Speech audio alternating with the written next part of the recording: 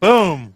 Hello, guys. Welcome to another Hamityville Hangout. I'm switching this shit because Clint's in the lead and now I am. Oh, now I'm in the other place. Yeah, he fucked it Gotcha. up. So, welcome again. Saturday night. I know everybody's excited. I hope.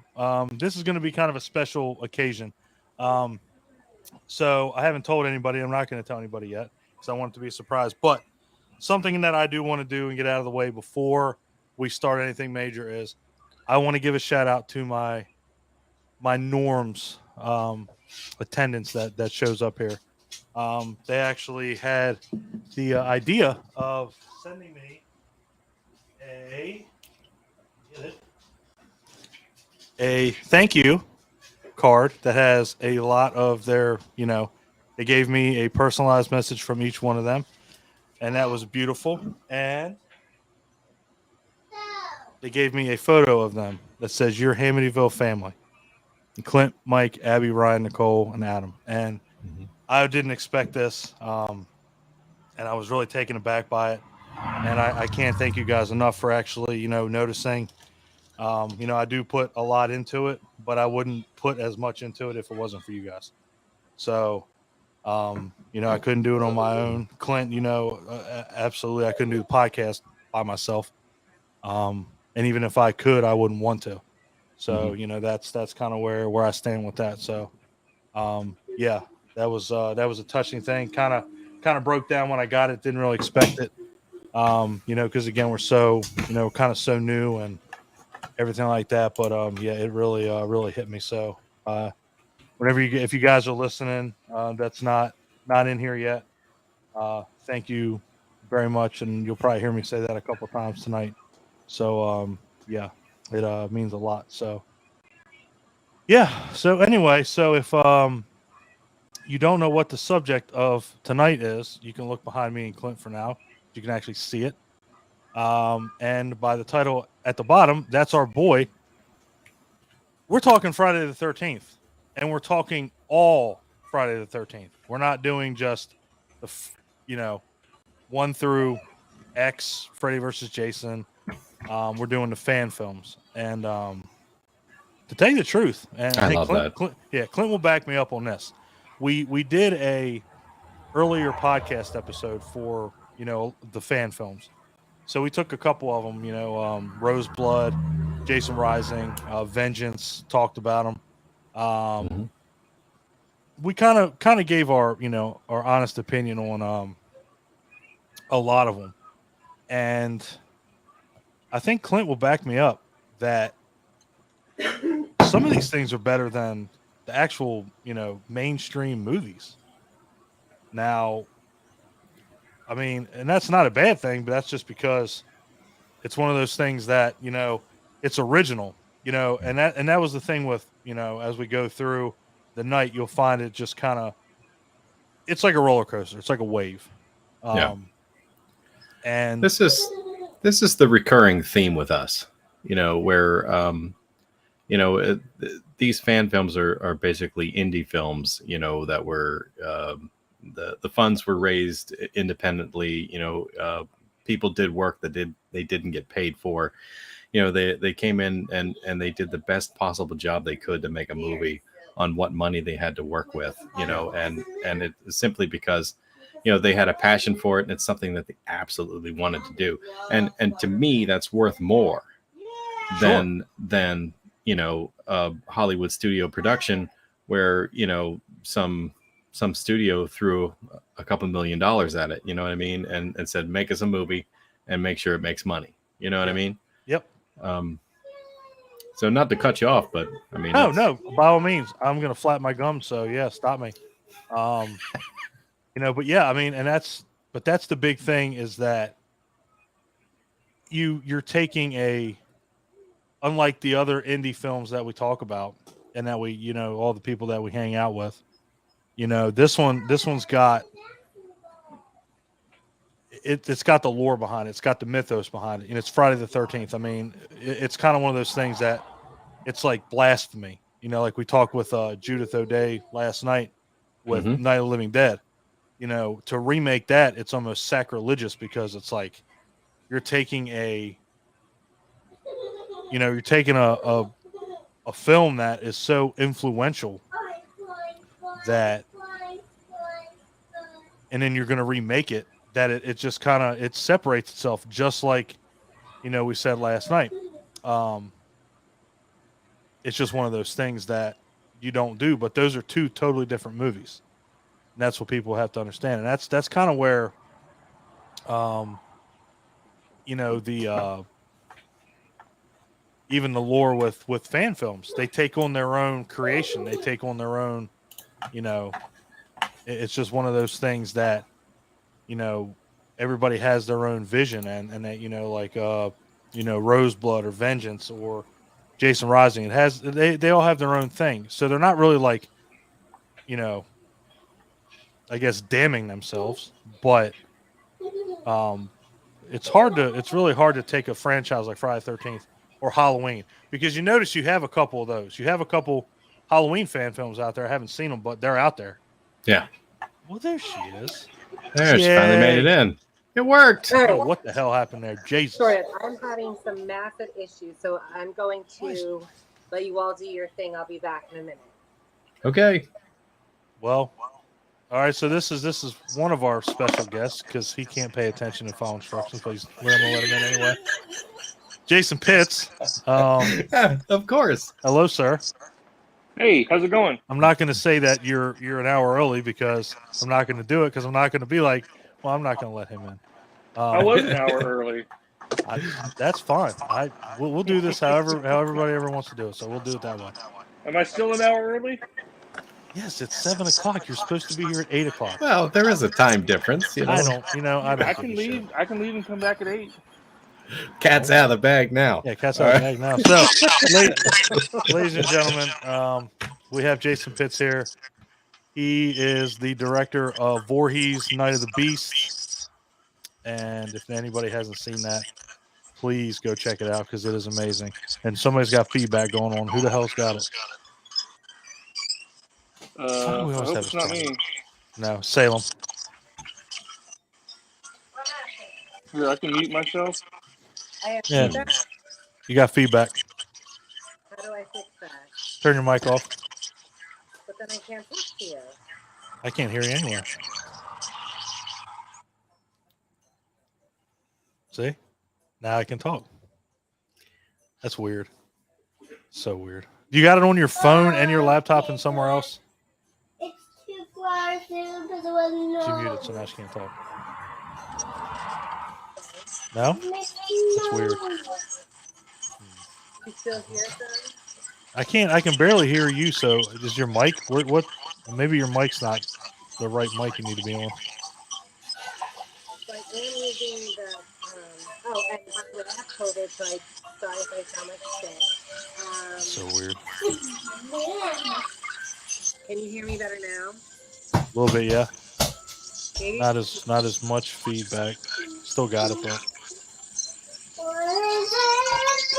See if you can sign out and then come back in. Sometimes that helps that out. Adam, I'll let you in. Love the name, by the way. Thanks, man. Let's see. Still here. Salem, mute your mic again. I'm going to mute mine for a minute. It's definitely her. It's definitely hers. I don't know what it is. So yeah. So anyway, I don't want to not have her in here. All right. So Claire says she can't hear Salem. So sad face. Yeah, Salem, if you can, maybe hop out and then come back in and see what it does. Usually fixes the problem most of the time. So yeah, so cat's out of the bag with one of our guests because he can't follow fucking simple instructions, but he's not going to leave, and I don't want him to leave. Jason Pitts again, Adam. If you didn't hear me, I'll leave. Shut up. He is the director of Voorhees, Night of the Beast. So he's actually directed a Friday the 13th fan film. Let's see. A very popular one, from what I understand. Yeah, that is available on YouTube. Have you not seen it? If you have not seen it, I've seen the trailer. I haven't actually seen the fan film yet, but I will get right on that. They have to. It's like That's why he's here. No, it's a requirement now. Yeah. yeah. So he's We the one are, behind that. We have 200 and close to 211,000 views in about a month and a half. We're getting close to Roseblood. They have like 260,000 views. Uh-oh. Man, that's awesome. Getting close. That is pretty. That's a milestone, man. That's pretty awesome. Yeah, because considering how long that's been out now. Roseblood, yeah, been out for almost a year now. Yeah, and good Lord, you've got It's a month and a half.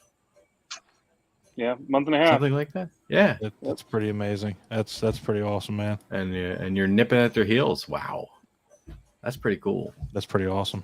Yeah, I hope we had something to do with that. I really do. We didn't. I'm sure you did. We didn't. I know we didn't. Salem, can you hear us? I can, but you.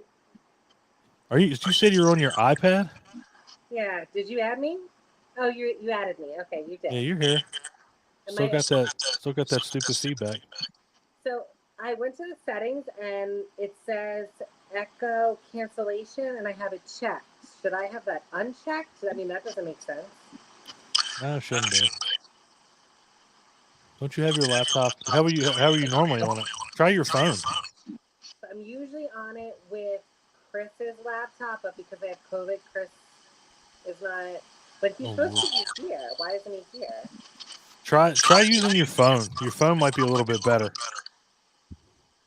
All right. Should I? Do you think if I just like shut my phone off, it'll do anything or not really?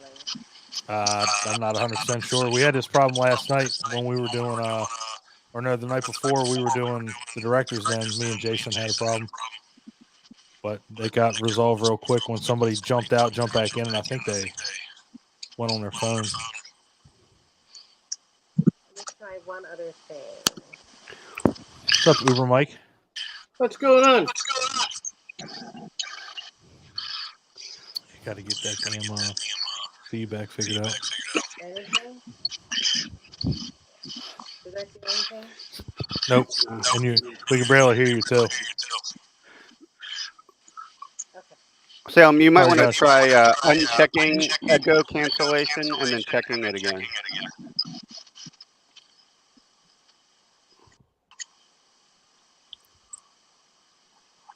So, do you have two open devices? I did. Did it do anything? I don't think so. Do I have what? Two open devices. Peter says each one of us needs to mute to see if we can tell who it is. I'm pretty sure it's Salem, but I'll mute.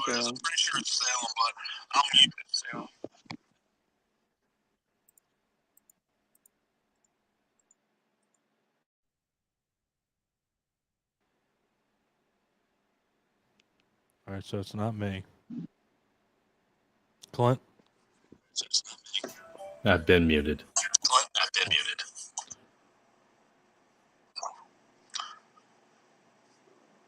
It's always something. Anything? No. I can still get feedback. All right, I'm gonna mute me. So see if it gets better. Testing. Yeah, it's definitely you. I'm pretty sure. Test.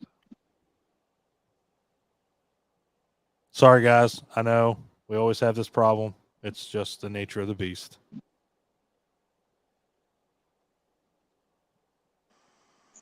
So my phone has never given me a problem because that one night, you can't hear me. So I'll be back.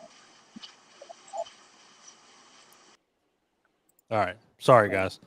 So yeah. So obviously, if I didn't show anybody, I guess I'll show now. If you can see it, I can't see it. Don't do that. Other way. God damn it. Whatever. Ain't gonna let me do it. Anyway, yeah, talking Friday 13th. So, for anybody that's late to the show, Mike, Nicole, Jason Pitts, is here because he can't follow instructions. but I'm not going to boot him out of here. I'm just going to fuck with him all day long. He is the director of Voorhees, Night of the Beast. So he's one of our special guests tonight, one of 3. That was our little my little indication of why this is going to be special. So yeah. I guess we'll get started. I don't want to take up too much time. I mean, obviously we're 15 minutes in and haven't talked a damn thing. So I guess Sam will come back in and we'll just let her back in and see what happens. But yeah, so what we'll do is I will do this for most of the night, and I will share my screen so we don't lose track of anything. So obviously we're going to start with number 1. So I guess how many, and I guess this is one thing that I'm curious about. So how many people rank this in their top 5 of horror movies of all time? Okay. So I think Jason raised his hand. I think Nicole. Well, I thought you were going to say the top 5 of the series, but then you said all time. That's Well, what I thought. okay. You know what? Yeah, you're right. Let's do that. You're right. All right, My yeah. hand came down. All right. So in the series, this is number 1 for you and number 1 for Nicole. No. Okay. I wouldn't say number 1, but definitely Okay. the So top top 5, definitely. Okay. Yeah. I mean, this started it all, and it was obviously the precursor for everything. Kevin Bacon was in it. He's related to Richard and Claire Bacon, who's on the chat. I think it's their 18th cousin or something like that. So, yeah, I mean, it started everything. It's pretty somber, considered, a early slasher. It didn't really, aside from maybe like, Kevin Bacon's death with the arrow through the throat. Wasn't really a whole lot. It was, and we've talked about it a lot on the podcast and on the Hangouts. Sometimes less is better. You don't see anything until Pamela Voorhees comes in, and then you kind of find out that she's the killer. Spoiler alert: if you haven't seen this movie, that's just tough shit because you got plenty. But yeah, I mean, it's it was somber compared to obviously later entries. I mean, hell, even 2. So yeah, I mean, what did you guys think? And we'll go down the line. Clint,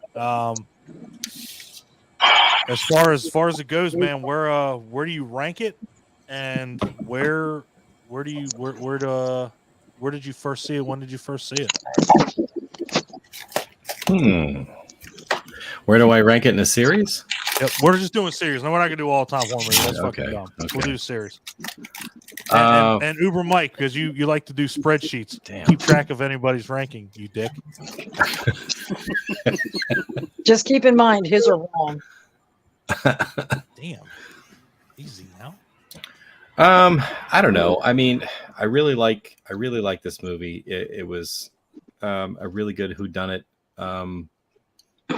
Just a nice look at that, and I did like the turn at the end. I personally didn't see it coming the first time I watched it, and I liked the reveal. I liked the story idea behind it.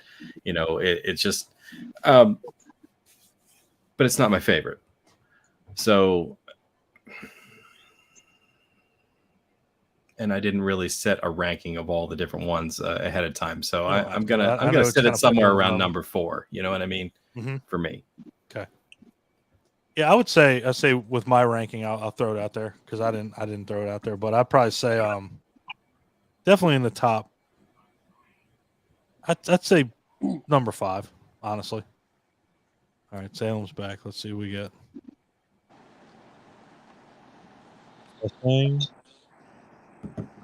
I don't hear much feedback. I think we might be okay. We're good. All right. Oh, I think so. sounds better to me. Yes, it does. 100%. Everybody out there in La La Land good? Yep. Okay. Yep. All right. So, yeah, I'd say probably number 5 for me.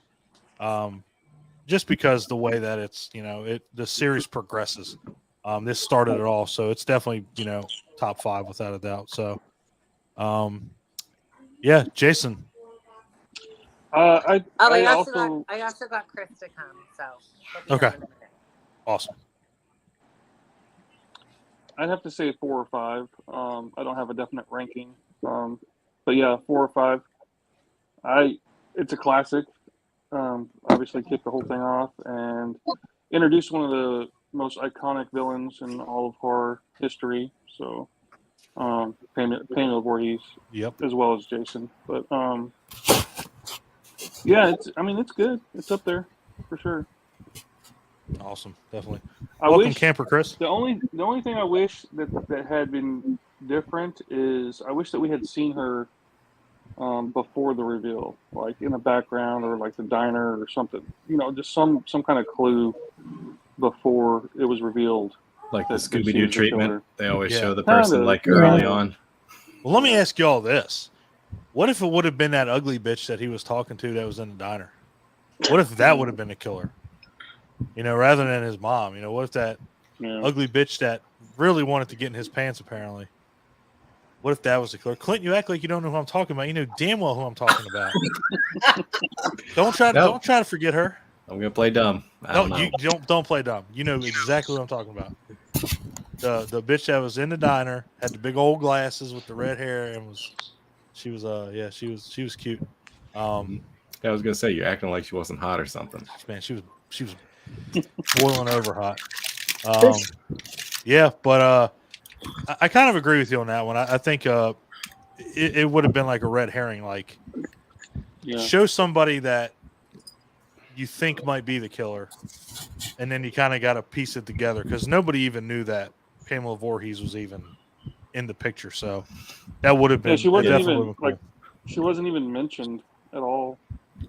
Yeah, That's true. yeah. I'd have to agree. Yeah, that's a good point. I would have liked it if at some point, even just briefly, her character was introduced just as somebody that we knew existed. Yeah, I'd definitely give you that, no doubt. Adam Takes Manhattan. Muted. Okay. Good evening, sir. What do you Hello. think? Hey guys, how are you? In my personal ranking, I actually have it pretty low. Let me see. I literally just wrote them all out right now. I have it in 7th in my ranking. Okay. I kind of just had a personal renaissance though with this movie because as a kid, like it was always the one without Jason. That's how I saw it, and all my friends referred to it. So when I was a kid, I was kind of just like, why waste our time with the one that doesn't have Jason in it? Watched it again this past Friday the 13th, I want to say. First time in like forever. And it's a really good movie. It's so different than the other ones, that it's almost like an outlier in the franchise, even though it's the first one. No, you're right. But I got a whole new appreciation for it, and Mrs. Voorhees is as iconic a horror villain as they come. No doubt about it. It's really weird because she looks like my mom. So every time I saw my mom, I was like, my mom's gonna fucking kill me, and that was fantastic. I'm like, my mom looks like fucking Pamela Voorhees. Awesome, fantastic. Thank you. Part 6, Nikki Nicole. And again, I just want to, for anybody that didn't hear me, Mike, Nicole, Adam, thank you for the picture and thank you for the card that I got. Absolutely made my day. Pretty much made my year. Like I said, caught me by surprise. Kind of, I teared up a lot, and I just want to thank you guys for that. It meant a lot. So, thank you guys. Well, you deserve it. I was just happy to be part of it. Yeah. Nicole didn't tell me she was picking a picture of me flipping you off. You know what? I love it. Pictures were. I love it. I thought that was just what you did in I pictures, thought that was Mike. your thing. I said, here we're trying to do something nice to him. He's going to open up and say, now I'm saying, fuck you. Well, the best thing was that was for like out of all the pictures, that was the one that I Yeah. like zoomed in first. I was like, Yeah. well, Well, take a picture where you're not doing that. And we'll use it. All right. fuck that. I want that. I want to keep that one on there. I was trying to find like funny, goofy pictures to make you smile. Well, trust me, I was like, Yeah. well, out of anybody's, besides Ryan on the slip and slide, I was I like, love that one. That Mike was flipping my me off. I was favorite. like, Jesus. All right. That was a 'Cause tough one to get. I think you got the screen grab like the moment he hurt his back. Oh, I did it I like think 400 that was times it. before. Gee, all right, now I feel even like more privileged that she had to sit there and go through that, so that's even better. Like, I did, wow. yeah. But yeah, so I got it down here because I showed everybody, but that will be up here behind me for as long as this podcast goes on. So I'll make sure everybody sees it. So again, thank you guys. Didn't mean to interrupt you. Go ahead. What's your take on part one? All right, part one was actually not the first Friday I ever saw, but I have it at number 5 in ranking. I mean, it was a great movie, and it introduced a whole new killer. I mean, it came out after Halloween, but Jason is just, iconic, and I love a good prequel, so I love that we got the backstory with him. And my favorite kill has to be, like you said, Don, the less you see, sometimes it's better that way. I loved Brenda on the archery range. Like, that was terrifying, out there in the rain and the dark, and all of a sudden the lights go on. And I love the practical effects of the 80s when Pamela gets her head chopped off and the axe goes in one side and her head splits on the opposite side. Yep. And So- I think I think that was Tom Savini. I think he was in on these. So I mean, and either way, I mean, it's still one of those things that I think he was talking about. I think there was toothpicks holding the head. That way, when they hit that certain spot, it would look like a decapitation in real life. And I mean, either way, and they were talking about how the person's hands were not, Betsy Palmer's hands, they were like hairy knuckles and stuff, like it was a guy's hand. So I mean, and again, this is very reminiscent of Jaws. If there was any movie that you could really compare to Jaws, it would be this one, because again, like we've talked about, you don't see the killer, you barely see the shark. Yep. And then towards the end, probably about with about a half hour left, you get Mrs. Voorhees. Same thing at the end of Jaws. You get the shark at the end. So if you can compare any movie, to Jaws, it would definitely be this one, just because of the way it's got that, hey, less is better. That's just the only way I could think of this one. Yeah. It's like I said, it's number 5 on my ranking. It's not my favorite, but it's an iconic movie. Without a doubt. A doubt. Uber Mike.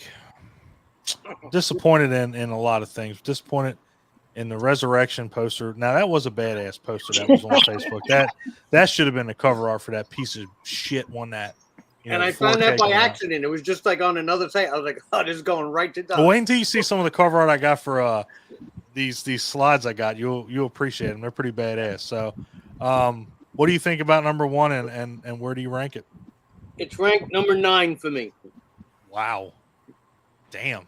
Now keep in mind, guys, I think there's 12 of these fuckers. I'm not. Like I said, growing up as a kid, I was terrified of the whole concept of Friday the 13th because everybody beat into my head how scary it was. The first one I saw in the theaters was part 6. That was my first Friday when I was a teenager. And when I finally went back and watched part 1, I was like, that's it. I was like, I get it. It was his mother. I'm not a fan of not seeing who. I don't like whodunits because I don't like guessing the whole movie. Give me the killer and just let me watch him kill people. It has its place. I see. It's not a bad movie. I don't dislike it. But as far as the whole franchise, that's where it's at. I got you. And despite, I almost killed Betsy Palmer myself at Monster Mania. Would you crush her? She literally, it was her fault. She ran smack into me. Wasn't walk where she was good that I grabbed her. But I was like, holy shit, I'm sorry. Like, I didn't, she hit me hard. And she, like, Damn. she was old. So I was like, she's like, oh, no, She it's was my fault. old. She was like, no, it's my fault. I wasn't watching where I was going. I was like, okay. But she hit me. I was like, holy crap. She was like, I don't, like, if I didn't grab her, she would have hit the floor. Jesus Christ. She was such an amazing lady, though. She was so sweet. I've heard nothing but good things about Yeah. about her as an actress. Yeah. I guess I'm gonna go to Chris. I don't know. Chris might fall asleep on us, so I want to make sure I get him out of the way. In fact, if you look at Chris's background, it looks like he's staying in a fucking cabin. It's kind of creepy. So, Chris, what do you think there, Chris? Be careful of an arrow coming up above below you. No shit. He's Oh shit! all of a sudden his camera just goes like, oh, God, somebody check on that man, please. But anyway, Chris, what do you think? What do you think of the first one, and where do you rank it in the franchise? First one. To be honest with you, it's not one of my favorite, even Friday the 13th movies, let alone horror movies. I don't know if it's just a victim of having seen all the other Friday the 13th first, then going back to catch the first one. Maybe I was just out of the range of where like this movie would have affected me the most. I was quite older, I should say, not as old as quite old. Quite old. I was quite older when I saw it. I had to be maybe 22, 23. So it wasn't like I grew up with the movie. And yeah, for some reason, like even though I was like really big into horror movies, like it was just one of those ones where it never caught me because you always hear, "Oh, that's the one without Jason." So like, oh, that one's stupid then, because Jason is Friday the 13th, even though it's not. Couple of notes on the movie. Kevin Bacon has like the world's smallest speedos in the movie. He also does the world's greatest belly flop into the lake. That shit was painful looking. Yeah. I don't like the fact that they had to kill a real snake. I mean, I get it, but at the same time, you have Tom Savini there. If you wanted it to be terrifying, he could have easily whipped up a realistic looking snake. It's Tom Savini. I'm pretty sure he walks around with like smoke pellets and like throws them down to get out of conversations. You're telling me he couldn't make a snake? You had to kill a real one? There's really no excuse for unnecessary animal cruelty. I'd never heard that. I agree, but that's also generational too. Like back in 1980, they didn't have, animal rights at all. I love this comment, Don. What? In reference to the belly flop. Hold on. Hold on. Are you sharing shit? Can you share that? I can't. You got it. So, am I doing that? I mean, it is what it is. I mean, let's face it. I mean, belly flops suck. But when you're as small as Kevin Bacon, you hit that and the force comes right out of your asshole. Like I'm surprised he didn't shit his pants. I mean that because you heard that it was. If you heard it, Sean, there's belly flops and then there's whatever the fuck you did. There's bacon flops. I mean, it sounded like you took 5 pounds of raw beef and pushed it off the counter. Yeah. That's exact. That is the noise. If anybody's out there listening and makes a movie of a belly flop, that's what you need to do as soon as contact hits the water. Push 5 pounds of ground beef off a counter and let that shit hit the floor. Let it hit a linoleum floor, tile floor. That's exactly what you're going to get because that's what that shit sounded like. And it sounded painful. I'm sorry, but yeah, bacon flops. Even though I'm talking, let the ground beef hit the floor. Yeah. Drowning pool. Talking all this bad shit about this movie. I've kind of grown to appreciate it for what it is. but still, in the grand scheme of things, I put it like 10 out of 12. Um, just because to me it's more of a murder mystery than a slasher. I mean, I know they can be both, Right. but like I said, growing up, I have more attachments to the other movies than I do this one, so that's why it just ends up very, very low for me. And you know what? I understand that. I get it. And I think one of the big problems that we'll find with this one, and you guys can correct me if I'm wrong, but I know when I was growing up, hold on, somebody else just popped in. Jason, what are you doing? You're in here twice. Is he frozen? What the fuck is what? No, Yeah, he must have gotten sorry. kicked out. Hey. You'll have to kill that one. I lost Yeah, connection for I a booted moment. him out because he was supposed to be here at 8 o'clock. No. I got to move your ass. Damn it. This is why I hate when people come in here. Fuck everything up. Hold on. God damn it. Gotta get this shit right. Hold on. Almost there. And go over there. Oh my God. Why is this not working? And go. Boom. Okay. I think. Wait, yeah, we got it. Okay, I think one thing that, and again, correct me if I'm wrong on this, but I know when I was growing up, I didn't see this one a lot. This was one that they didn't show on TV, maybe on maybe AMC or something like that. But and obviously we're going to get into it later, and but this just wasn't one that they showed on TV a lot, and it's I think that was one of the main things with growing up with it was, yeah, I got attached to other parts of this movie, and it was a shame because again and I think we can all agree that it sucks when you kind of go further in the series and then you kind of backtrack because you already know you're accustomed to Jason just in general. You're accustomed to the hockey mask and everything like that. So when you go backwards and it's like, well, where's Jason at? And it's just one of those things that as you see him through the series, when you go, yeah, I'm kind of with Adam on it. It's the one without Jason. That's unfortunately your daughter just slammed the fuck out of that door. She sure did. I mean, she wrecked that door. But That's yeah, all day. this was the one that didn't have Jason, and unfortunately, that's kind of that's what everybody thinks of it. It's the one without Jason. So now Salem's leaving. It's her turn. She might have a prop or something. She's moving in slow motion time. It's fucking amazing. The special edition DVD or right. Yeah, because I know because last time Betsy Palmer's, Halloween it was like eyelashes in it or something. Yeah, she probably got Betsy Palmer's finger. So look, she's like, oh, hold on. Are you talking to me? Nope. Yes. Oh, is it my turn? It is your turn. Okay. We thought you had Betsy hi, Palmer's everyone. finger.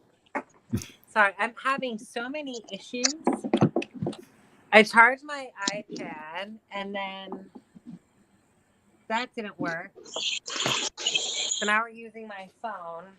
And then I had COVID all week, so I haven't really been. So I haven't been paying attention. So I was trying to rank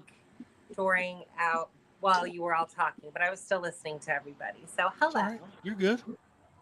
All right. So I ranked this 12. God damn. I'm gonna go with Chris on this though. Like I saw this one way later. I can appreciate some certain things about it. Like I understand from a lot of the documentaries, like they did the whole like flip with the Psycho story where Norman Bates is like revenging his mother. Well, not revenging, but taking on her persona because he lost her and he couldn't deal with that loss. And here's Betsy Palmer avenging the death of her little boy and whatever. So not really taking on his persona, but see what notes I had here. I do have notes. I did to kind of go off of what Chris said a little bit. Like I wrote down about Kevin Bacon, more so of his death though. Like I just felt like that was like the iconic death of this movie, besides Betsy Palmer getting her head, like you said, the super slow-mo chopped off thing. So those are all the notes I really have on it. Yeah, it's the murder mystery. I also agree with everything that you guys said. Like, it was really stupid that here's this woman who just shows up at the camp at the end, and it's just like, oh, did you know my son, was here and he drowned here? And there was just really no, like, shock value. Like, when I think murder mystery, like, I'm waiting to see like which one of these main characters is like the actual killer. And it's like, oh yeah, it's this other person we're just bringing in at the end. But you all touched on like really good things. Like I think it was Tom Savini's hands that were all like hairy. I think so. Yeah. I think that's pretty much it. I did want to mention, like, I came super like jazzed out for this. Like, I have a Jason glass. I'm wearing my Jason. When you came gear. Crystal Lake, hey, get jazzed. That's what we want. I want to see excitement, and it's a good subject. I made sure I checked with Clint before we did it, to make sure that we hadn't already done it, and I think it makes it even better at Jason's hair. With his success with Voorhees Night of the Beast, because I'm gonna warn everybody out there in the interweb land, this is gonna be a long one because there are a lot of things to talk about. We're not gonna get bored on this one. I guarantee that. So it's the longest franchise, right? It's next to Halloween. Yeah, it is. It's the longest one. So, so. They stopped at fucking 12. Like that. I know. I was gonna say, does that drive anyone else insane? It drives me absolutely berserk because I'm like, just make a fucking documentary with all just something. Just give me 13 of them. We can consider Voorhees Night of the Beast number 13. You know what? I'm okay with that. I'm okay with that too. I'm not. I'm good with that. Nope. I'm not. I'm not. Nope. Not stirring that pot yet. Not stirring that pot yet, Jason. I'm in a cabin and Clint's with the poltergeist, so who else has got some supernatural shit going on?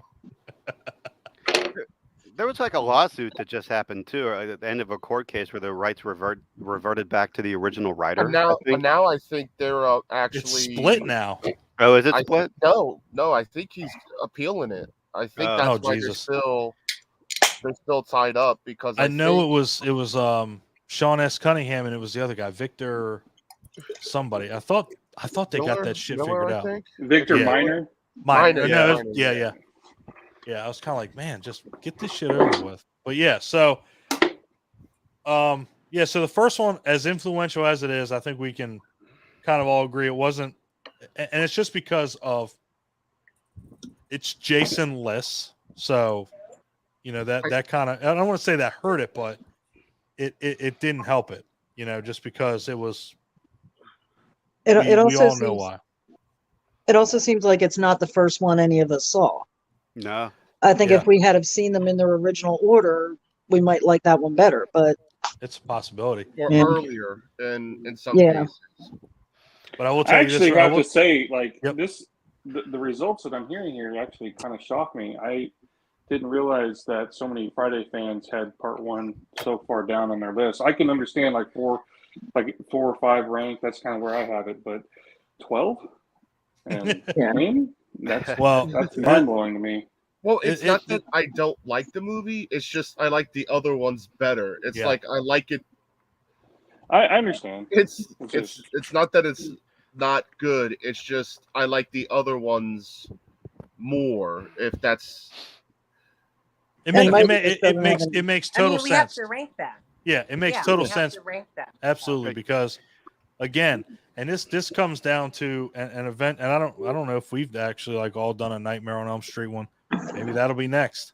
But this kind of falls into the same category of you had 1 and you had 2, and then it was like, well, everybody was like, well, they didn't stick to the formula. Now, when you go up against this one's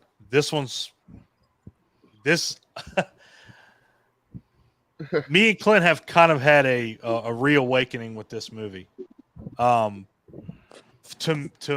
my list of rankings, and again, I know everybody's going to have their differentiations with this, but this is number 2. This was the one that kind of got the ball rolling because it kind of incorporated everything. It was, you got Jason, and we can't even, we didn't even hit on Adrian King, either. As far as like a, like the final girl. I mean, Alice was a fantastic final girl. Yes, she was. So even with that, but I can tell you, and Clint will back. Well, I'm just saying. I know I throw Clint under the bus all the time, but this one was just so different with the way that it had Jason in it. Without it, that was obviously the biggest difference. But it still brought, obviously, fucking, his mom's head was in the mix, so it still kept that lore of, okay, he saw his, and that was the one thing that I didn't like out of any of it was, well, maybe he saw his mom get decapitated. Really? I mean, probably not, but maybe he just kind of stumbled across it. But it just kind of, this one was just kind of, I don't know. This one was like, and I don't know if you guys agree with it, but this one had like a grittier, nastier feeling to it. Like, this is just one of those ones where it's like you watch it and you want to go take a fucking shower. Like, because, you see a dead dog, you see, a couple, obviously the couple that's right here that can't stop fucking in woods. So, I mean, it's just one of those things that this one just hit different. Like, as soon as, if you can watch them all in order, when this one came on, and I'll just say it, other than 5, this one had the most different feeling to it. It was just grittier, it was nastier, and to me, as iconic as Jason's mask is, his hockey mask, when I see some fucker running with a sack on his head, that's fucking terrifying. Like, that's scarier than seeing a hockey mask. And that's just me, but what do you guys think about it? What do you guys think about? To Clint, go for it, baby. What do you got? I got to move everybody back around. Okay. It probably won't surprise anybody. This is my favorite one. I figured. And I've been holding on to that for a while. Like, normally my rankings move a little bit on these movies, but for a few years this one's been at the top for me. I think you just like part 2 of franchises. I think everything. Part 2 of everything. Absolutely, that's what it is. Except the stranger. No, it's Except not the allowed. stranger. Nobody- Strangers. What is that? Pray of the Night or something? Yeah. That movie fucking it, sucks. it was good, but it did not. You can't beat the original. Oh, wasn't even close. Wasn't even close. Yeah, Clint. I'm with you on it, brother. It's a very strong case for number 1, number 2. It just because of, first of all, I absolutely adore Amy Steele. As far as a final girl goes, that's your final girl. Amy Steele's great. Steve Dash is great. Yep. Now we're gonna take a time out. Was terrifying. We're gonna take a time out really quick. I hope I can do this because we got a lot of people. We got James Stokes in the house. This motherfucker knows Jason Pitts very well because he was Jason in Voorhees' Night of the Beast. I did not expect James to be here, Don. What's up, James? He's having technical difficulties. Can y'all hear me? Fucking I can hear you. Yep. All right, cool. Yeah, I can barely hear you for some reason. That's not cool. This is just turning into a nightmare tonight. Let the ground beef hit the floor. Yeah, no, we need to get that on us. Hey, I'm going to leave and then come back in, okay? All right, brother. On Crystal Lake. Dun, dun, dun. I know, right? This fucking curse. God, Yeah. goddamn, Ralph. It's Bigfoot's- got a death curse. Bigfoot's over there fucking with his internet connection. I really thought you were going to go somewhere else with that. Bigfoot's over there fucking. I was like, where is he going? I don't want to know. Yeah, that's what at I'm doing. this stage Alright. in the game. Yeah, I had to get him on here, Jason. I mean, I was like, he played Jason, and I couldn't get Jason Brooks, and I couldn't get the other guy that played in Fall Camp Blood, Brent. I couldn't get him on here, so I asked James if he could hop on, and he said, "Hell yeah, he'll be all That's on." awesome. So, Yeah. Not to mention, and again, I know we're live. I know people can hear it, but I will say that actually, I'm gonna make sure he hears this. So I got to make sure you hear this. I can hear now. Everything's good. Awesome. So I got to make sure you hear this because I was about to throw it out there. So I tried to get Jason Brooks on here, and I tried to get Brett on here from Fall Camp Blood. But when you said yes, and I think I told you when we did our whole online premiere for Voorhees, I still say, other than Kane Hodder and CJ Graham, you played the best, Jason. Absolutely. Thank you. Just the way you moved, just the way you did your thing, it was amazing. So, again, guys, this is why I said this was going to be special tonight. Not only do I have the director of Voorhees Night of the Beast, I have Jason himself. So, we've done 1 and 2. So, I'm going to get his input real quick. What do you think of 1 and 2, James? 1 and 2, what? Friday 13th. Oh, the very first ones and stuff like that. The first one was good. I think 2 was better, in my opinion, I guess. Yeah, I mean, I loved all of them. Well, no, I take that back. I can't say that I loved all of them. As it went on, I'm not a fan of 10. Of Jason. Jason Pitts knows this well, but I'm not a fan of that one. I didn't like the way some things was, the way things turned out in it and stuff like that. But other than that, I'm a fan of Jason Voorhees all the way around. Kane Hodder, of course, is definitely my best.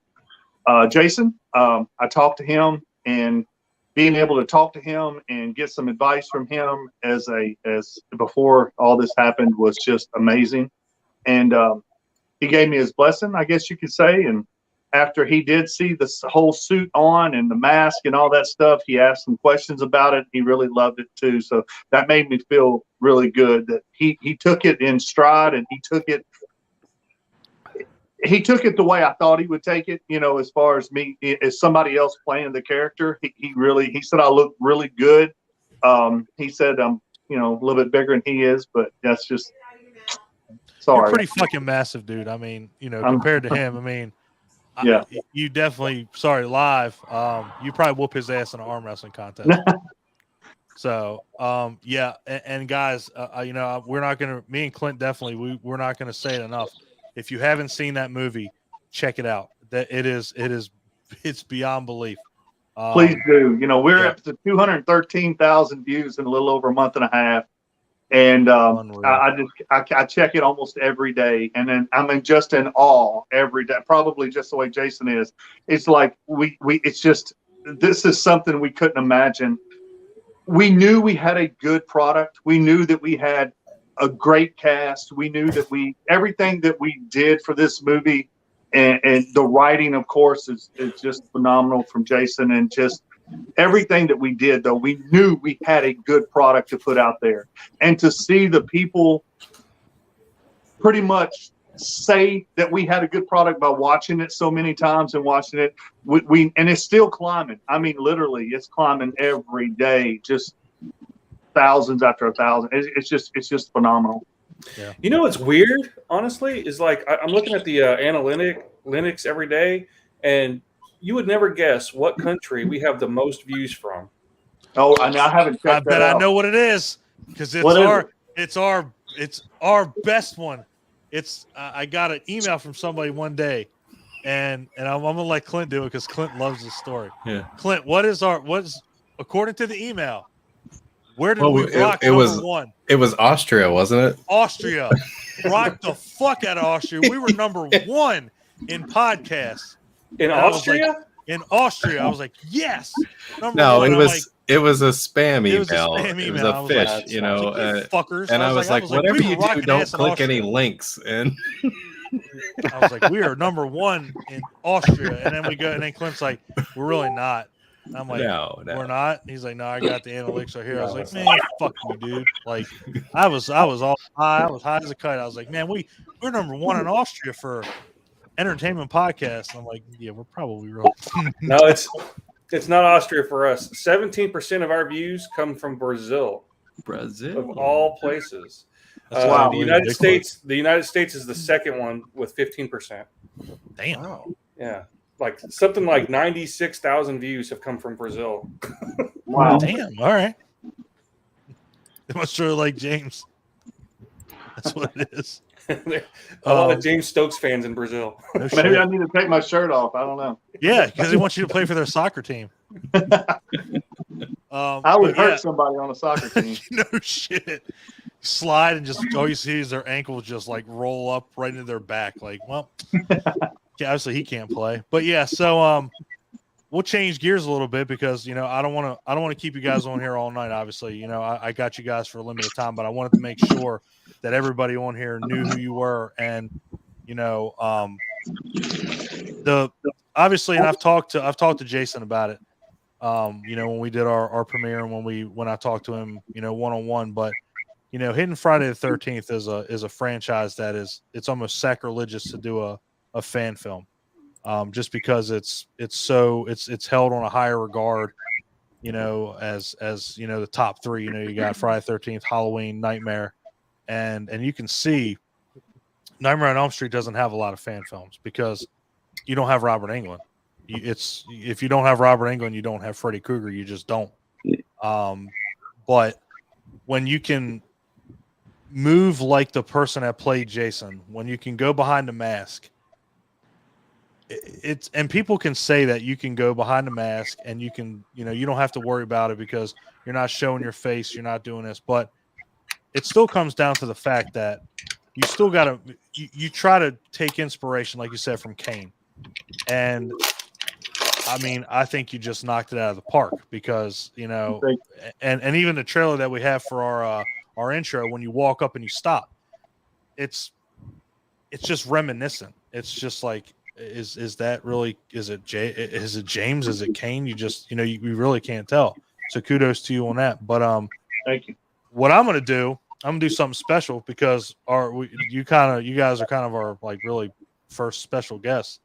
I'm going to let my crew kind of ask you guys questions about some things. That way they can get it off their chest. And, I want to, like I said, I want to make sure I don't keep you guys on. It's Saturday night.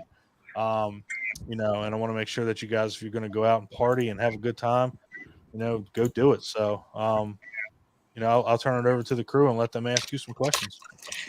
Absolutely. Let's see, Clint, you don't have to do anything.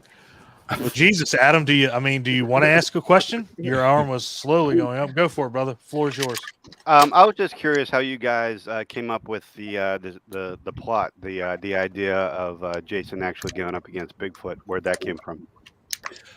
Jason going up against Bigfoot came from when I first decided I wanted to do a Friday the 13th fan film. I did a post here in Arkansas on the on our film page on Facebook, and one of the people that responded saying he wanted to help, his name's Jason Mansfield, and he's a filmmaker here in Arkansas as well. And so I was like, yeah, man, I'd love to have you come on board and help out. And I started just kind of researching him a little bit, going on his Facebook page. And I learned that he was a very avid Bigfoot enthusiast. He goes to all these Bigfoot conventions and stuff like that. And I was just scrolling through his page, and it just hit me. I was like, why don't we do Bigfoot versus Jason? And that's where it came from. Is bringing him on board and looking at his page. And he has all these Bigfoot costumes and all kinds of stuff. He's a Bigfoot expert. So, yeah. Cool concept. I'm also a member of the BFRO, and which is the Bigfoot Hunting Society and stuff like that. So when Jason asked me to be Jason, I was just ecstatic. Well, I don't know how long it was before he called me and said, hey, this is what the plot is and all that stuff. And when he told me that I was going to be fighting Bigfoot, I mean, it was just like my wheels started turning, like, who in the world are we going to get to play Bigfoot? And just so happens I've got a 7-foot friend named Jacob Southwick, which is Madman Fulton, that me and him did another film together prior to this. And I told Jason about him. I said, dude, I've got a friend in the wrestling, and he said, call him up, see if we can get him. And man, when I called him, he was just ecstatic to play it. And it just everything just worked out. And it was amazing. I mean, again, and I've never seen a depiction of Bigfoot where he had such big titties. I'm like, man, Jason's got, Jason's big as it is, but Bigfoot's got some big old titties. And, but it just worked out. Like everything about it was amazing. I love the Bigfoot costume that was in it. It looked amazing. So, Thank you. Yeah, definitely. There, Uber Mike, what you got anything for these fine fellas? Was as a child of the 70s, was the $6 Million Man Meets Bigfoot watched for any reference at all? Not for me. I had never seen that movie or that clip until I started talking to Jason Mansfield, and he's all like, "Dude, you got to watch this Bigfoot thing." And I watched it. I mean, I haven't seen that until like about a year and a half ago or a year ago or something. So not for me, but for him it was. Okay, good, excellent movie. I enjoyed the movie a lot. Great. Oh, thank you. Thank you. It's again, we really made sure that people tuned in and watched it as much as we could, because I mean it doesn't have 213,000 views for no reason. I mean hell, even like I told Clint last night, even our Mamby Pamby page, we got 511 views for it. So by far our best video that we have on our page. So I still check it every day. I'll still share it just because I want people to see it.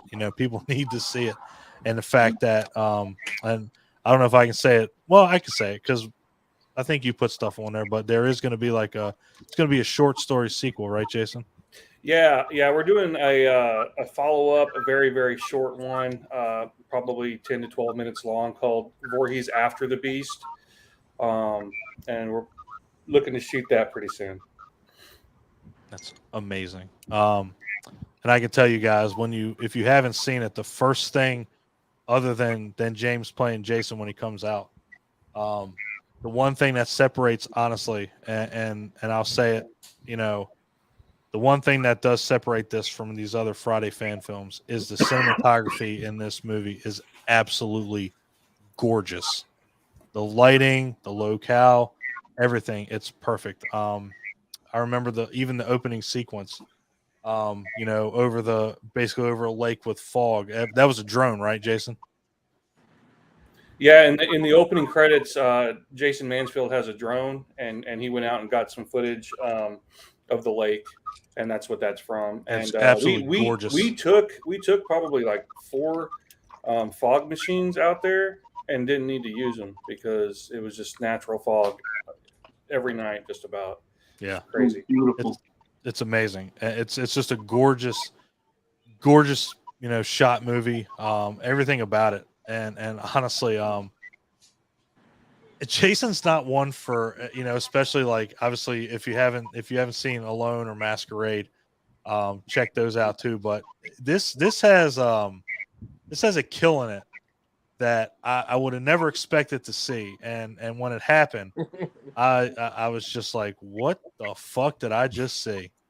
And I still to this day, as I go back and watch it, I'm still like, Jason, what were you doing?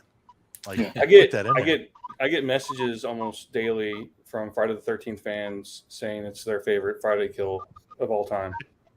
Well, I went back and I watched a lot of amazing. the kills. I watched a lot of the kills that Jason did in the earlier movies and all that stuff, and there was no kill that even came close to what we did. Nope. No. And it was just, it gives me chills because it's just, that's what I'm talking about with the mastermind of Jason Pitts here. It's just coming up with this stuff, and it's just, and me being able to execute and be able to portray the character to the level that it was, it just made everything come to real life, and it looked like the original Jasons of past, so. Yeah.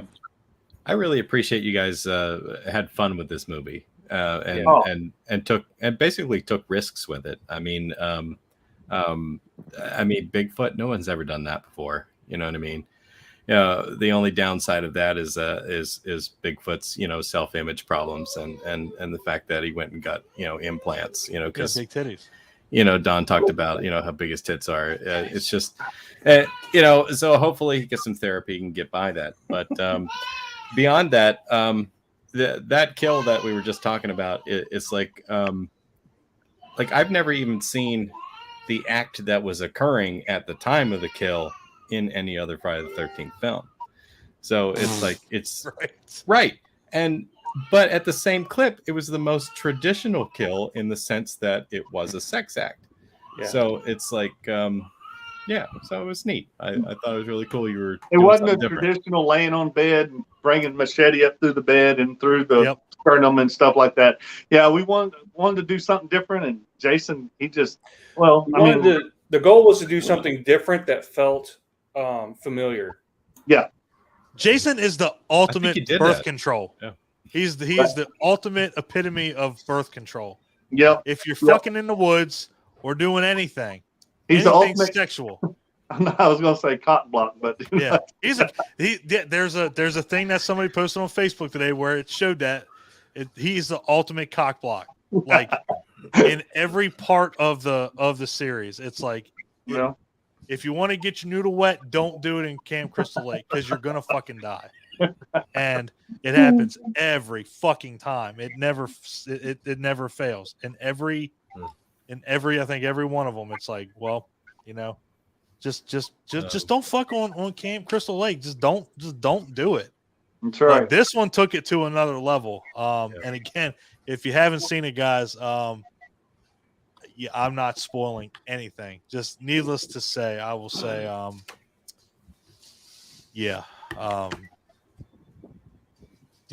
sex acts at Camp Crystal Lake when Jason Pitts is directing, probably not a good idea. Don't mix. don't do it. It's not worth it. But yeah, so like I said, guys, I don't want to keep you on here too long.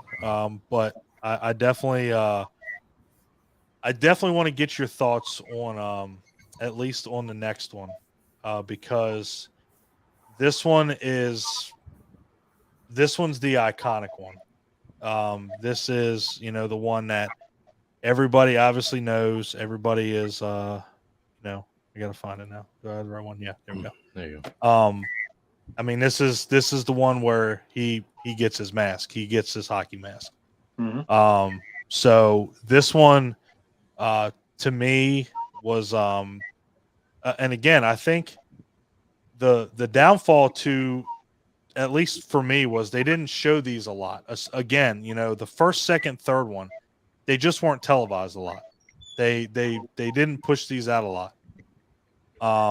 But after revisiting them again, after some odd years, I watched them all. But just because special guests and everything, and to let you all go a little early, because I don't want to hold you up.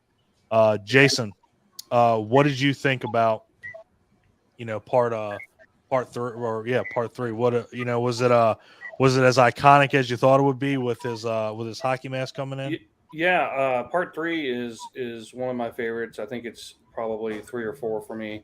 Part 2 it goes back and forth. Part 2 is probably my favorite. It goes back and forth between part 2 and part 6, depending on how I'm feeling. Right. But part 3 is up there. I feel like most of the characters in part 1 are very forgettable. They're not very fleshed out.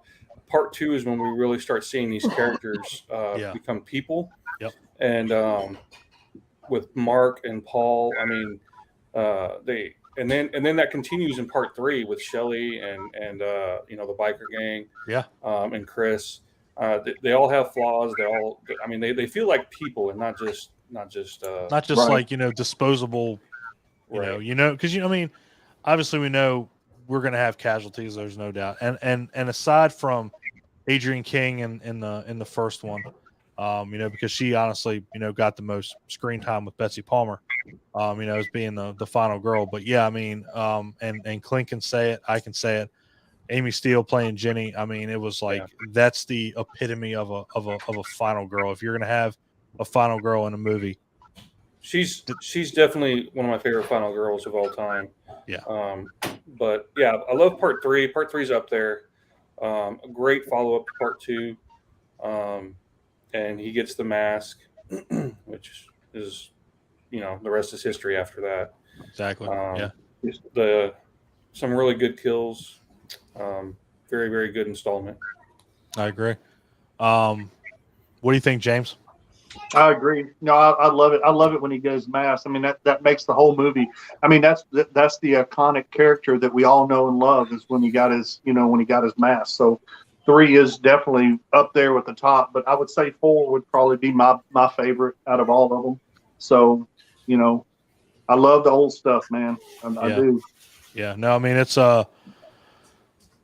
yeah, and we'll get into that obviously, but yeah, I mean, yeah, you just kind of hit the nail on the head. I mean, 4 is that one is really, really hard to beat. I mean, just because, and I want to get everybody's thoughts on 3, but yeah, I'm gonna echo that just because you said it. 4 coming up on it, it's damn near the perfect, Friday the 13th movie, just because of everything. How there's characters in it that you actually.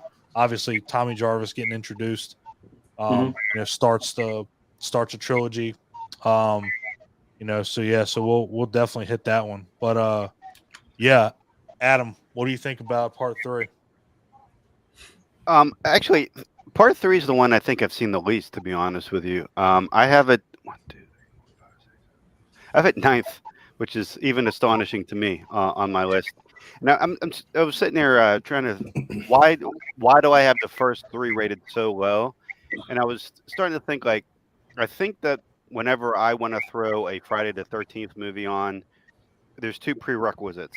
I need the hockey mask, and I need Jason to be the zombie undead Jason. That's what I want to see when I'm in the mood to watch a Friday the 13th movie.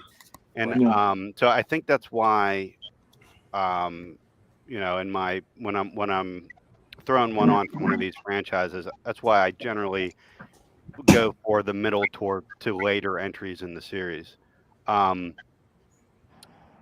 But 3, I mean, I'm not at all saying that I don't like 2 or 3. By the way, it's just, I mean, if it's on tonight, I'll watch it for sure. But it's just in my hierarchy of the series, they're just. I just have them ranked lower than the ones where Jason is what I want to see when I see Jason, which is hockey mask and zombie with maggots coming out of his face and all that kind of stuff. No, I mean, and it makes total sense because exactly. That's from Voorhees, right? It is. It's fucking amazing. That's God. It did Sala do that? She did. She did. That mask is awesome. That mask is fucking insanity, dude. That mask. Look, he was ready to go. New blood. That looks like New Blood, Jason. Look at that, dude. I mean, that went on so easy. No shit. I hate that. I've never heard this of that. fucker behind me. As awesome as this is, the minute that goes on my head, I have to count it down. I got 10 minutes before I suffocate and before I get claustrophobic enough to where I'm going to kill someone in the room. And yeah, man, Solid did a great job. Look, the fucking mouth moves and everything. That is absolutely insane. That's a cool mask. That awesome. Is amazing, dude. That's nuts, dude. And she modeled it after his look in New Blood. Yeah, in New Blood. Yeah. Mm-hmm.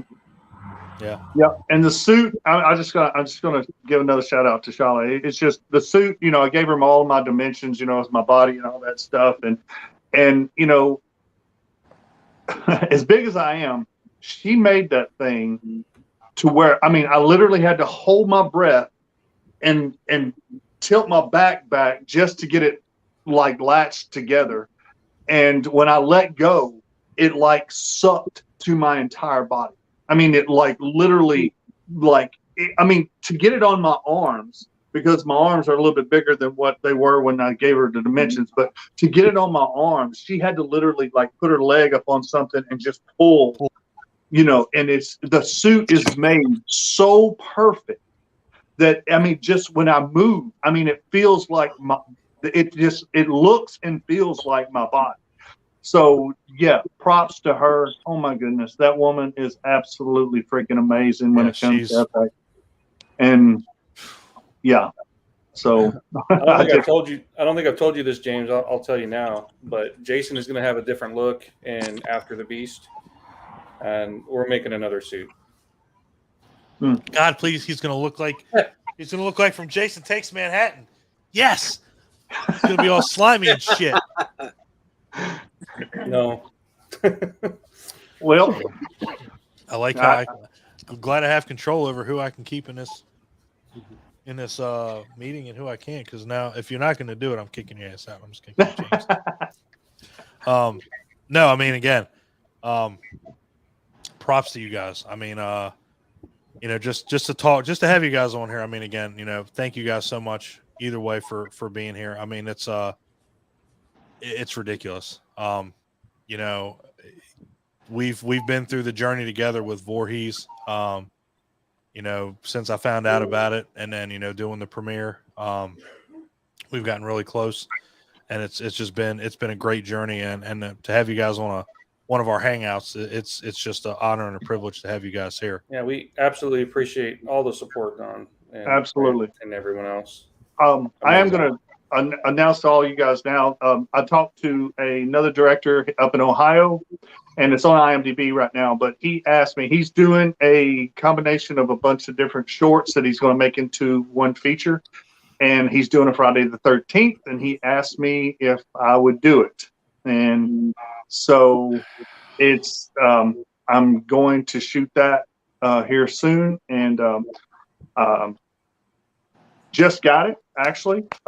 Just yesterday, actually, he just called and said that he watched Voorhees Night of the Beast and raved about it. And he said the exact same thing. He said, I didn't know if I was watching Kane Hodder, if I was watching you. So, and that's exactly what he said. He said that was absolutely amazing. He said everything about the movie was fantastic. And it's just a short film, but he is, meshing them together to make one feature film is what it is. So that ought to be pretty cool. Kudos to you, man. Sounds awesome. Seriously. I mean, hats off to you. You know what? I say kudos, thank you at first, and I appreciate that, and I take that to heart, and I never take anything like that for granted. But kudos to Jason Pitts, and I'm going to say this, and I've said it every interview I think I've had with him. But if it wasn't for that man right there, that this would have never happened for me, and I appreciate him more than he will ever know. I love that man to death, and it's not just because he put me as Jason; it's because he is absolutely phenomenal in his writing, and then that goes to show over Masquerade alone, and everything this man touches just about turns off gold. And I am glad to be a part of his family and a part of his team to bring these things to life, because as long as he's writing it and he puts me behind the mask or puts me behind anything, I'm going to give him 110% in everything that I do. And that's the reason I did my research on this character. And I played it, I hope, the best I possibly could to make everyone love it. So I don't think you're going to hear anybody. All we're going to do is, for at least me and Clint, we're going to second that. Yeah, we're going to echo that for sure. Yeah, we've your daughter, I'm telling you, your daughter is fucking that door up tonight. She's going to rip that thing off the hinges. Scared me a little bit. In this business, in this day and time, in this business, you can't take anything for granted. And I'm not doing it. Every opportunity I get to be in front of the camera, whether I'm playing Jason Voorhees or whether I'm playing a dad or a doctor or a Western or whatever, I don't take it for granted. And I give my 110%, because this is what I want to do for the rest of my life, is be an actor and to show and to make people happy and to make people scared and to make people laugh and everything else. And as long as Jason is writing stuff, I think that I'll be able to do that, whether it's on the big screen or whether it's independent or whether it's whatever. It's just great, and I just want him to know that. You'll get yours, man. I mean, the thing about it is you know, and Clint, I'm gonna say this, Clint. How awesome would it be to see him and Bradford Norris fucking like fight? Like, I want to see him and Bradford Norris go at it. So, James, I don't know if you know Bradford or not. He's one of my on the movie. He's one of my. Have you great not friends. seen Voorhees Night of the Beast? I have. I'm just saying. I don't know if they were like. No, a lot of people don't. They we don't knew mess each- a lot on. Hey, he on killed set. him in the movie. I know. Well, I'm just saying. That's another one of the guys that I helped bring in and stuff. I like Bradford. Bradford's a great guy. Me and him, we've worked on several different things together, and I love Bradford's attitude towards everything. I love his enthusiasm towards the roles that he plays, and it's just he is a fun guy to be around. But yeah, I'd like to whoop his ass on screen. That's for sure. Yeah, That's probably what happened. To and him.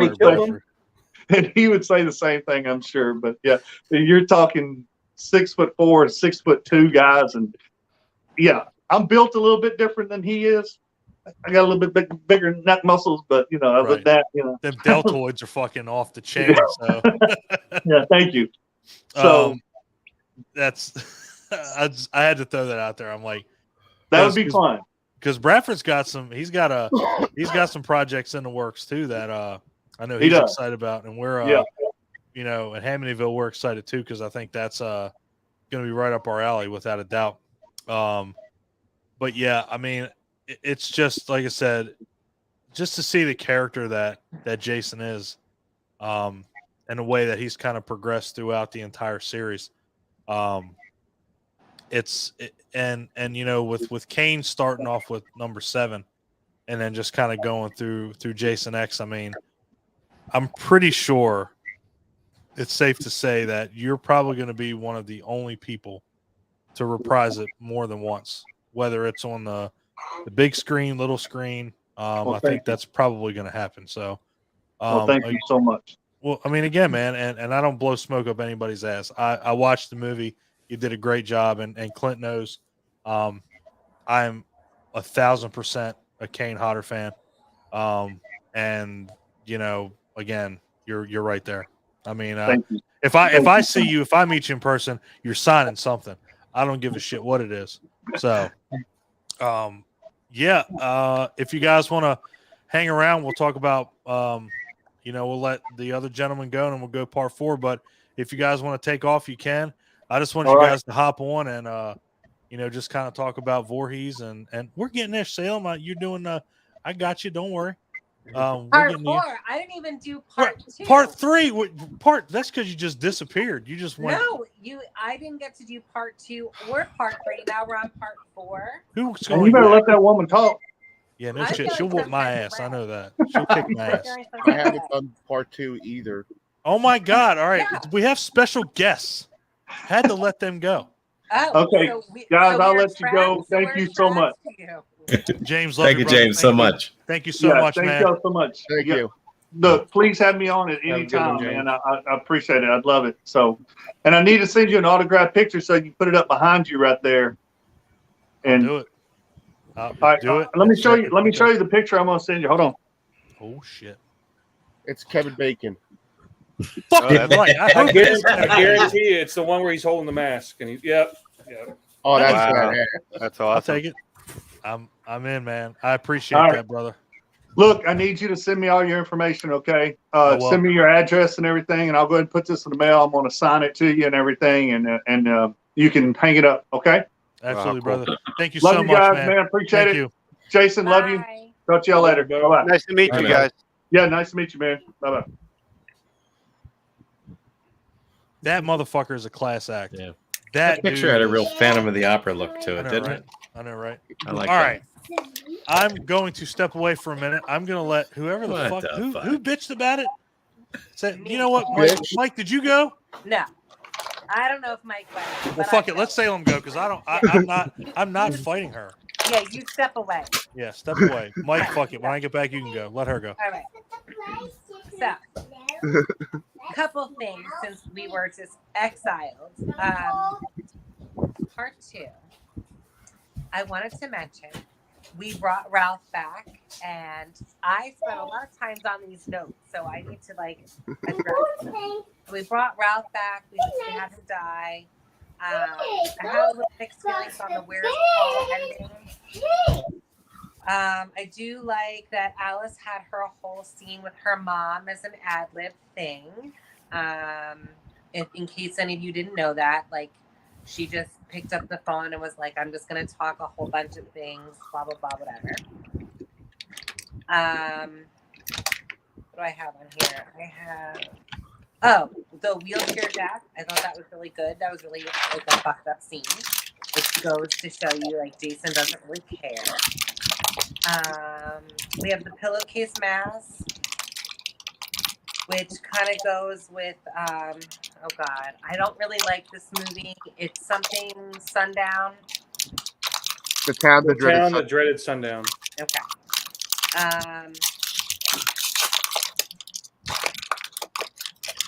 Oh, and then I kind of put notes on here about Scott's death being really fucked up because they did the machete backwards.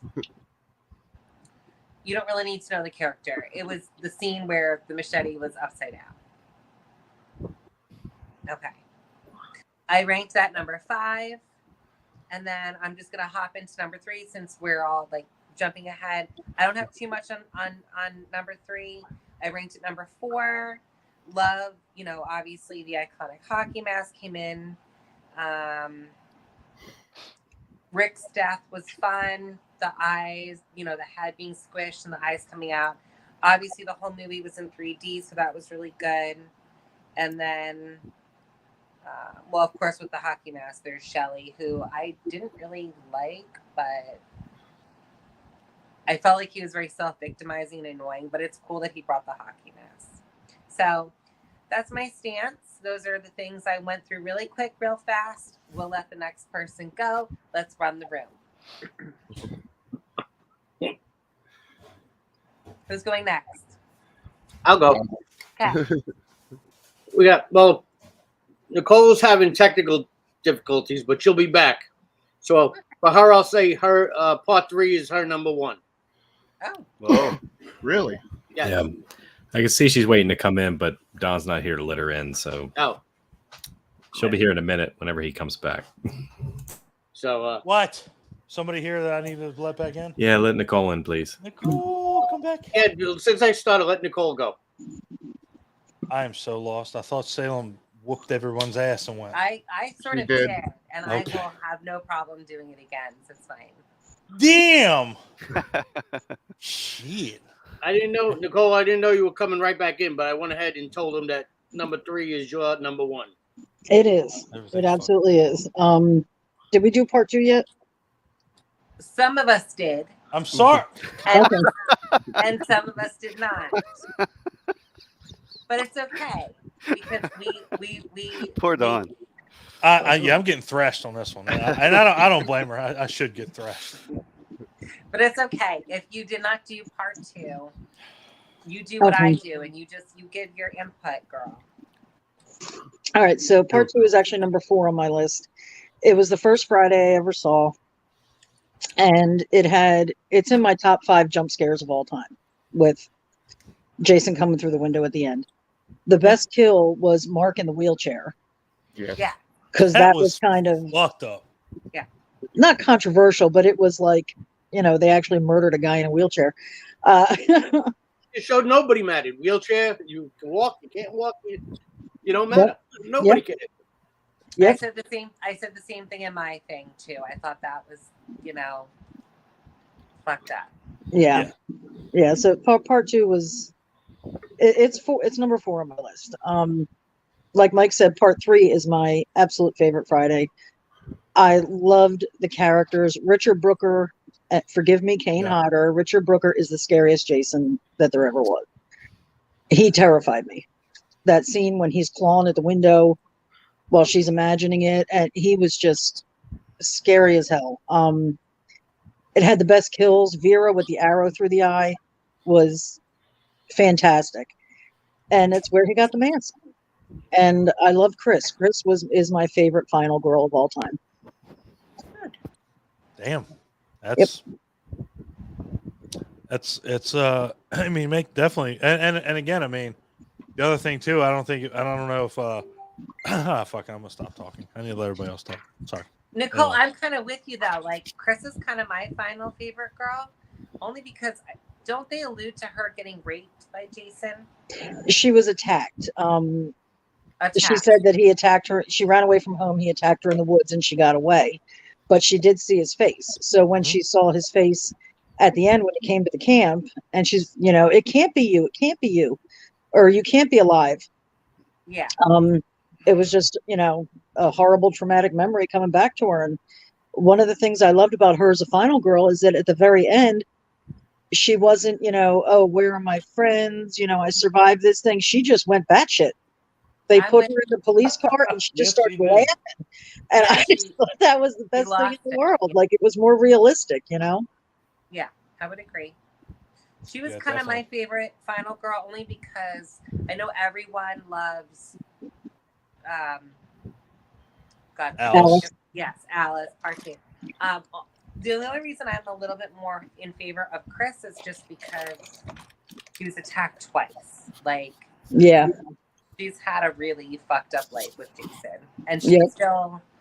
I mean, she didn't really overcome it, but did Alice really? I mean, she was kind of like thrown away in the back of an ambulance. But again, there's a lot of like issues there with that, because where's Paul? And then like the way the beginning of part 3 sets up, you never really know what's in continuity. So, well, you make a good point too there, because up until that point, you had Adrienne King as the final girl in 1, and then she was in the beginning of 2. Now, this was one of the only times that Jason had ever actually went after somebody that wasn't even on Camp Crystal Lake, which this one made it really wild, because he just completely went off the rails and went after her, went into her house, put the, a head in the refrigerator, and then shoved an ice pick in her head.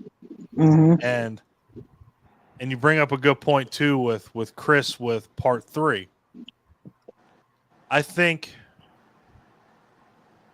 and it's funny because me and Clint talking to Judith O'Day last night, it kind of brings up this again.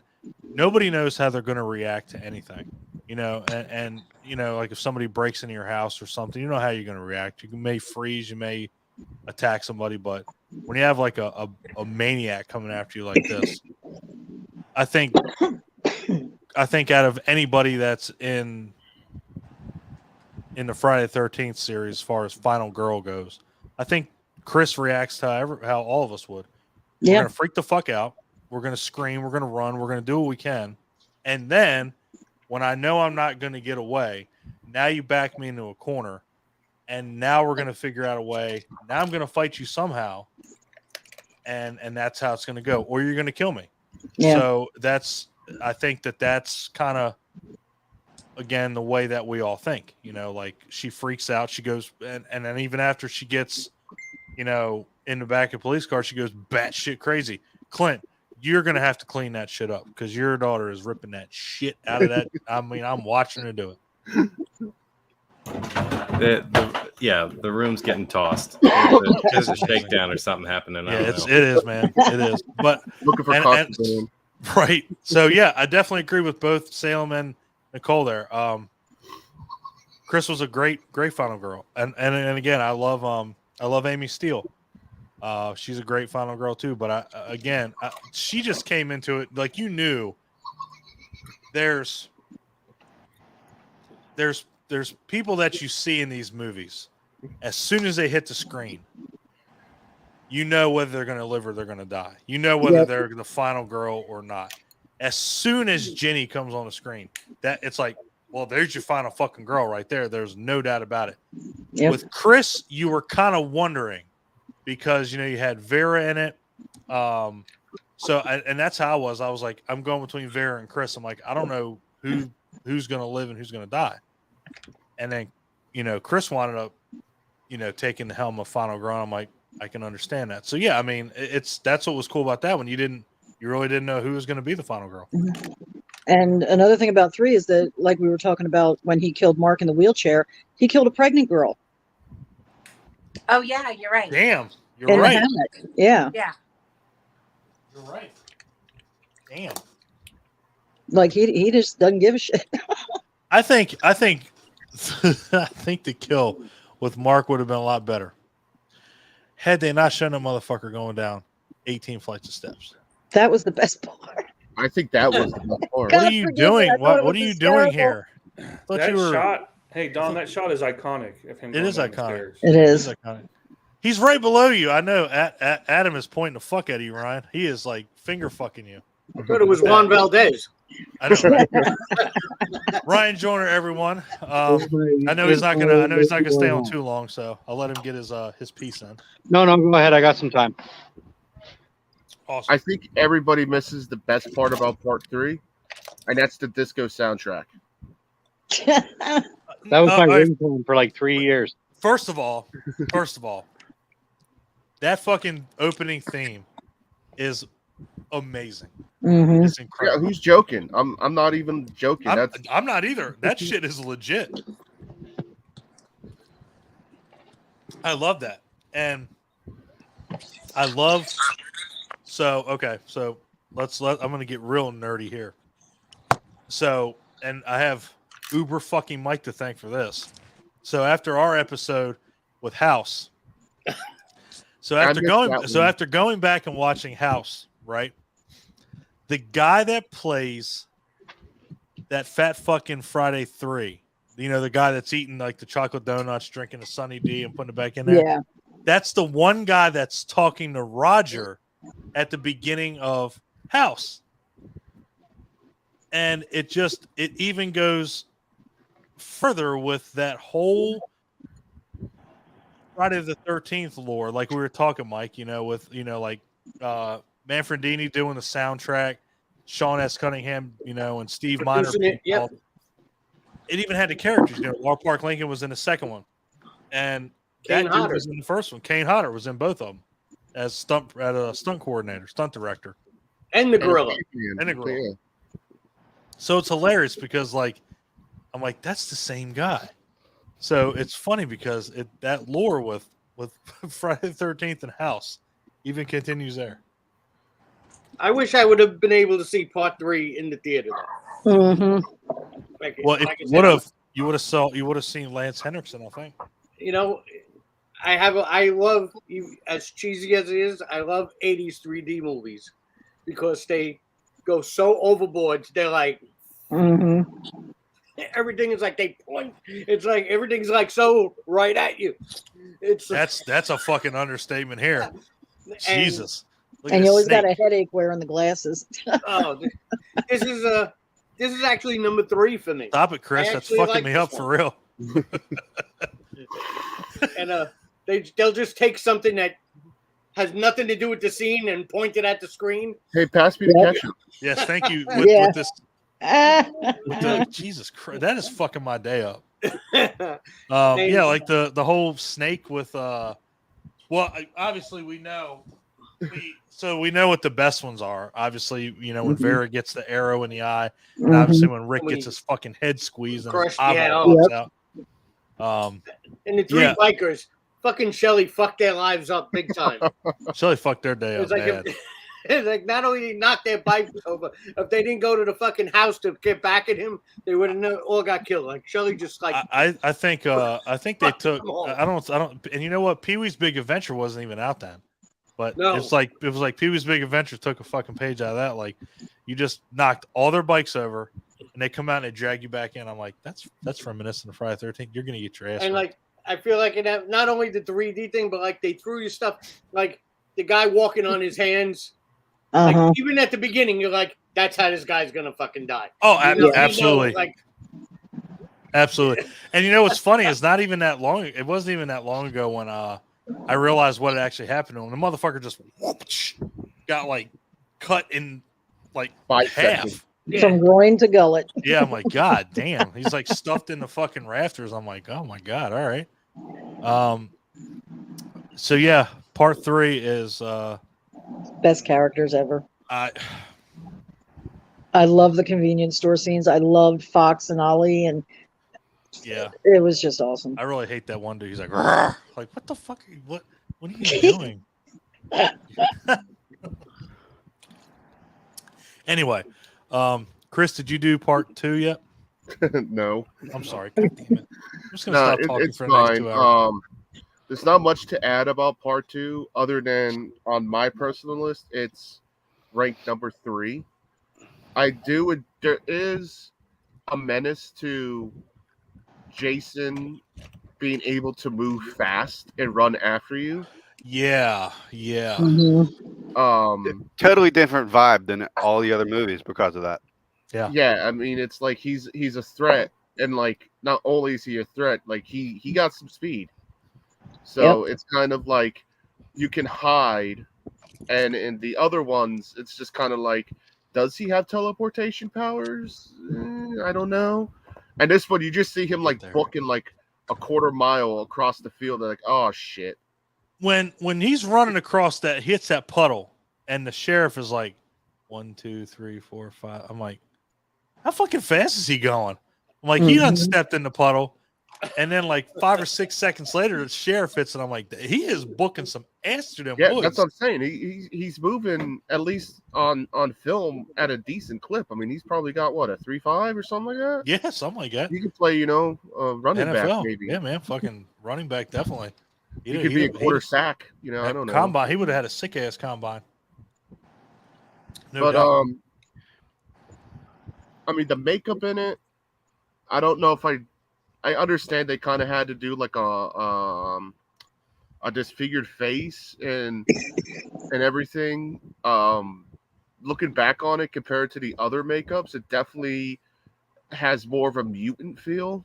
Yeah. Which I guess could play into his whole undying type thing. Like maybe he is some sort of regeneration mutant. Right. I kind of wish that if that was the basis of what the character did look like in further films, even if they skeletified him or desiccated his face, that they would kind of use that as a template, and they kind of do, but they kind of don't. Like he still kind of has like a regular like dome piece instead of being all like misshapen. I know they kind of offset the eye a little bit, but not as much as it is in part 2, where it's like almost on his chin, and the other eye's like he's got a serious case of the uglies. It's very true. And part 3 for me, I think, is 5 on my list. I love the soundtrack, obviously. Soundtrack is amazing. There's just something about watching, for me, 3D movies and non-3D that just kind of takes it out of it for me.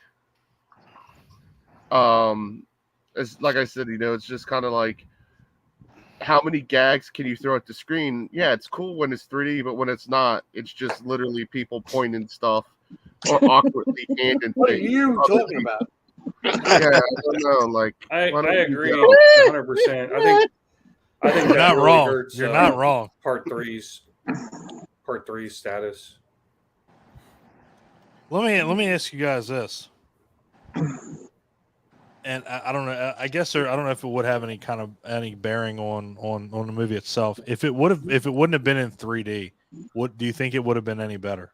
Yes, I think Absolutely. The longevity of it probably would have been a lot better. Probably the reason why you don't see this one. I know growing up, we had a UFH station that would play like horror movies on the weekends from like 12 to 12. And they would play this one, and I would always turn it off because it's like half the time it's stuff being pointed at the screen and everything like that. If they didn't have that and it was more of a straight horror movie, I think the aftermarket and the non-gimmick side of the 3D, it definitely would have held up a lot better. However, never seen it in true 3D. I can't say if it hurt it or not, but definitely for me, it does hurt it, especially if you're thinking about the rental market, the syndicated market. No one's gonna sit and watch a non 3D movie. That's Did specifically anyone for 3D. see it in 3D? I mean, I didn't. Maybe Ryan did because Ryan. I've seen it. Yeah, it doesn't matter anything. And was it better? Is anyone Well, surprised? Whoa! Somebody tell me to shut up. Oh. No, I'm talking to the dog. Sorry. She's like, Don, shut up. I'm like, shit. Belle, shut up. I'll stop. Was it better in 3D? Like having? Oh, he laughed us. No, it wasn't better. 3D, the 3D is spotty at best. It doesn't hold up. I mean, most of those 80s horror movies, like your Amityville 3D, Jaws 3. Thank you. Parasite was probably the best one, but no, for the 80s, I mean, there's a reason why we can only name 3 or 4 movies. That's very true. It didn't. You're not. Yeah. And they're not doing them anymore. If you notice, like they don't really do. Like My Bloody Valentine 3D, I think is like the only last one I remember. That's the last one I remember. Yeah. Yeah. That was the best 3D horror movie I've ever seen. Oh, And that sorry. was good. Like it was Yeah. good in 3D. So I don't know why is it just too expensive or? Yes, it is actually. Yeah, it's They have pretty to film- expensive. They have to film it twice, basically. Not just the price either. It adds a whole bunch of time to you got to plan everything out pre-production. It adds to the production. It's not just financially, but like time-wise, it's a huge burden. It's wasted James Cameron's entire career making these Avatar. Wasn't Avatar 3D? Right? I was going to bring up Avatar. That was the only movie I saw in 3D that was pretty fucking insane. That was pretty nuts in 3D. It was. I'll tell you, when I saw Jaws 3 in the theaters, the stupidest scene ever that nothing even horror related or related to when they showed that little frog jump into the lake, the whole freaking theater screamed. Like, it was like that was the best 3D element out of the whole movie. I will not sit here and let you disgrace the good goddamn name of Jaws 3D. My father took me to see that when I was a kid, and the frog came out, and it scared me so bad. I took off my glasses and watched the rest of the movie without them in double vision. Yeah. Holy shit! Well, at least you didn't get to see that awful fucking glass break. When I was younger, I was in, I don't know if it was Universal, but I was in Disney, and I think it was in Universal. They showed a section of the Birds, Alfred Hitchcock, the Birds in 3D. Yeah. Ooh. Yeah. And you're right. All right, now that's probably theater. legit. That would have been cool. Like you're right. Yeah.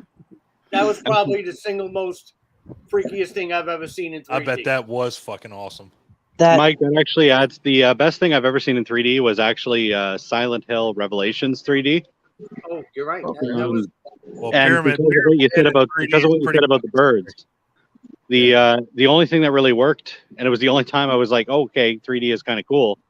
The ash, the snowy ash that falls, that was in 3D, and I was like, okay, you know what, that's cool. I mean, the rest of the movie was shit. Take it as you will, but that looked cool. No, well, it's funny you mention that too, because Avatar was the same way, like Jason brought up.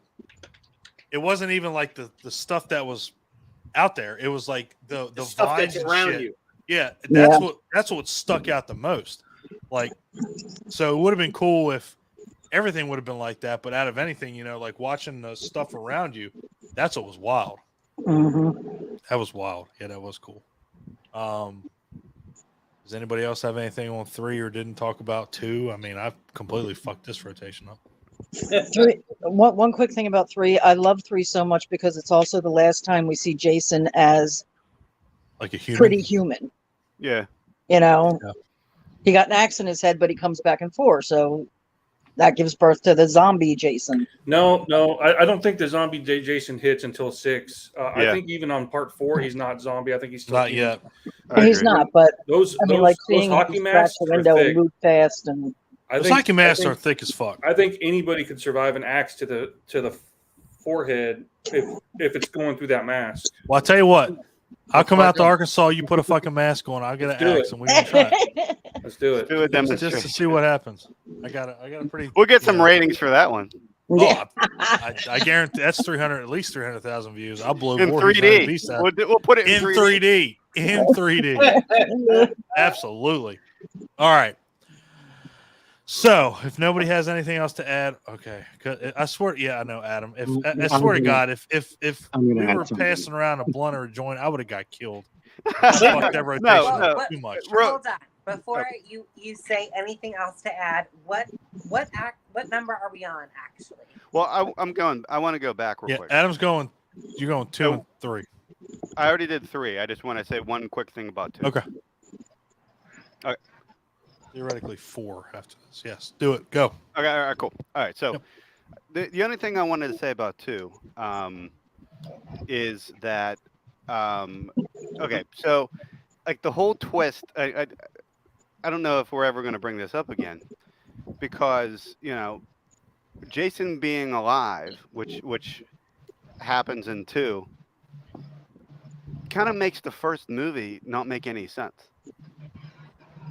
And like that, and it's never properly explained. Like the entire reason Mrs. Voorhees loses her shit is because her son died. Mm-hmm. He is dead in that first movie. And like I know that like, the jump scare at the end with Jason coming out of the lake, which is an iconic scene. That when I first saw that movie, my interpretation of that scene was that it was all in her head. And I think it was just all in her head. She had heard the urban legend of what had happened and what have you. Because with it being real, the movie doesn't make any sense. So then 2, good. I was just going to say, I think they kind of tried to explain that with Amy Steele's character theorizing that he didn't drown in the lake and that he was just growing up in the woods. Eating off of animals and stuff, which is fine. But I mean, but why? Jason died in 55, and he jumps out of the living in the woods. 81. I think it was 81 or was it 88? If he's like mentally challenged, he's lost, doesn't know where to go, doesn't know what to do. And so he just lives off animals. And motherfucker made a pretty good home in that little shack he's got. It's pretty awesome. Yeah. Let me ask you guys. I agree with you. It doesn't make sense, but that's the only. I mean, technically, I'm not mentally challenged. Technically, I'm not mentally challenged. Technically. Are you sure? And I couldn't live in the woods for a week, let alone raise myself from a child. I could live in there for 4 hours. I want to live in there forever. And teach yourself how to drive a car, right? Yeah, right. Yeah. Oh, Jesus. Well, I'm gonna say, and like I was gonna like make a correlation with, everyone always gives Halloween shit for like the brother sister thing not making any sense, and or like Jason just said, learning to drive a car. Yeah, or that, right? This, that, and the other thing. When you take the very first movie into account, the rest of the franchise makes absolutely no sense. Let me ask you this. This has been a question that when I came up with the subject, this was something I wanted to make sure that I asked, and I don't know if it's too early to ask, but do you guys think if number 2 would have been number 1, would it have been as successful as it is? Or would it have been more successful?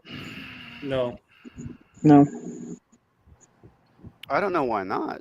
I don't think it would have made a difference. That's kind of where I'm at. I don't think it would have made a difference. They were kind of sponging off of Halloween success anyway. Yeah. So I was just wondering, like, because I know the whole, and I'm with you on the the first one again. If and we're gonna get to it. We're gonna get to it. So I don't want to give anything away yet with the conversation, but we'll get to it. But let's just say there's a later iteration of this franchise that kind of wraps everything up and kind of goes how it should have went. I know where you're going. Yep. Yeah, you know where I'm going. So we'll get there. We'll get there. It's called Jason X. Did someone I'm say not just? getting banned. I'm not getting banned. I'm not. I I'm not literally muting just almost sprayed my. I'm not my muting anybody tonight because I'm in such a good fucking mood. I'm not muting anybody. So you I know took a what? sip of beer. That almost went everywhere. Yeah, that shit was insanity. Now I'm about to show you guys something that's really cool. I found this one, and I don't even know how I found it. But this shit, tell me this is not amazing looking. Look at this poster for part 4 that I found. That's cool. Tell me that's not fucking wild. That is really cool. That is legit. That is a spoilerific poster. Thank you. Yes. That's what I said. I was like, holy shit. If nobody's seen the movie, well, guess what? Spoiler alert. All right. So part 4, the final chapter, which everybody in line knows that was a bunch of bullshit. Now this one had 2 of the best scenes in the entire franchise. One, obviously, like Ryan said, the absolutely spoilerific machete to the fucking head. And 2, when you have Crispin Glover absolutely rock the fuck out with the hair that he has. It's on my notes. It is pure insanity. His dance is great. His dance is amazing. I don't give a shit what anybody says. That dude rocks the fuck out of it. And you know what? There's actually a thing on YouTube. Yeah, there's a thing on YouTube where it's Crispin Glover's dance goes with anything. They put it with so many music. They do so many different, so much different music with it, and it goes right with it every fucking time. Yep. They do like the they do the intro to Pokemon, goes right with it. They do the intro to The Sopranos, goes right with it. I'm like, this is amazing. Like, it just goes right with it. So this one's top 3 for me. I'd say this is probably number 3. This one kind of takes it to another level because and like we were talking, there's characters that you care about. So this one introduces Tommy Jarvis, Corey Feldman. Now, what the fuck is that noise? That's amazing. Whoever's got that going on. That's me. Awesome. Somebody's got a jigsaw. I know, right? Oh, was it Billy the puppet?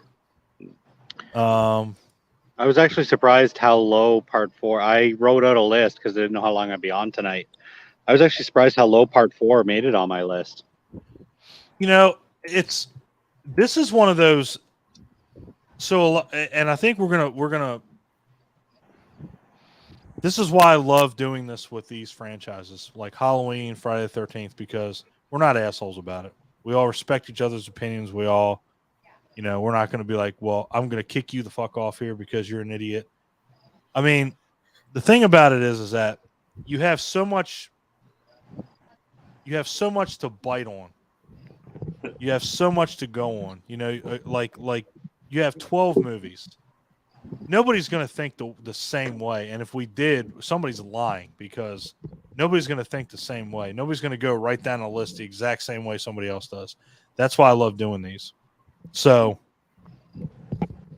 I love the characters in this movie. This was just one of those things, one of those movies that it just had good characters. And that's why I like it so much. I loved Crispin Glover's character. I loved Corey Feldman. The sister. The mom. I mean, there really wasn't. Obviously, like Teddy Bear. Ted. He was the dickhead of the group. But you still were like, you're still kind of almost rooting for him. Like, man, he just wants to get laid. And he can't do it. And then Crispin Glover gets laid, and it's just like, well, okay. I mean, it is what it is. Where's the corkscrew?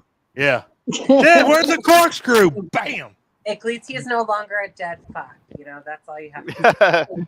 You know, The yeah, computer right? says you should His dead friend, fuck. and the computer. The computer Yeah, says. computer. Ha. So there's was the fuck Betty somebody. So there's no Betty. Go computer. Let me look it up on a The computer. computer I'm don't like, what the- lie. Yeah, computer don't lie. then one chick walks in the kitchen. He's got his fucking hand through his pants. He thinks what he's doing is funny. He thinks that. Like, I thought it was fucking funny. Later, isn't But that computer guy like watching like porn on a projector? Oh yeah, Like he's 1920s rocking some like porn. 1920s porn. I'm like, he's just like, and he's where did fucking they just get that? dying He was into laughing. it too. He was. Yeah. Dying laughing. I'm like, God, Jesus. I'm like, okay. Do He your found thing. Mike's private stash. I know, right? Like, and plus, who the fuck has that just laying around? Like, That's my point. Yeah. okay, Where'd that okay. come from? I like this one because out of anything that they do, they keep it. This is the one that keeps it. His appearance throughout the entire franchise. The axe hit in the mask is always there, except for one movie, which is next. But that's always there. Yep. It doesn't matter what movie you watch after that. I love it. It's I love always that there. It's always there. I Yeah, think it's the so cool that they do continuity, that. I love that. So yeah, I mean, this one, I like this one just because honestly, this is one that you can put on and you're just going to watch it. You're just going to go right through it. That's what I like about it. And yeah, so it's up there on my list. Like I said, I think it's number 3 on my list. Nicole, you doing all right, my love? Yeah, I'm okay. Okay, just checking on you. Thank you. Clint, what you think, man? Part 4. I like part 4. I have it about 5th on my list. Okay. But my list is kind of fucked up. So apparently everybody's list is fucked up. Yeah. So we're good. Yeah. And that's the best thing about this. People said it before. It's like, there's such a diversity to the Friday films that no one's going to have the same list. It's like you could ask the question 20 different times, you're going to get 20 different answers, like totally different combinations of it. I don't think there is like a grand consensus, like at all. No, not at all. Nor should there be. I mean, we saw that with the very first movie. Oh yeah. That some of us ranked it pretty high, and some of us ranked it pretty low. And actually, I was more on your level with part 3 there, Adam. I had it ranked around number 8. So it's just there's a wide variety of doing that. It's not that I hate that movie. It's just there's a bunch of other ones that I like for different reasons, and that just puts them a little bit higher on my personal ranking. Yeah, I mean, coolest kill of the movie was Jason. Without a doubt. Yeah, absolutely. I mean, whack and then slide. Very good point. Down. Yeah. Slide Juice didn't down. give a shit about anybody. I mean, he didn't even like dogs in this movie. I mean, no. it was and yeah. And my wife brought it up to me the other day, or it was about 2 weeks ago. We were watching these, and she was like, "Well, what happened to Tommy's mom?" I'm like, I don't know, because She it just shows her disappear and going, not come back. "Oh my god!" Yeah, and that was it. I'm like, okay. I'm like, did she live? Probably not. That's but I was like, fuck, like they didn't show her die. Like, yeah. I like to believe she just got spooked and she was like, fuck these kids, I'm out. take off. Bye. Yep. No maternal instinct there. Right. Fuck it, I'm gone. Mrs. Voorhees had more maternal instinct than she did. I know, right? No shit. It's like, I'm just fuck these. Like, goes in. There's nobody in the house. Fuck it, I'm gone. Nope. You're right on that one. Yeah. So let's see. Oh, Salem's. So I gotta let Salem back in. All right, y'all ready? You guys mind if I just jump in with my list? I got to get going. So I wanted to get. Hold on. I got to announce one of our other guests of honor. Who's yeah, man. I guess I can do it. Mr. Peter Goddamn Anthony. The champ is here. With his own theme music. Man, look at the fucking theme song. Oh man, brother. Holy shit. What the fuck is going on? Yeah. Yes, sir. So fired up fucking Saturday with Don, fucking Crazy Clint. Yep. Let me introduce this man right here. So this man, as you can't, if you couldn't tell by his shirt, this is the director of Roseblood. Oh my God! Fuck out of here! Look at that. Terry, Nick, and Lar signed the script, the Red Blood script. Oh, that's so awesome. I told you guys, this was special. Yeah. This was a special fucking night. Yeah. Director, writer, main character. Amazing human goddamn being. So awesome to meet you. Hello. Well, Adam, hello. Virtually. Hello. Yes. Nikki, hello. Salem, hello. I love the shirt.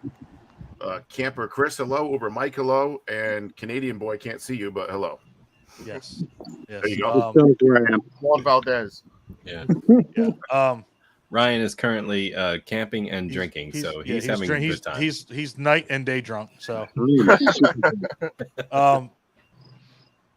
Mr. Anthony, thank you so much for joining us. I was watching a little bit of it in the beginning and here and there where I could. Yeah, no. I like I said, if this was a joint or something, I would have got fucked up by now. I'd have got shot. Like, this rotation is completely fucked. Got a lot of talent in this room. Yeah. Mr. Jason Pitts is joining us too. I know. I want to see you guys fight. Peter? See you guys fight. Good to see you, man. I just want to know, Mr. Pitts hit me with a little bit of trivia last time I was live with him, and according to records, no one got it, and I got it in about 4.2 seconds. You did. That was amazing, dude. I saw that. Yeah, it was ridiculous. It's like nobody had a chance. It was like, oh, Peter Anthony, bam. I'm telling you, if you have a horror Jeopardy or a horror Family Feud, buzzer's going to get broken by you. That's just going to be constant. Bang, have bang, you bang. been to the original camp, Nobi Scobo? Yeah. I have not. I want to so bad, but I haven't. I went. There was 300 of us from 52 different countries. Holy shit! Wow. There was one of the first times where they just selected you, and it was pretty cool. And I was with Adrian, and I took a picture next to her, and they had a trivia, and I fucking won. Out of the 300 people, they give you like 20% off the gift shop. It's like so stupid, but I was happy that I won. And is my thing causing an echo? Somebody's, yeah. I don't have anything else on. I'm not. We're not going through that bullshit we did before. But hold on. What if I mute myself? Try talking. Testing. Somebody still got it. Salem, are you screwing stuff up again? There you go. Canadian boy went mute, or somebody did. Oh, Canadian boy. Yep. I was mute the whole time. You were having feedback. It ain't me. Oh, okay. Salem just bouncing out. So you were talking about the original. I went back to Camp Nobi Scobo. It was so effing awesome, man. You go where the mother looks through the bushes at the first time. You go to the part of the lake where Ari was when they came out, and they show you all the things where the snake died, where everyone was killed. Kevin Bacon. It's so cool. I highly recommend it for anybody who can make it. Did I still have the indent from from Kevin Bacon's belly flop in the water? No, the water's changed. You know what's sad is the boathouse is underwater. Really? Yeah. Dude, the other thing too is I came home and played the video game. It's fucking spot on. Exactly where the arrow course is. But everything is like spot on. The game did such a great job. The video game's so great. Video game's amazing. The multiplayer, yeah. Okay, oh, dude, it's amazing. So you just called it Nobi Scobo, right? Camp Nobi Scobo. That's what they said to us too when I was there. Okay. Yeah. I was watching the Fall of Camp Blood earlier, and I saw a license plate in that movie where basically that's what it says on it. Yep. It's a little transposed on it, but I was like, what the hell am I looking at right here? But you just explained it, so that's cool. Oh, Lord. Peter Anthony, I really can't thank you enough for being here, man. So we got we're on number 4, right? I was following. We're on number 4. Number if you 4. want to give us a speed run through 1 through 3, what do you think? Number 1, I got around 5 or 6. Number 2, I have as 3. Number 3, I have as 6. And number 4, I got number 1, baby. Come on. It completes the story. It's 1 through 4. It's Ted White. And the final thing, it's the last scary Jason. I will 1,000% agree with you on that one. This was a terrifying fucking Jason. Yeah. Ted White played this brilliantly. He did. You know, all the way down, you know, especially the way that he was with Tommy's sister, you know, how he would just stop and just, you know, he would kind of dance around, you know, and him throwing the hammer and then even when she's in the closet, it's like it's just perfect. It's played so perfectly. His death at the end, Jason, I always say, people say, what's your favorite kill in the series? So Jason dying in 4. I mean, that is Tom Savini in his prime at his best with that machete going down with his head, dude. And just slides. Yeah. Like, holy shit. Yeah. Anyway, so I just want to make sure everybody understands that this man has made, other than Jason Pitts, and I love having you both on here. You guys understand the lore of Friday the 13th probably better than anybody, you know, with the way you guys both made your movies. Peter with Roseblood, Fall Camp Blood, Vengeance. I mean, it's just inconceivable the way that you've done your films. Jason with Voorhees, Night of the Beast. I mean, again, you guys are on another level. You guys should be, you know, and the way that things are, I would love for you guys to be canon, because the way that your stories are depicted, it could happen. It could absolutely happen. You know, you could put Roseblood in right after 7. You could put Voorhees, Night of the Beast right in between 7 and Roseblood. Like, you could have that continuity. And it's amazing the fact that they're just fan films. Yeah. But they're more than fan films. Like, they're films. Like, to us, they're films. They're not fan films. Like, they're headcanon in my brain. Thank you. Let me tell you this. So Ryan is a fucking huge fan of yours, Peter. He loves Roseblood. Absolutely adores that movie. Thanks, man. And I don't really think there's anybody that, if they watch it, is going to disagree with that. Yeah, I get the people that'll give a little heat because it's about an hour in before you get Jason, but I just wanted to build those characters, you know. See, that works so well for the movie because it's an hour and a half. You get the hour of the build-up, and then it's just a solid half hour of Jason going to town. It's fantastic. Like, thanks. It's like the dessert at the end of a main course. You still had a solid movie that was more psychological than outright slasher, but the last half hour is just bonkers. It's just nuts. It's similar, at least what I was going for, Don, you mentioned it earlier, was that Jaws effect. That was always in the brain when you're writing it. And I know that Jason has the same thing. Like, you have this idea of what you want to achieve at certain points of the movie.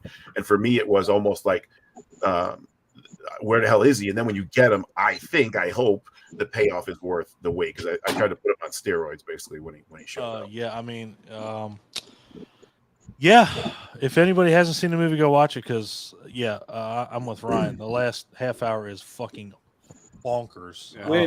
When Roseblood came out and there was all that criticism about Jason not showing up for an hour, I was like, holy crap! Like, Jason isn't in my film. Like, my film's only an hour. Is an hour. Yours isn't like 90 minutes or close to that. 91 minutes.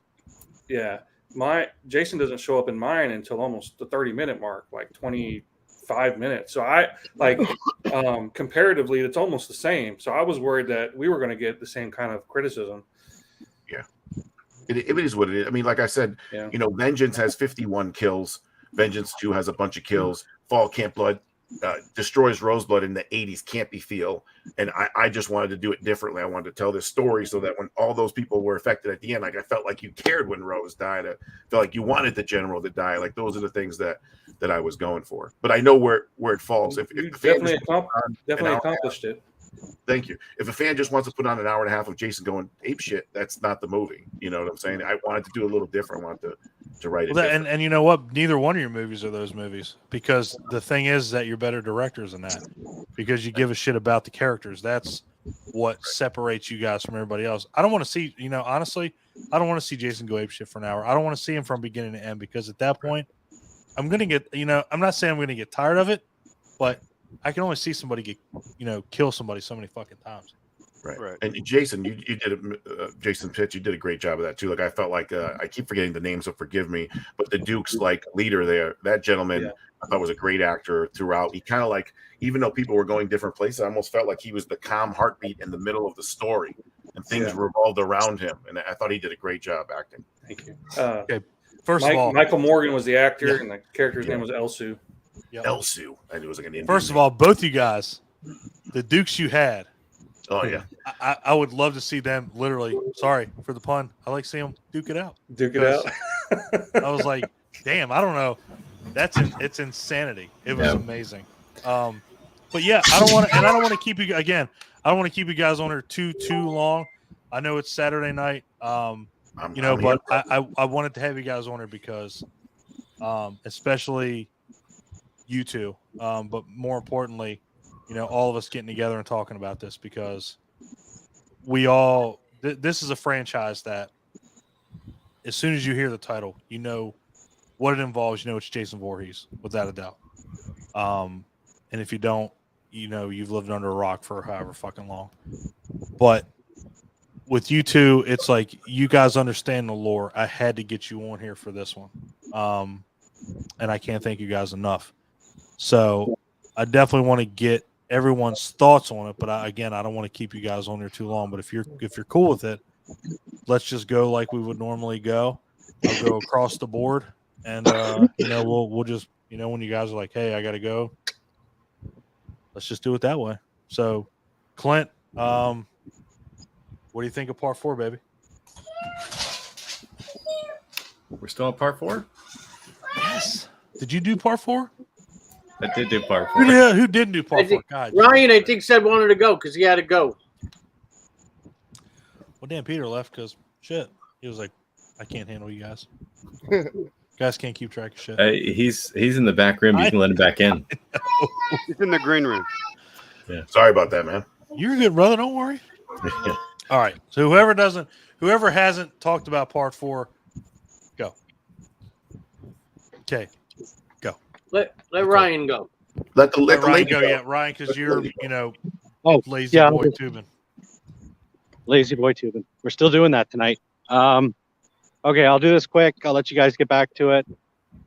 I do want to say, since Jason and since you both are still on,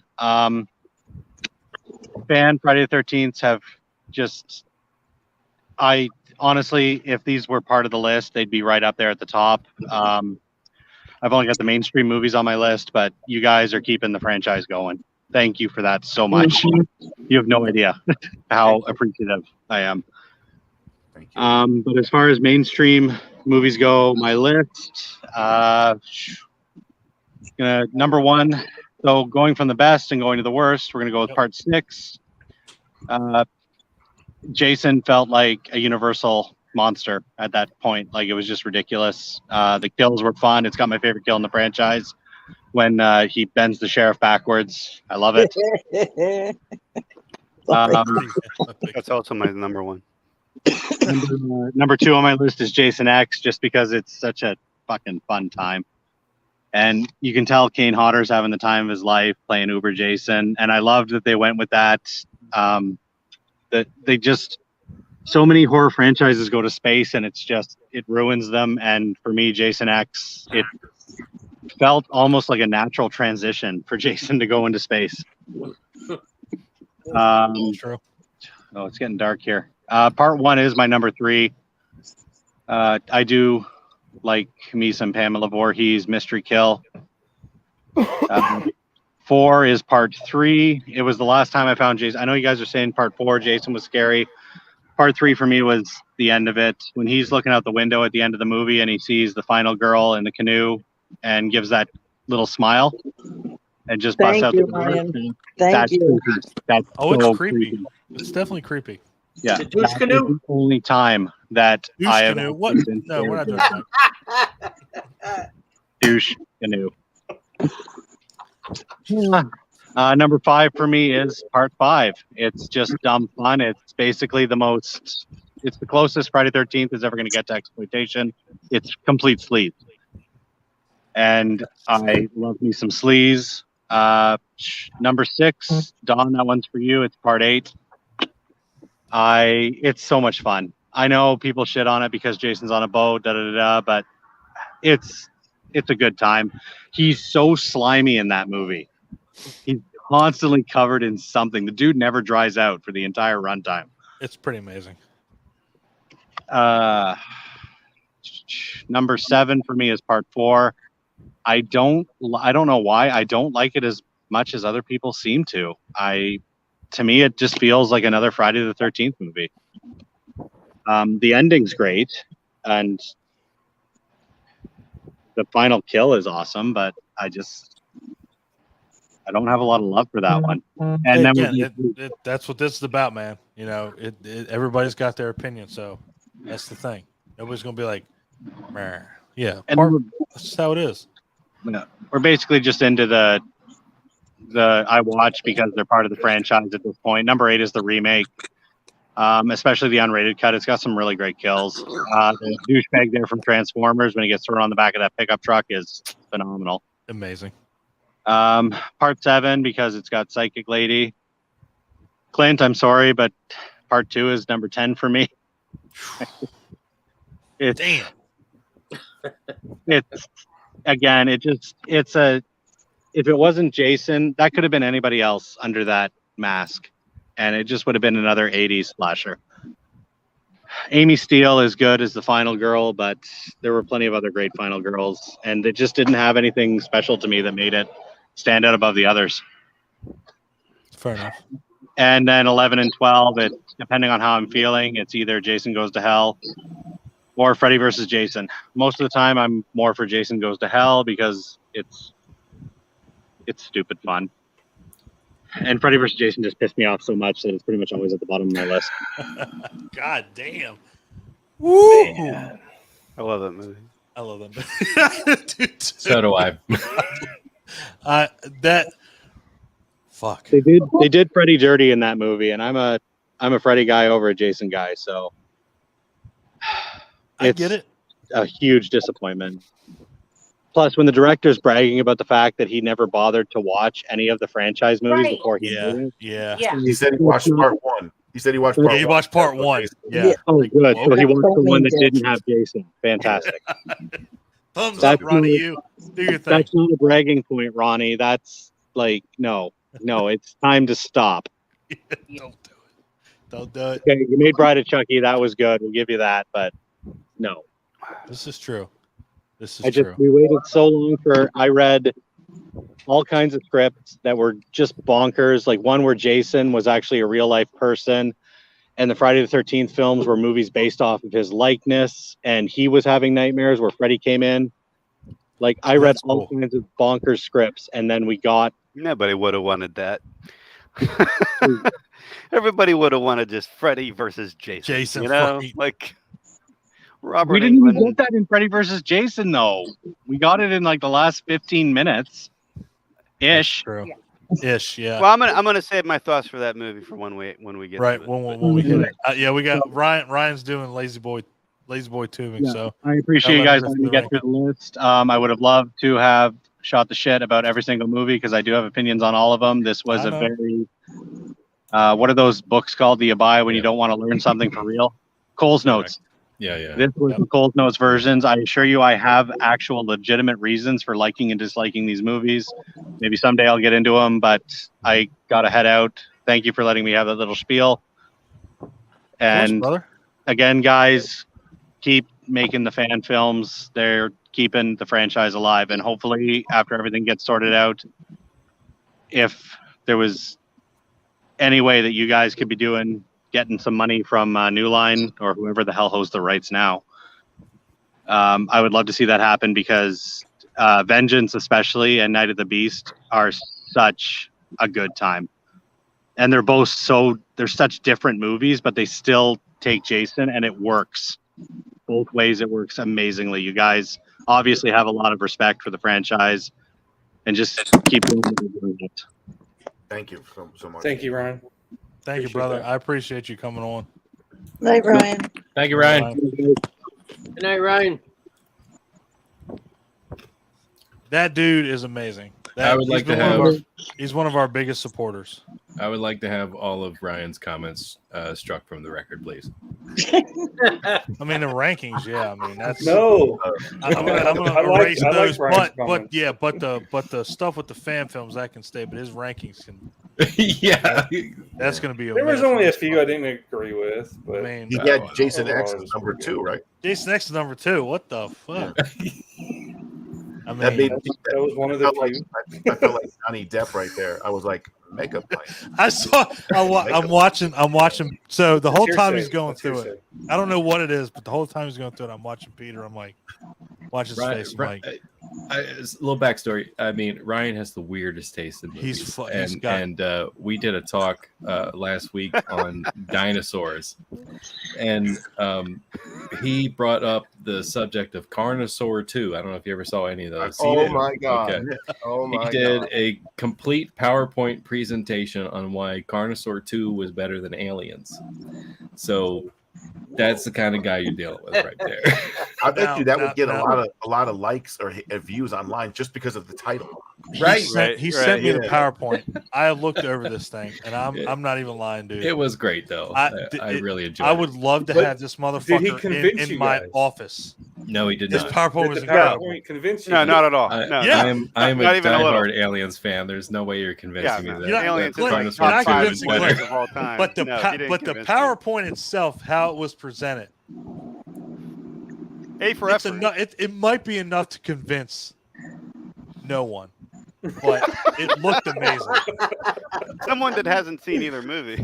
Did he Oh really yeah, do someone an hadn't seen actual either PowerPoint? movie. I'm pretty sure it Yes, did. He like- did. Oh, we need Yeah. to send He it to you. did. I'm going to send it to you. Peter, I will send it to you too. Spreadsheet. You have to see it. Mike, you're gonna have to step up your game. So Mike does Whether it influenced spreadsheets. you or not, he was as passionate as fuck about it. He was. Send it to me too. I will send it. Yeah, I want to I'm see telling this. you, it is a something. work that you of wanna- art. If you were going to go into It's a work of art. if you were going to go into a CEO meeting, and you needed a PowerPoint Been there. about Carnosaur, how it's better than Aliens, it is done to a T. It is 1,000% done. It is insanity. But I And digress. Jason, he loves our film, so I don't know. What does that mean, bro? I don't know. Yeah. See, you can't see. You don't look past that. Don't look past that. Fuck that. He loves our films. Don't look past it. I'm gonna hire him to make a PowerPoint on why Roseblood and Night of the Beast belong in canon lore. I guarantee you, they'll get put in that shit if he does that PowerPoint, because that is legit.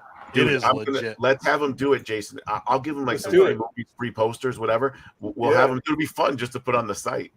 You know, For sure. Yeah, that'd be great. I'll sign a petition right now to remove Jason X and Jason Goes to Hell and add your guys' films. That should happen. In Well, canon. hold on.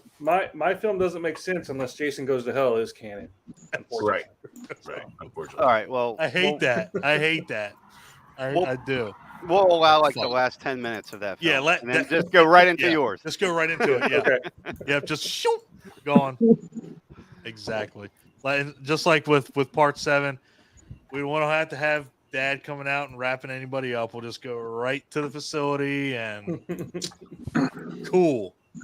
We'll see Rose and we'll see Tina. We're good. We don't. It was all just a dream. We can do that. We can make it happen, Peter. We can do it. PowerPoints can make anything obsolete, or they can make anything matter. Especially Ryan's PowerPoints. Yeah. So yeah. So obviously, the final chapter wasn't the final chapter. So it False was definitely, advertising. yeah, false Either advertising. way, Now, Jason goes to hell. Yeah. The final Friday. God damn it, you're. I guess he technically went to hell, didn't he? He did. Well, it was right there, but it wasn't the final. Well, okay. It kind of was the final Friday. Oh, I nobody forgot knew that they were was going to do it. Yeah, Nobody- Final Friday. Right. Oh my God, we can't do this. Anyway, does anybody have anything to add to 4? Final chapter. Who didn't Yeah. talk about it? Yeah. Yeah, I'll jump in, or unless Mike wants to, or Salem, whatever. I'm Whoever wants to go. Yeah. Okay. So I have final chapter. Where do I got this one? I have this as number 2 actually on my list. And I know I had kind of a diatribe earlier about I want zombie Jason and I want and all that, but I don't know. This is the most. Oh, nice, dude. It's one of the most Friday the 13th films. That's awesome. Look at that. That's fucking incredible. Zaxxon, when he's playing Zaxxon. Yeah. That's Tommy awesome. Jarvis's mask. Yeah, that's it. That's the real one. Oh, that's I amazing. want to try to keep it somewhat PG, but sometimes I find myself trying to lick this area. Yeah. You're like Chris Elliott. You'll never in find Scary what you're Movie looking 2. for. He's like Chris Elliott in Scary Movie 2. He's like, I don't know what the fuck that is, but I'm gonna lick it anyway. But we just like Corey Feldman as Tommy Jarvis is pretty special, isn't it? It's very special. Very special. I just think like he you know, and he wasn't even like a super, or you know, like a star when he made this film, but I don't know, man. He's just got the it factor, you know, and like him as Tommy Jarvis just I don't know, just rings true. And like everybody, you know, I was kind of like a freak kid that looked at horror magazines and all this stuff that people in my school didn't understand or go along with, and so I just thought his interpretation of the character was pretty cool and something that kind of like resonated with me. One other, the only other thing that I'll say, because you know, a lot of other people have to talk here, but it's an odd thing about this film. There's this character Rob, and like it's really weird how they treat this guy, because they almost use him as a red herring in the movie. Like they almost want to, like the way certain things are portrayed. They almost want you to believe that Rob is somehow involved with the killings. Like they'll show like a knife in his backpack, or like they'll do the you know, around his tent and stuff like that. Yep. And I just thought that was so weird. Like a franchise that already has this established, pretty iconic killer at this point. Like they're doing this weird stuff with this guy. Like he might be the killer, or he has something to do with it. And I don't know if any of you guys picked up on that when you watched it, or maybe it's just me misremembering. But No. I just thought that was weird. Yeah. What's really cool is if you haven't seen Fall of Camp Blood, what's cool is that, so without spoiling it too much, Peter plays a character in that that kind of, well, fuck it, might as well say it. I mean, he plays Rob's brother in Fall of Camp Blood, and Sandra's brother. Yeah, and Sandra's brother. So I mean, shit. Yeah, so yep. And not just because he's on here, but I mean, the dude. Does that explain? Does what he does in this movie explain everything I just said? I'm getting that vibe. I should just watch the movie. You should just watch the movie. It's more Fair. like a revenge thing for him. Exactly. Okay. Yeah. All right. Cool. It's really well done. I love it. I love it. Shit. Whoa. Yeah. So, Don, did you know that we actually contacted that actor? Did you really? Yeah. Rob, what's his name?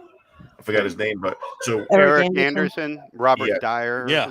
In the movie, when I read the letter that he sends to me, remember I get emotional and then I stab the wall.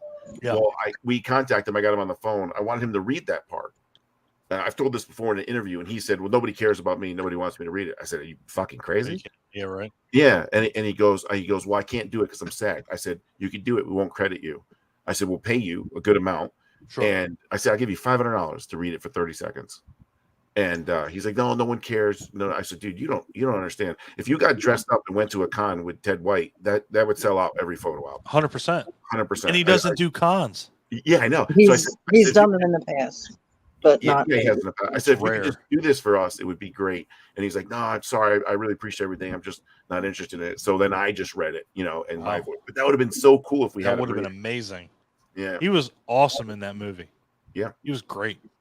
Absolutely amazing. And that part when he said he's killing me, he's killing me. I'm like, now I scared the shit out of me when I was like, why? Somebody's finally like, he's killing me, and he's killing me with fucking stuff that's in my backyard. Like my mom goes and digs that shit, and she's like, I'm pretty sure I could kill somebody with those gardening tools, and he's getting fucking demolished.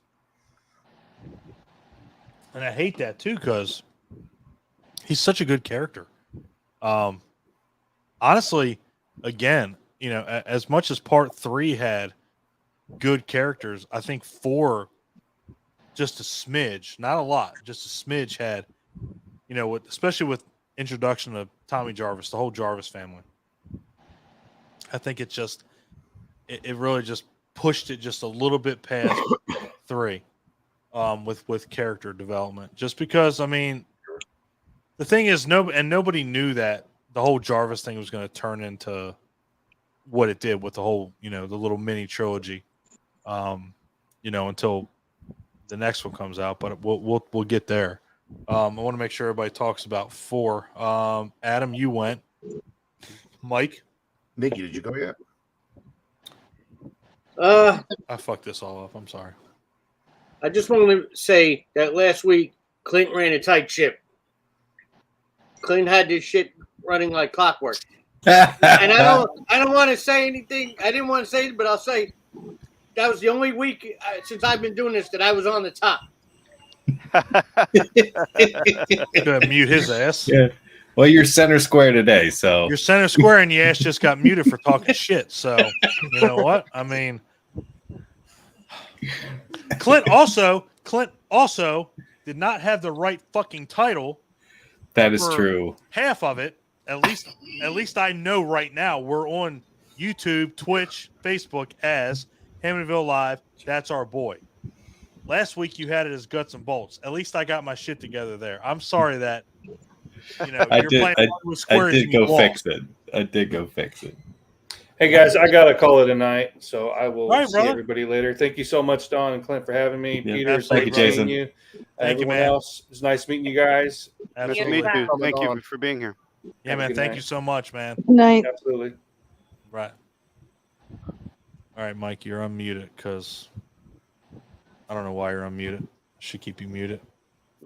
Clint runs a tight ship. Jesus. All right.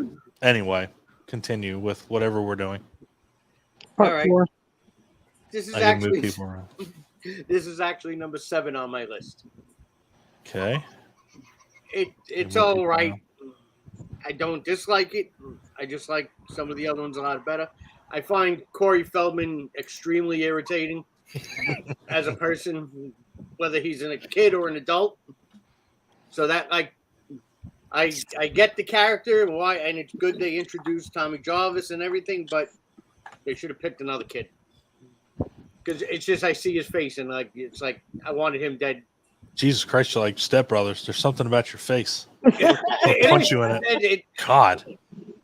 Like I would have found nothing more satisfying if Jason would have just killed him. Damn. All right. I know it would have fucked up the other movies, but It's all right. You just tell us how you really feel. it would have been even better if Jason and Sloth ganged up on him and beat the fuck out of him. Jesus Christ. I mean, Goonies, Friday the 13th crossover? Oh, fuck. Peter, I hope you're listening because that's got to happen next. You got to do a Goonies, Friday the 13th crossover, apparently. But yeah, that's it. You can whoever else hasn't, you can move on. No. Let Peter do it. Let him do it. He can rock that shit. Without a doubt. Salem, what do you think? Part 4. Okay. Part 4. Okay, a few things.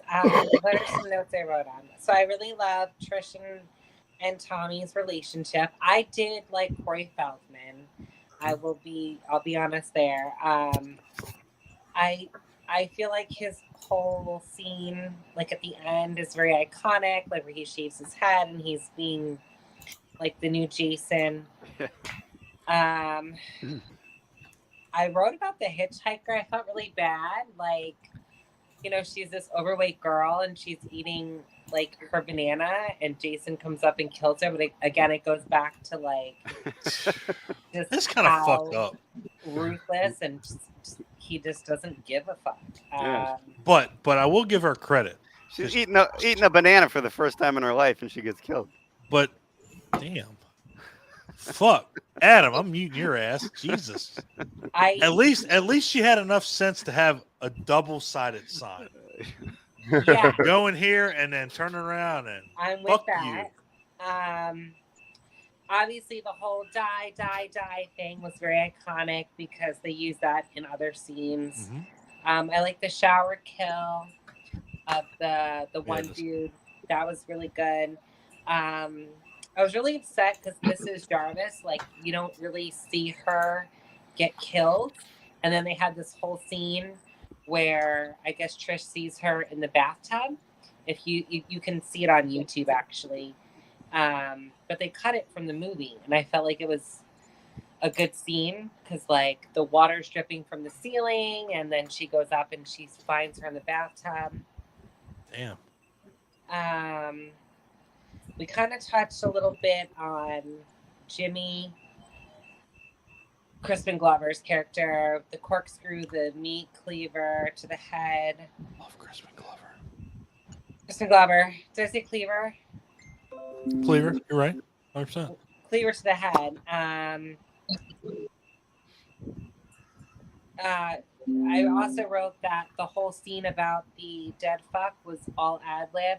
Like, that was just like these two actors sitting in the car, and they were just like, just do whatever you need to do. And so, like, that was not scripted.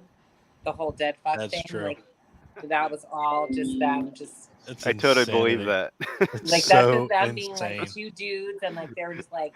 It's hard to imagine somebody writing that. There's no computer. Ha! There's no Betty. I think that's pretty much it. I ranked it number 3. It was close to number 2 for me, but I did put it as number 3. But it is definitely iconic. The cover we've discussed. It's very iconic because the hockey mask and everything. And Peter, I don't know if I got to share this, but I found it just as I was looking at posters. I mean, can you imagine if that was the actual cover art? No. That is insanity. By the way, the cover poster has the slit. I'm sorry, Salem has the cut on the mask on the wrong side. So just so you know. So yeah, I have that signed, and the blood holes. The blood comes out of just 4 blood holes on one side. I had that mask sent to Ted White and signed. I got it sitting over there. Just to let you guys know, I wanted him on here because he's amazing. But if you guys get anything wrong, he's gonna fuck your day up. Because this man knows lore out the ass about Friday the 13th.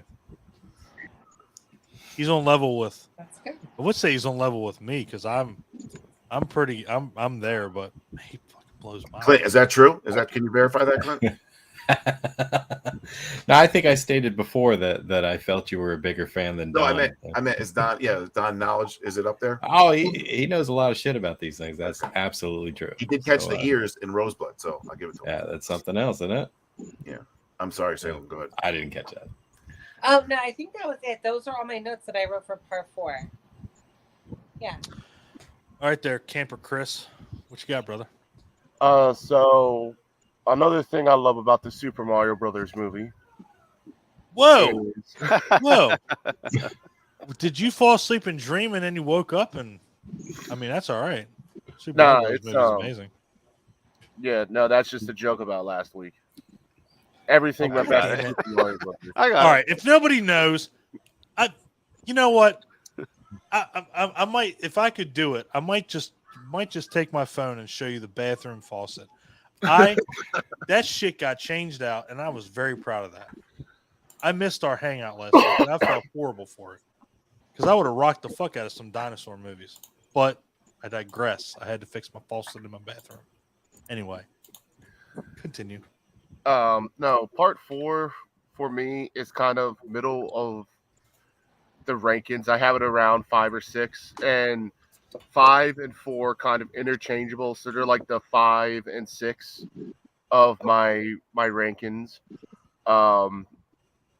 It really is just kind of, it would be a good ended point if they didn't call it the final chapter, because of course once you call it the final anything, it never is. If they had ended the movies there, I think it would have been a perfect spot for it. Yep. I mean, what more could you say about a movie that has Crispin Glover doing some crazy dance to, 80s hair metal, and you're just like, what does this even have to do with Friday the 13th? But it works. So everything else, I think everyone else has said what my feelings are on it. It's all right. I like it. 2 shrugs up.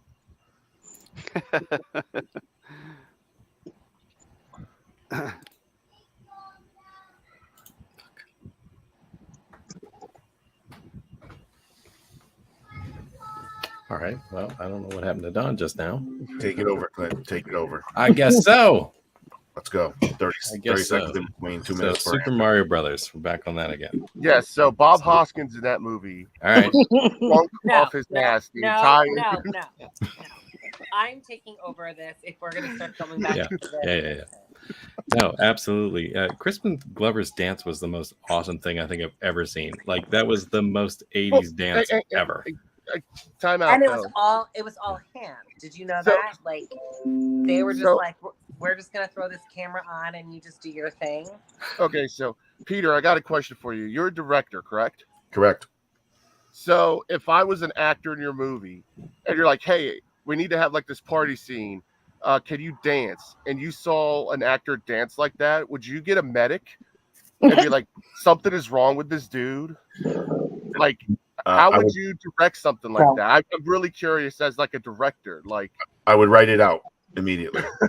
I would write it out. We would do something else. He would either not dance, or we'd cut to someone else kissing, or just cut the scene. Have him stand up and cut away when he starts to dance, or tell him, listen, do the fucking waltz for a minute because you're not doing that shit.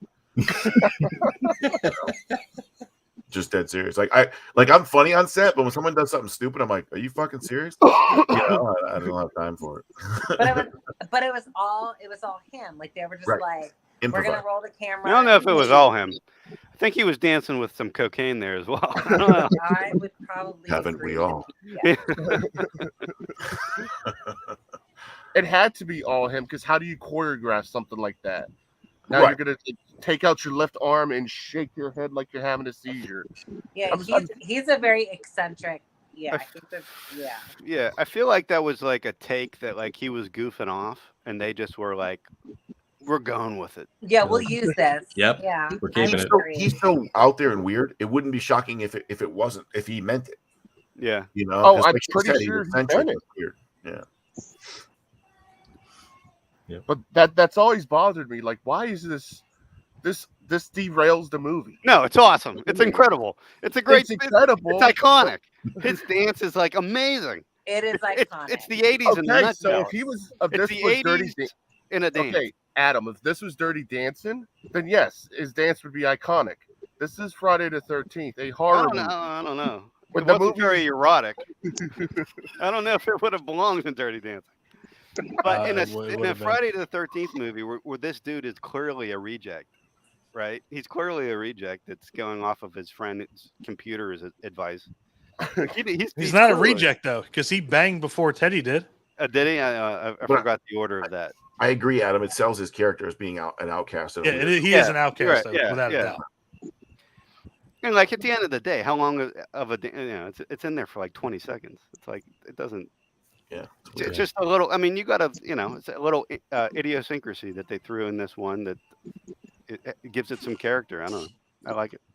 Yeah, I love it. I mean, don't get me wrong. I like it. I just don't understand it, and it's just always confused me as to like who the producer's like, fuck it, we need to get it out. Just do it. It's fine. Yeah. Move on. Being one of the shortest segments in the film, it is one of the most You know what? talked about things. What in if this that was movie. like the calmest take? What if there's like 20 other Oh, takes yeah, if of there's that 20 other dance, takes, and they were Jesus. like, "Oh, this is the most normal one. Put that You're in not there." lying. Like, yes. They're This like, was it's not it. getting any better. Just keep this one. It's keep going. All right, part 5. Part 5. Yeah, we're going. All right. Sorry. Part 5, 3 hours in. Yeah, Yeah. that was I know, right? Sorry, God, Jesus. Although, was although We're I gonna- did appreciate in the Fall of Camp Blood that in We'll the find it out. opening in the beginning of it where they were rolling out the bodies and so forth, that you could find see it. they gave you some references to part 4, like the corkscrew, like wound to the hand, and of course, you know, you get to see the machete wound to Jason's hand when they're loading him in the ambulance and things like that. So I mean, Later like on, that. when one of the main characters is talking to the big bearded guy in the back seat of his car, his girlfriend yells from the house. You can't see her, but you can hear her. Hey, have you seen the corkscrew? And he's like, yeah, be right in. So I don't know if you catch that one too. No, I missed it somehow. That's Riley Lorden, so he did a great job. That's great. Now, part 5. Okay, this is this is a love-hate movie. I don't think there's any in between. Either you like this movie or you fucking despise it. Now, the one thing about this franchise I can say is that as you grow older, as you come to appreciate these things more, when you're a kid or when you're in the teens and you're watching this, you're like, where's Jason at? And then you see somebody with a hockey mask on, and you're like, well, there's Jason. Cool. But then as you get older and you find out that that's not Jason, Yeah. it's like, dude, it just feels like this movie just drops off because of that. Now, and I love the fact that me and Clint have talked about this off mic about, you know, this franchise so many times with 2 and 5 especially. 5 is as close to 1 as you can get because of the whodunit thing. And I know not everybody's a big fan of the whodunit, but it does it to another level that the first one did. You know, like, and obviously everybody that watches this that has eyes in their head knows that Roy is the one that's doing this, because, you know, as soon as he lifts up the sheet, sees Joey and puts it down, and you see that ominous look on his face, you know, good and goddamn well, this is the dude that's going to do something. But you're not 100% sure. But it has, okay, just saying. And I guess me and Clint will be partial. It has one of the best final girls in the whole franchise. Melanie Kinnaman. Pam. Even though her sweater, it makes appearances that it shouldn't make, you know, as we're going through the scenes.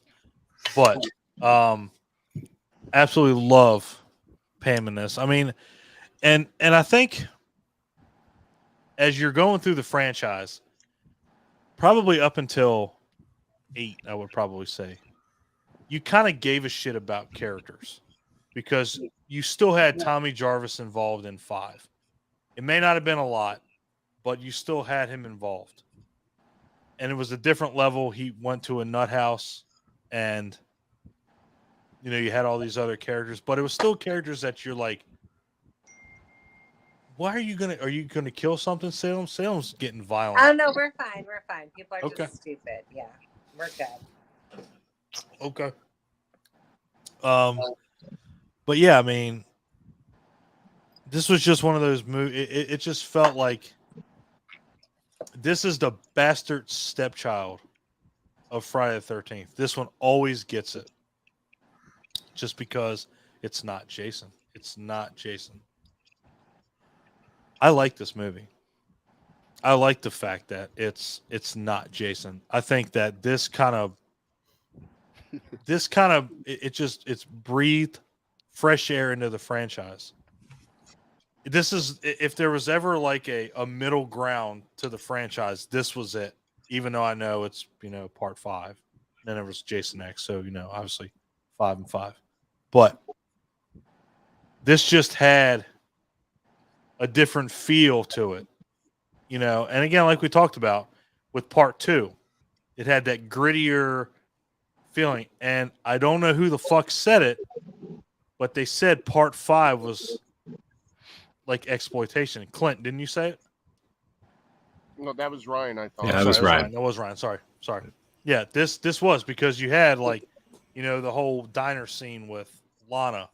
Let me spray my boobies with, whatever that was. Well, the director was shit. a former porn director. This is very true. That is true too. So this had like a sleazier feel to it. But it's still, I mean, I thought it was a good movie. Now, where I rank it, it's like number 7.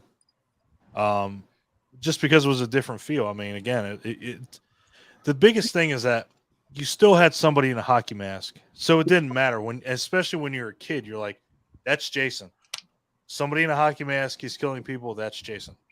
You didn't find out till the very, very end when your mind was blown. That wasn't Jason. And then, even still, he shows up at the end with Tommy. When he's in the hospital, Jason still shows up. My biggest complaint about it is that, and I guess we'll talk about it with the next one, but my biggest complaint is the continuity. 5 going into 6, just absolute, just a disaster. Now, again, 6 we'll get into it, but the continuity was like, what happened? But anyway, yeah, I like 5. I like 5, and we'll talk about it. We'll talk about where I'm talking about. Okay. But Clint, what you think about 5, man? I know how you think about 5. I love 5. 5 was one of my my early introductions into the Friday the 13th franchise, so I'm very partial to it for that reason. I don't know if it was the first one I saw, but it was one of them. And I just got a lot of love for it. I thought it had a cool story. Looking at all the films up to this point now, it's like it maintained what had happened already for the most part. I mean, Jason got killed in part 4. He's still dead in this movie. That's very true. He basically doesn't appear except flashbacks or hallucinations, by Tommy. So it's like he's in the film just very briefly, but not real, right? So it is a whodunit because they're basically just restarting the franchise. So they went back and paid homage to the first movie. It's like it felt almost like it. Would you agree that it almost felt like somewhat of a reboot, like a? Yeah, kind of. Yeah, because I mean, the parallels. Now I got this when we talked to Rebecca Reinhardt. She really discussed it a little bit better than I'm going to right now. But they had a lot of similarities. Again, it was a whodunit. They didn't reveal who the actual killer was to the very end of the movie. And we thought it was Jason. Right, everybody thought it was Jason. And and then suddenly nobody was asking. Right.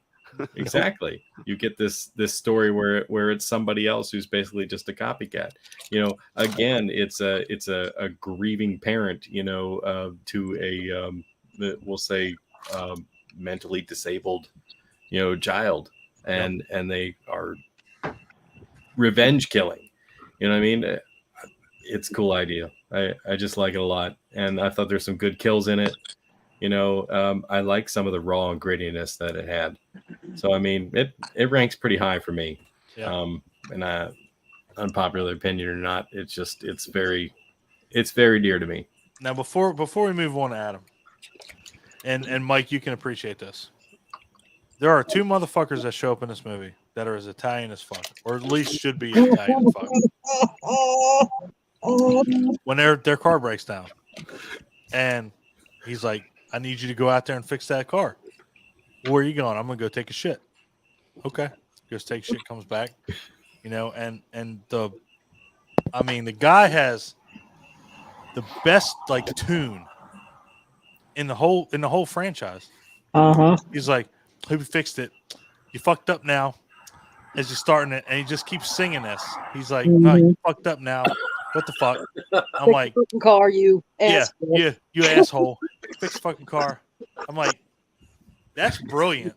Like up to this point, there has not been a bit other than like maybe like Shelley with the whole, but even Shelley was like not a comedic relief. But when you got somebody that's in the car when their friend is dead in the front of the car, going, "You fucked up again.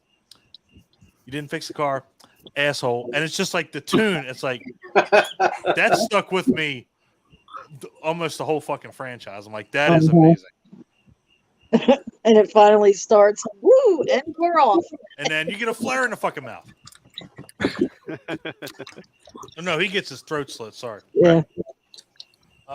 Yeah. So, Adam, what you think, man? All right. So I have this movie second to last in my rankings. Book. How dare you promise me Jason and give me an ambulance driver at the end of the fucking movie? All right, your Scooby-Doo stupid ending. If you meddling kids wouldn't have got involved, I would have got away with it. It's Roy. No, go away. And then, sorry. You're fine. Go. You're fine. But like, this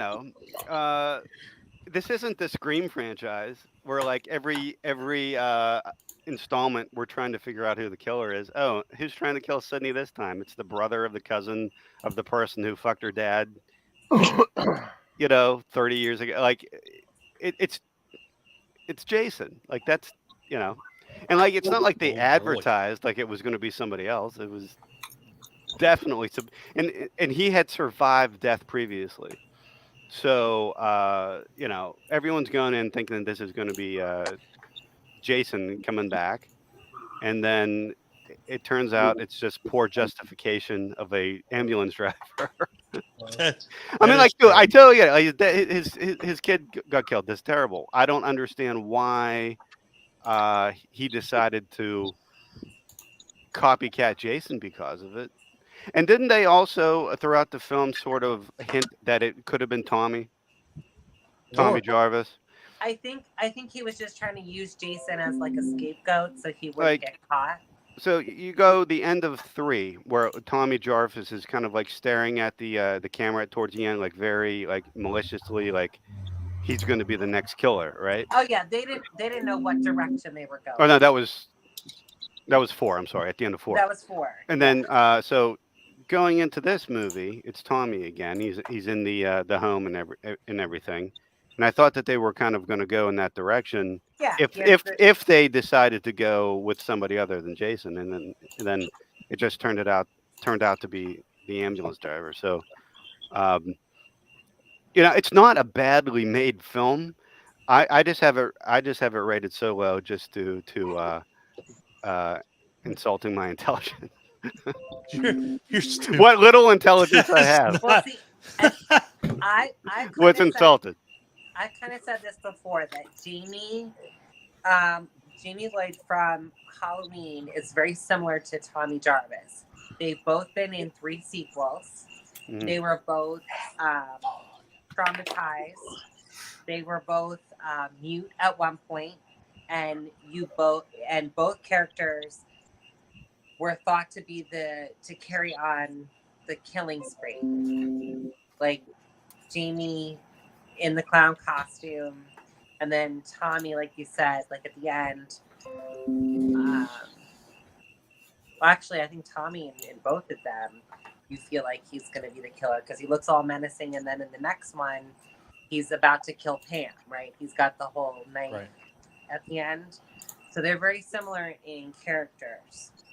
Well, even early in the movie, with I mean, and I guess we should mention I mean, we got Ron Sloan in this movie, as Junior. I mean, we got to mention, Ethel. I mean, I haven't gone yet. I know. I'm just making sure that people are ready for that. But like you were talking about, Mother there was definitely indications of, even when Tommy fucks that dude up at breakfast, is like, oh, here's your mask, cool, Yeah. chill out, and he just flips him over and goes into a table and beats the shit out of him. It's like, well, he's definitely going to kill somebody in this movie at some point. What's the matter, Chief? Can't you take a joke? Yeah, what's the matter? Chief can't take a joke. Like, dude, you just came down here with my mask on, and then somebody just got killed, and I'm fucked up as it is, and no, I can't take a joke, so I'm gonna flip you over in this fucking table and I'm gonna beat the shit out of you. Yeah. So That's how we solve problems in the 80s. Paul, that's true. Everybody, Paul has showed up. Paul's amazing. Hi. I've been listening. Paul's got a death curse. It's a friggin' candy bar. One final thing I'll say about the movie, if I may, No, you can't. I believe I think Peter mentioned the Friday the 13th game earlier, or somebody did. If it was, he did, yeah. Okay. And one of the pivotal moments in that game, one of the ways to kill Jason, you have to flip his mask off. And you know how there are every single Jason is represented in this game. Usually, in most cases, it's pretty awesome. You flip his mask off, and he's got some kind of representation Iteration of the movie. Yep. You flip off 5, and it's just really standing there just normal, that's cool just a normal guy. And it's just to me, it's just hilarious. They don't have Freddy vs. Jason. They don't have 2009. No. Oh, really? They don't have the reboot or Ken Kersinger. They have a special Savini mask though. Do they have the Nintendo one? There's purple. They do have the Nintendo one. Yes. Yeah. Yes. Yeah. That game is very underrated. But what really sucks is that if you're not playing as Jason, that game kind of sucks. No, I liked it, man. I liked it. Do you? Yeah, I can't wait for the Texas Chainsaw one. That's going to be cool shit. I had a huge tournament. I don't know if you saw it way back when. So we had 15 different countries, and I gave away $5,000 in prizes. And it was online, and it was fucking phenomenal. We had Kane shout out the game, and we took it real serious, dude. We had point systems and everything. He did the mocap for it, didn't he? Yeah, he did. Yeah, he tore his bicep off during it. That's what yep. No, it's a great game. I can't wait for Texas Chainsaw, because Gunn's doing that, and he did the motion capture for Leatherface. Yep. He said the hardest part was doing the chainsaw dance. Yeah, that's gonna be awesome. That's gonna be cool. Yeah, damn right. Yeah, that game was great. It was just great because, especially the fact that you had to progress through the game to get the unlockables. You just didn't get your favorite iteration of Jason. Of course, if it was me, I'm part 7 because I love the way he looks in 7. He's the worst. You didn't get that unless you got so many kills, so many ways, so many times. It was a great game. They marketed it very well. Yeah, man. Is it playable again? Yeah, it has been. I think so. Yeah, I not think it is. dedicated servers anymore. Mm-hmm. Yeah, because I got it when it first came out, and then they the Victor Miller thing happened, and I couldn't. Yeah, they killed it for a while. Yeah, I never went back.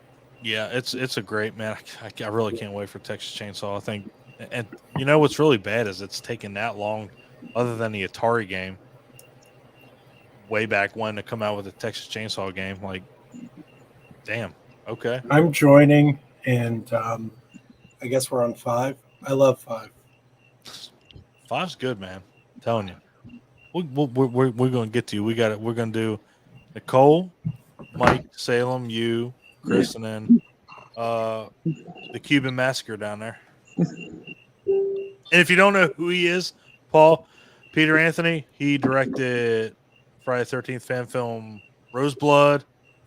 Fog. Well, he was in Fall Camp Blood, and his production company was behind it. Freaking great. The dude is fucking incredible. He's one of the greatest human beings on earth.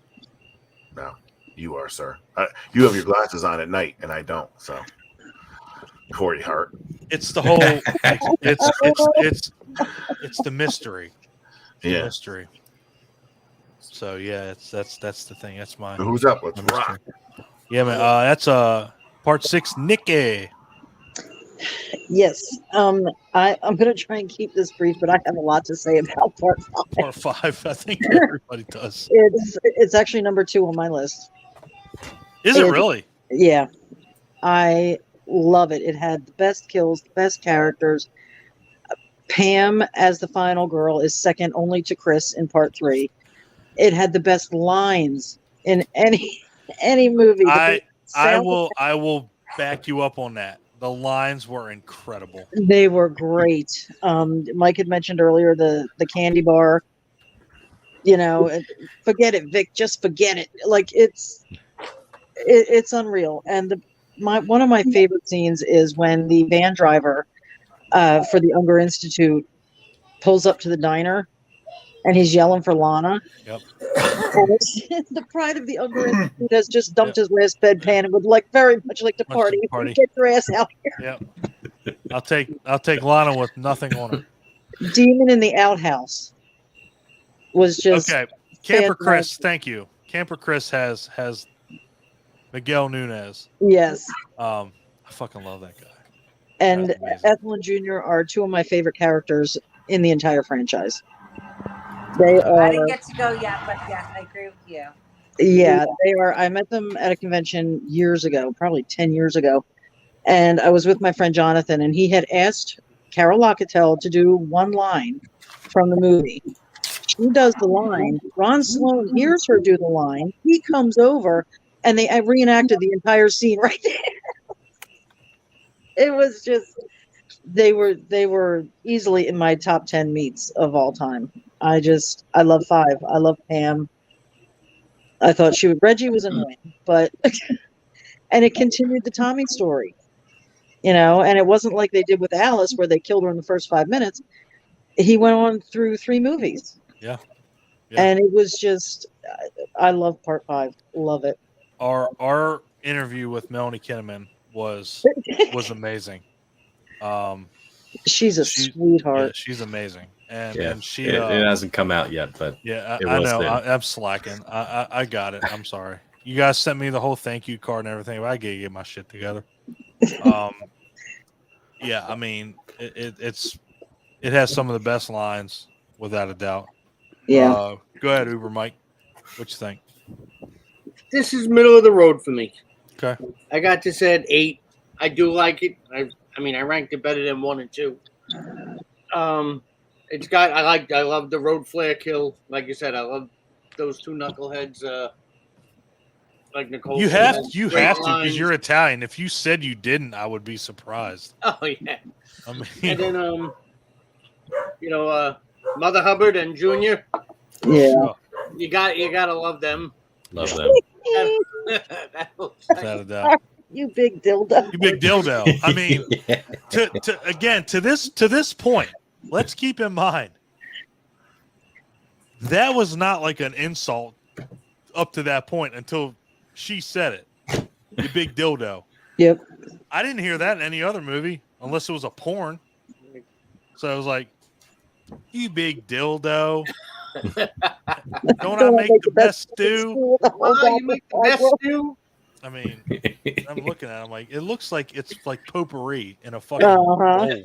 Eat your fucking slop. Eat your fucking slop. Exactly. Love it. Anyway, Mike, yeah, keep going, man. Yeah. I like Tommy in this. I liked his character. Like I said, I enjoyed it. Even if you didn't know nothing about this movie until the end, you thought it was Jason. Mm-hmm. I thought the kills were good. So this is, like I said, middle of the road. I enjoyed this movie. 100%. Miss Salem? Oh, yes. Hello. Okay. Hello. Hello. All right. So I'm going to kind of I'll touch a little bit on what everyone else said. Absolutely. So I ranked this number 9. Again, it's only because we have to rank them. I really did like this movie, and I respect how they kind of tried to change the formula, but I just like the other Jason movies are just more important to me, so I rank them higher. But I still have a lot of respect for it. I do like, it's the new beginning, so I kind of agree. I forget who said it, but it's similar to the first movie. It's the new beginning. They're trying to do the whole same thing again. Basically, someone avenging their child's death at a campsite. I did like how it was a campsite for troubled kids versus just a camp. Like they made it a little bit different. There were some cool deaths in this. Obviously, the whole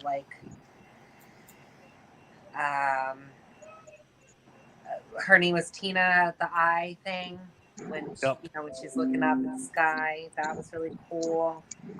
I didn't really like the Eddie character with the belt. Obviously, that was like a big fuck up because they were turning it the one way and then they turned it the other. It's funny, we had another Clint as Deborah Voorhees, one of our other interviews. This was one of her movies too, which was incredible. She was great in it. Let's see, what else was I going to say? Ethel and Junior definitely were the comic relief. They're very memorable characters. Oh yeah. This kind of goes off of Nicole because she was talking about Pam being how much she loved her, and Reggie, how she felt he was annoying and stuff. But they were supposed to be characters in the next movie. It was supposed to be Pam, Reggie, and the new Tommy.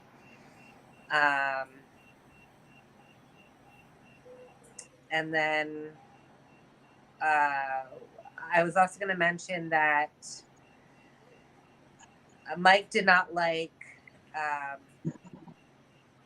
Why can't I think of his name? Hold on, help me. I just mentioned him. The original Tommy Jarvis. Corey Feldman. Oh, Corey Feldman. Yeah. So he did his beginning scene in the movie. I think he did it in his backyard or something. Just as a flashback. He was contractually obligated to Goonies, and to this day he's I totally wish I would have continued with the Jason franchise and not made Goonies at all. So it's interesting because I'm wondering where they would have went with that, because I don't think they would have done a time jump had he signed on to the next movie. So there's a lot of things, obviously, that this movie went in so many different directions. They got rid of Jason, and they made this whole other revamp of the story. Then they were going to continue with the characters that they built with Pam, Reggie, and the new Tommy. But then that didn't happen. But then at the same time, Corey Feldman could have been part of it, and it could have been a whole other story. So there's so many ways this could have went. I enjoy it. A lot of people don't. And again, I'm sorry, I do have COVID, so I'm very raspy and disgusting right now. And just You're fine. But all in all, it was. I respect the approach they went with a lot of different ways. Definitely. Paul, did you go? You kind of touched on it. You said you love 5. Yeah, well, I'm looking at my rankings. I have it in spot number 6 of 12, which is basically the ones we did before 5. 4 is my number 1. Damn. And then 1 is number 10. 2 is number 7. And 3 is number 8. So we're on the 5, and I like this one a lot because it's the most grindhouse Jason movie there is. Right. And it's a dirty movie. Unfortunately, it went so far that it changed the series forever because they had to tone down the sex, they had to tone down the violence after this one. Yeah. And I kind of just wish that Jason would have gone with like not Paramount, but it was too much of a cash cow to go. But I love enchiladas. Well, who the fuck doesn't? I mean, Yeah. There's so many great moments in this film that and for a while I slept on it, but I slept on like pretty much the Friday the 13th franchise for a long time because I was Team Freddy when I was young. Yeah. And I had only seen like the USA versions of Oh, Friday the yeah. 13th, where all the good stuff's cut out. Butchered. And so like I it was like my rankings when I was a kid was Freddy number 1, Myers number 2, and then Jason was number 3. And then when I saw Texas Chainsaw Massacre, my rankings changed, and it was Leatherface ahead of Jason there. But now, like, Friday the 13th is the most consistent franchise. Yeah. I think, like, when you watch the movies, even when Jason isn't the killer, and that's a good point, good time to bring this up, you know what you're going into, and they deliver, But anyways, I like 5. It's middle of the road, like Mike has it. But I mean, I don't know. No, I mean it's. I'm like you sorry to said- interrupt, guys. I'm No, gonna you're have to go. All right, love. Yeah, I'm really not feeling well. All right. Thanks That's why for I was sticking out checking as on long you, as you so, yeah, did. Appreciate absolutely. it. Love you guys. Love you, dear. Love you. Take care. Good night. Good night. All right. Let's let and Chris, not to take anything away from you. I'm gonna let Mr. Anthony is a busy man, so I'm gonna let him Don't worry about it. You good? All right, I'm just making Good. sure, brother. I'm good, bro. All right, Chris, go ahead. What you think about part 5? All right, so I think the biggest thing that everyone overlooks in this movie is they do continue a tradition from part 4, and that is a dance scene in the middle of the movie. Oh, You do have the one girl dancing the pseudo echo. Great song, love the song. Very true. Of course, you got my boy Miguel Nunez Jr., who, if he's in that movie, I am 100% in it.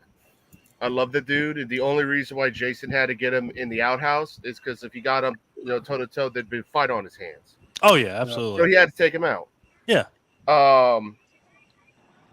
This is I have this one, like I said, like 5 and 6. Between 4, between part 4 and 5 are like my 5 and 6. They Right. kind of They like Salem said, we have Yeah. to rank them. Yeah. So we have to rank them. It's not that I don't like them or I like them. It kind of depends on the day, because I also do like the fact that it is a Jason, and it kind of throws up his Tommy killing him. Because that would make sense that Tommy, becomes Jason. Right. I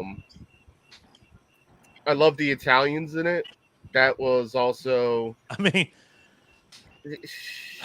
forget about it. You got to have the Italians. It's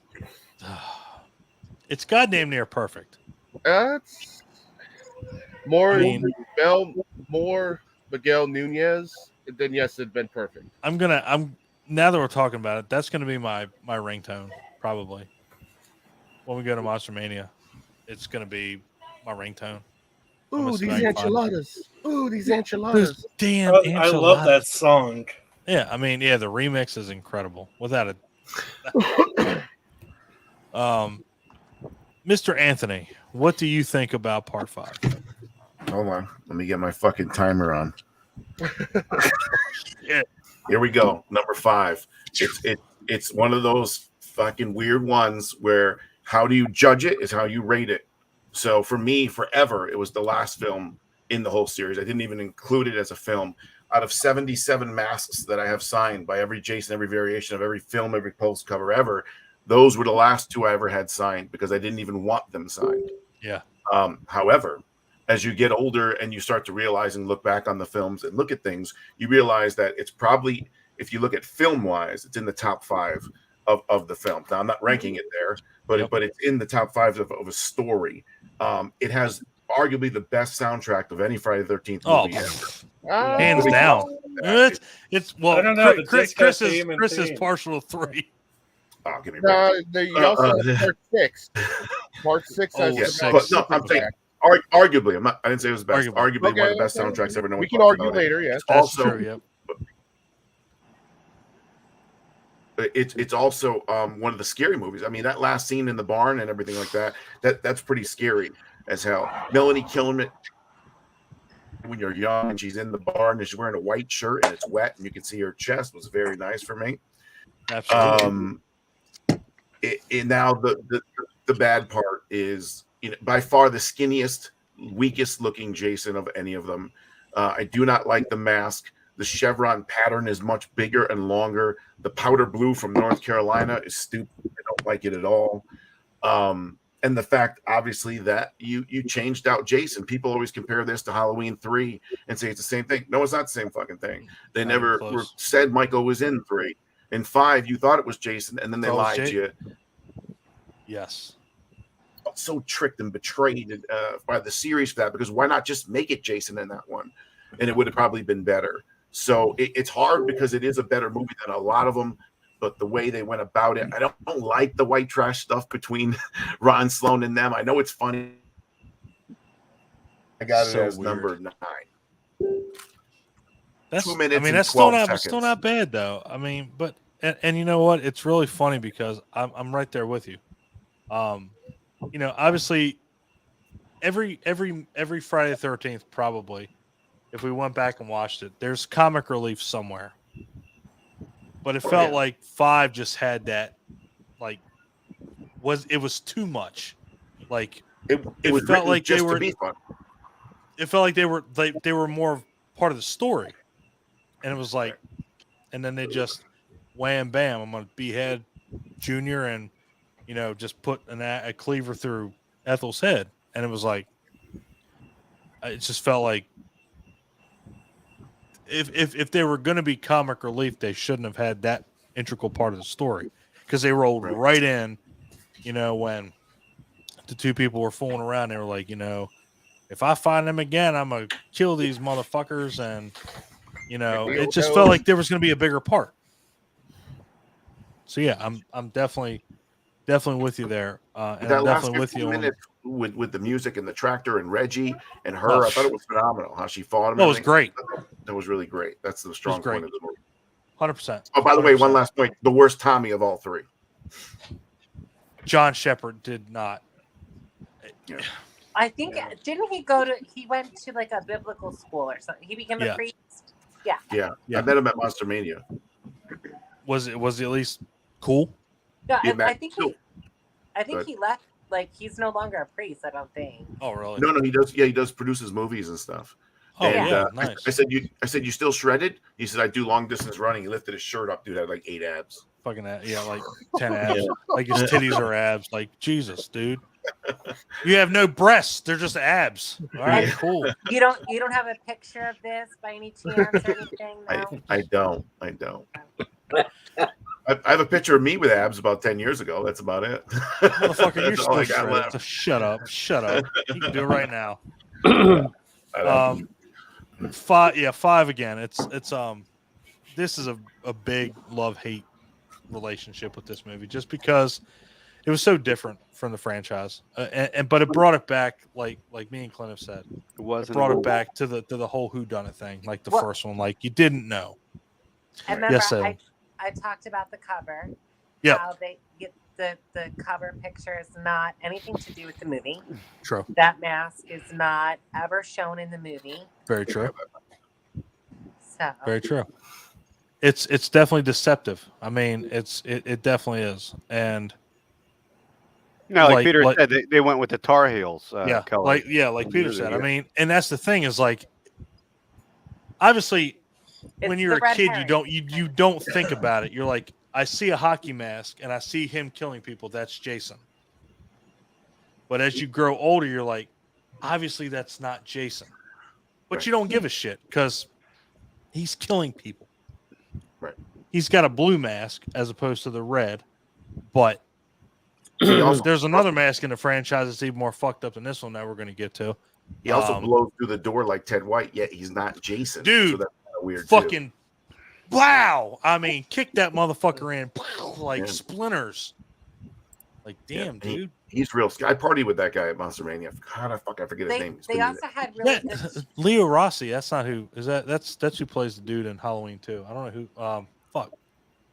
They had good chase scenes in this movie, though. I really liked like the whole rain scene and dude, it was torrential downpour. They made that shit look like it was like a monsoon. And Reggie screaming is classic as hell. Oh, dude, there ain't no man I know on earth that can scream like that. There is no way. I don't know any girl. A girl that can do that. No shit. You're not lying. That's the other thing too. He gets hit with the bucket. The true scream queen. he gets hit with the bucket, yet he lives. So that's a little supernatural too. It is like your first teenage African American scream queen, male scream queen, should I say? It's That dude's awesome. I've never met him, but Melanie Kinnaman said he's amazing. Shavar Ross. Yeah. I'm sure he's awesome, without a doubt. All right, so this brings us to I know. The best movie ever. It's other than Roseblood. This is probably everybody's favorite. By the way, I want to point it out to you all because you have opened my eyes with a lot of things. Like I said, I'm still recuperating from COVID, so I have pretty much went through every single movie and show that I could possibly go through. So I have Roseblood and Beast. Voorhees, Night of the Beast. Voorhees, Night of the Beast.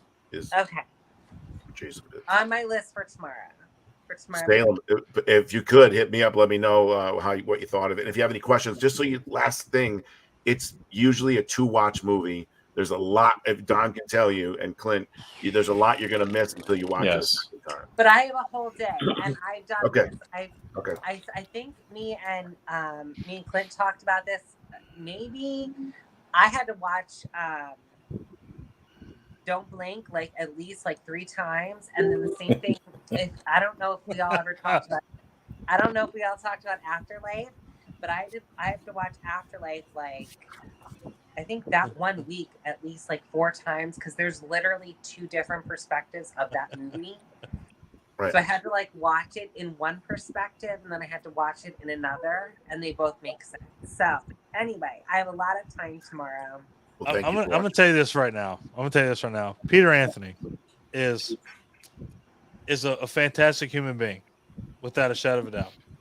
He's also a dickhead to detail. Yeah. Because I have to be I don't want to watch a movie more than once. I watched Roseblood 4 fucking times because I kept finding shit. And I'm like, I don't do this. I never watch. Obviously, if I like a movie, I'm going to watch it more than once. I watched that movie 4 times in a week finding shit. And I'm like, why is he doing this to me? And I know, obviously, it wasn't for me, but I'm like, God damn it. I keep finding shit. And I got 2 notepads full to this day in this drawer on my desk. Because I'm like, dude, we've all been there. The attention to detail is astounding, is staggering. I'm doing a list of Easter eggs. I'm up to 78.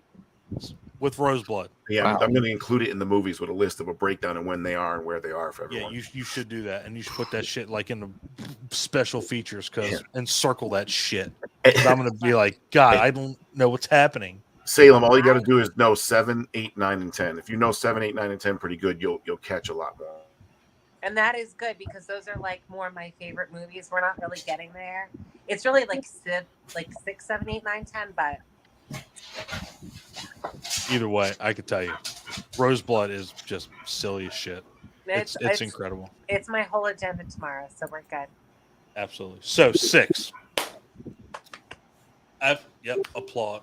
This is my numero uno. Me too. This movie is just the biggest and best thing about this movie is it's fun. Peter Anthony's blowing me kisses because he's frozen and I love it. It's this movie is just fun. It's everything about this. You can throw everything out the window up until this point. You know, you got Arnold Horshack from Welcome Back, Kotter, who gets his fucking goddamn chest, just heart through the back, done. The beginning scene. Yeah, like 20 minutes in. Bang. Turning around, facing the camera. Oh yeah. Yeah. This, I will tell you, this movie had amazing cinematography. The way it was shot and the way that it was, the way that CJ Graham moved. Is he your second? Well, no, we can't rate decent actors. We won't do that. We won't do that now. We won't do that because that's not fair. Yeah, that's not fair. But I can tell you, and 6 is on another level just because of the fact of it didn't take itself seriously. And that's what made it so great was it was a phenomenal movie in the fact that it knew it was a Friday the 13th movie and it still kept the lore, but it was unchained. It was like,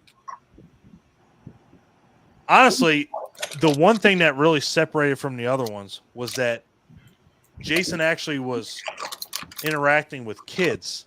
It was a campground and he was walking through the cabins with the kids. Up to that point, that had never happened. Ever. Nothing. Not even close. And he's walking through the cabins with the kids, when he goes over top the one little girl and she starts praying. And it's like, up to that point, that had never happened. You're on a fucking campground. You're Camp Crystal Lake. That didn't happen until now. Honestly, I mean, again, if there was a Friday the 13th that's damn near perfect, this one was it. Just because of the way that it opened up everything after this. It started the whole undead Jason thing. He's a juggernaut. He's a behemoth. But it made sense to the point where it wasn't like part 8 where it was like, well, now you can fucking teleport like, Scorpion from Mortal Kombat. But it was the fact that it was the one thing that this movie had over any of them. This was a fun movie from the beginning to the end. When Megan and Tommy are driving through town, she's got a Camaro and she's like, "My dad can't see you. Here you go. Stay right there in my lap for 5 minutes." I mean, of course you went there. Yeah. I'm sorry. That was a good fucking part. That was just one of the charms to this, and even with wherever the red dot goes, you bang. Yeah. I mean, well, Mike, you can appreciate that because that dude was probably about as Italian as he fucking gets. And it was great. Back then, the laser weighed more than the gun. You could have thrown a laser and killed somebody. You didn't even need the gun. No, just throw the laser at him. So, I mean, this movie was just fun overall. And like Ryan said, it has one of the best kills, in the franchise, watching somebody get bent over backwards, just bent in half. And Thom Matthews as Tommy, I mean, out of any of the Tommies, as good as Corey Feldman was as a kid, man, Thom Matthews fucking crushed it. Chris, you're going to give me a seizure. Jesus Christ. Holy shit. It just went. Yes, Thom Matthews is amazing, without a doubt. Have any of you met him? He's a really I would sweet guy. absolutely love to, and I heard he's fucking incredible. He is a very sweet guy. He's at the New Jersey Horror Con in Atlantic City all the time. Yes. Except for the time that we're going. Yeah. He won't be at Monster Mania. No, he does go to, like, I've been to New Jersey Con many times, and yeah, I've met him. Anybody that you see at the New Jersey Horror Con or the PA Horror Con will not be at Monster Mania. Why is that? I love because both of for them. some stupid reason, Dave of Monster Mania has like a hard on for those two conventions. Damn. Well, we're never gonna get It's in there as a podcast and now. I've spoken with Sean Clark on this, and he said the same thing. Like he's got some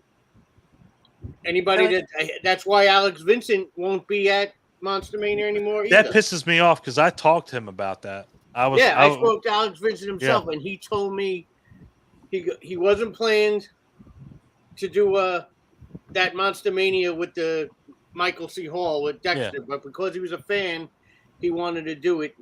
Yeah. And he made arrangements to do the PA Horror Con. I'll be right back. Guys, And he said he even told Dave that I still like to do Monster Mania. He goes, I'll even pay for my room and I'll pay my own way, but you know. So, Mike, I have and Dave questions. told him no, So, because Mike, he was doing the PA Horror Con. So I have questions for you. It's really Dave with Monster Mania. Yeah, that's because he's the runner of Monster Mania. Well, no, I know that, but I mean, like, because he's the runner of Monster Mania, he doesn't want the same actors that go to New Jersey Con. Yes, he doesn't want anybody, for some reason, anybody that does those cons, like Felissa Rose, and you'll never see them at Monster Mania. For some reason, he doesn't want them. And like I said, Alex Vincent did that show once, and now he won't do Monster Mania either anymore. Oh my God, that's great. I will say, and I'm going to leave it very brief, but I am friendly enough with Dave, and he definitely oversteps some boundaries. Dave doesn't like me. Oh, don't mention my name around Dave. Well, I mean, with females, he will definitely overstep some boundaries. Yeah, well, I don't know that far, but yeah, I know he doesn't like me. We're not on good terms. So I like avoid him at Monster Mania. Yeah, I'm a little bit with you, but I think I avoid him for different reasons. So. Because I got him into an argument with him over something stupid, and I just outright called him a dick. And I was like, "You're just a dick." I was like, "I'm not even arguing with you anymore." So don't tell him you're friends with me. Good for you, Mike. But and now the whole drama with the Monster Mania now is have you heard they announced David Arquette? Yes. But people are pissed because when first Nev Campbell canceled, then Skeet Ulrich canceled, and what a lot of people did, they were pissed after that, so they sold their VIP tickets. And now, after they sold their VIP tickets, a week before the show, they announced David Arquette, and they're like, "What the fuck? I would have kept my VIP." Like, you announce a headliner like that 6 days before the show. Then he posted today, like, for all of you people that can't, like, who turned in your tickets. Here's this. Yeah, but a lot of people, I know like 3 people that sold their tickets prior to that message coming out, like, don't sell your tickets yet. Yeah. You know, so a lot of drama in these friggin' conventions. Whoa, came at the wrong time. I just want to make sure, because I went downstairs and got a beer, so I want to make sure. Is everybody cool still going, or do we need to break this up into 2 parts? I'm good. Okay, just making sure. We're good, but let's. Like, okay, I'm just making sure. We're making good progress. We are. Listen. Just before you came back, Clint was about to put me on the top. Don't let me and Clint take over, because I am like major crazy bank lady. So I will be like, listen, we're gonna do this, this, and this, and. Okay, I feel like Clint. Maybe you should do these, and I should be like second fiddle, because apparently you had your shit together, and I just don't. I listen. The last time all anybody said was how much they missed you. They were like, "Where's Don? Where's Don?" And I wasn't here. I said for he's that. doing the And Sam backstroke wasn't in there, his so she doesn't give a bathroom. shit at this point. She's like, Yeah, I wasn't here, so. And not only that, Fuck everybody brought out props for dinosaurs. Yeah, I wasn't there. What the fuck? Yeah, dude. Well, at least you know what? I sat I don't here even- in I don't full even care. Velociraptor costume. and All you weren't I even know here. is Peter Anthony came on with his fucking the champ is here with his mask on. So fuck you guys. Yeah, you know that's what? true. He came in with the mask on with his own theme song. So you know what? He did I'm blessed, have his I'm own blessed theme by song. that. So after that, y'all can do what you want to do. Y'all do your thing. I got to see that. I got to witness it. I can die happy. All right. So, Can you guys hear me, or I keep cutting out on my end? you're good here. I can hear you. Yep, I can hear you just fine. 6 yet? Well, now you're breaking, huh? Damn it. Probably my stupid shit. Yeah. We're on 4, right? 6. No, we're on. We're on 6. Or 6. Yeah. Damn, About man. time we got to 6. All right, yeah. So number 6 stands. Clint, did you say your piece? No. Part 6 is good. Okay, great. I got it ranked like 3rd. You're done. 3rd. Fuck you. Yeah. No. It's like 3rd. They did like the Frankenstein story. You know, like if I'm being honest, you know, I would have liked to have seen where they were going. What? Number 1, you bitch. Oh, whatever. I would have liked to see where they were going with a continuation of the part 5 storyline, you know, but that was abandoned, obviously, because they didn't like the feedback they were getting from the public over part 5. So the studio said, fuck that. This guy's not coming back. Yeah, it got Halloween 3. So we don't need any of you. We're going to go a Bring different Jason direction. back. Bring Michael Myers back. Exactly. So that's when we get the new story, you know, with Tommy coming out of the institution and digging up Jason's grave and basically planting a lightning rod in his chest. So fun time. Good movie. Talk about your all-time backfires. Yeah. Like he was legit dead. Yeah. None of the other movies would have happened had it not been for Tommy. Everything he wanted to accomplish would have happened if he would have just stayed the fuck away. Tommy was the most colossal fuck up of any movie Ever. franchise ever, because there was, you know, what, 7 more movies after he did that, or 6 more movies. Yeah. Okay, let's get one thing straight here. Okay, let's. I'm going to address the elephant in the room here. Thom Matthews as a lead character will lead you to absolute catastrophe. Okay, he did it in Friday the 13th Part 6. He did it in Return of the Living Dead 1 and 2. R.I.P. Clu Gulager. Absolute. What a tragic loss today. Yeah. Just a fucking what a loss. Dude was amazing. Dude, 93 years old. But just saying. Don't have Thom Matthews as the lead. Your people might live. Don't have the other asshole, James Karen, I think. Don't have him as your lead either, because he'll fuck stuff up too. But yeah, all Tommy had to do was just stay the fuck away. And guess what?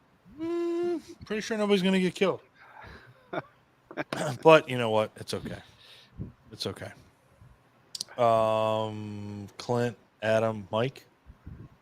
Did you go? Did Adam go? All right, look, I'm drinking fucking Glenlivet scotch, and I'm still going. I'm still great. Yeah, I want we're to not keep going. doing that. I haven't gone yet. Oh, we're all right. You know what? Salem can just take over. Salem can run this shit. Oh, am I going on mute now? My dear, you'll never go on mute. I won't do that. Only stupid people go on mute. Oh, how many people are going to drop now? Nobody. Okay. Adam went on mute. I put myself on mute. Motherfucker, no, you don't. All right. Anyway, yes, please. Okay, so I have this one as my number one. This is when like I agree with I think what you said, Don. Where like to an extent, like things uh, the formula is still there, but at the same time, like this is when shit gets real. Like this is when like this is you know this is the Jason Voorhees that is burned into you know the culture the you know this unstoppable force that is not alive. Yep. You know, so this is like where like everything changed. You know, it's not just another slasher anymore. It's like Juggernaut. You know, it's like he can't be stopped. Um, and as dumb as Tommy was in that beginning, in that cemetery scene, Mhm. that scene is so good. The cemetery, it just it's almost like a Hammer film almost without the lightning and everything, I the I was thinking the atmosphere. same thing too. Yeah, and I mean he was a complete idiot, but you know it was a cool scene and like how his body, that effect that they do to fill his body up like from sort of like a skeleton, and he slowly starts like filling up and uh, becoming more material. It was just pretty freaking awesome. And like one of the cool things about this, there's a part in this film where these guys are playing paintball. Ah, Those guys. Yeah. Say And because it's fucking amazing. well, the reason I bring that up is because like it illustrates that like Jason is even astonished at how powerful he is now. Like, because he like yanks some guy's arm right the fuck off. and yeah, and the way he reacts is almost like he didn't know he could do that. Adam, you're taking all of my notes. Like Oh, right geez. now. I'm sorry, Salem. Adam, shut the fuck up. No, we can reiterate, please. But it's just, even he was just like, holy shit, look at all the shit I can do now. Thanks, Tommy. You know? And how's this one end? I don't even remember. Anyway. The drowning. The Oh, fire. right. Oh, yeah. Yeah. The fire, Oh, you the drowning, all that pussy! stuff. Right. Jason, you pussy! Maggot face. Yeah. Yeah. Maggot But, head. like, I have this as my number one because it's just a damn good. It's like you already said, Glenn. Like, up until this point, actually, this might be the most fun one. It just might. It's so. It dropped a lot of its conventions of like trying to like even pretend to have any realism, and now you're just fighting, Frankenstein's monster in a hockey mask. And it's just such a. He's now a monster. It's now a monster movie as far as I'm concerned. He's a monster, and he's the most. I think this is the most iconic version of Jason, the one in this movie, and that's. I'll end it there. Good way to end it, man. I mean, you have to take this movie for what it is. I mean, and I love the fact that you said it best, was this going forward was the version of Jason that you got. And it didn't even matter what he looked like under the mask, what he looked like to this point. This was the version you got. In the next, you got 7, 8, 9, Jason X. This is the version you got. You got the undead juggernaut that you're not going to stop, and you didn't. So yeah. So Mike, what do you think, man?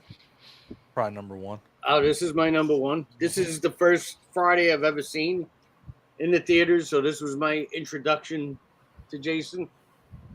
And like everybody's mentioned, you had the Frankenstein aspect to it, and let me ask you guys that. Did that have a impact? Did that have a lasting impact? Like, if there would have been another way that he would have been resurrected, would you even make that comparison? Would it have affected that- the way you thought of this movie? I think that idea came like straight through. I think that's what they wanted. Yeah. You to, It's exactly what they wanted 100%, the illusion to. 100%. like Clint said, they stuck a lightning rod right in him. Like, right in him. Yep. And the fact that Tommy was able to rip that thing right off the metal fence. Yep. You know, despite having Tommy's superhuman. Yeah, Tommy's about superhuman as Jason is. despite having the one thing that pisses, like when he couldn't light the matches. Whenever you gotta light matches in a movie, they never light. No, yeah. You know what? Matches light right the fuck up. I don't. Or care when you need a car to start. Yeah, so you done fucked up again. And it was cool how the rain, you saw it washing all the crap off him. And like, yeah, right. the The maggots and the worms and shit. And Yeah, yeah. Mangled. And honestly, but why would he bring matches when like you could get a Zippo at any gas station? Yeah, right. You know, yeah, exactly. You know, like Who uses problem matches? solved. Not to mention, not to mention, if and I don't know how accessible they are, but if I need to make sure that this motherfucker's gonna burn, I'm gonna get me like a flare, a blowtorch, A flamethrower. a flamethrower, something more than a fucking match. Then he got it from like the concierge at the hotel down the street. Yeah, not to mention the motherfucker looks up and is like, "Oh, I think it's gonna storm." Bang. Yeah. Check the weather before you do this. Exactly. Jesus Christ. Stick your thumb up your ass and put the fucking finger out. I'm pretty sure there's going to be a thunderstorm now. And the kills were comical, but Jesus yet, Christ. like when the girl got her face pushed through the bathroom. It's comical, but it was brutal. Not the great that kill. scene when he pushes the fucking trailer door off and stands on top of it And and he's just looks standing down. on top. That's what a Iconic great- as shit. I don't care what anybody says. Again, and I don't care what anybody says about this movie. The fact that this movie was as fun as it is what made. Honestly, this is what makes the movie as popular as it is. Like Even the kids were fun. It was like, "What do you think?" And the kid was like, "I think we're dead meat." And what's funny when is, they're hiding under the bed. and What did Peter- you want to be when we grew up? yeah, and Peter actually said good night to all you guys. He loves the fact that he was here and that you guys were Oh, here. Peter.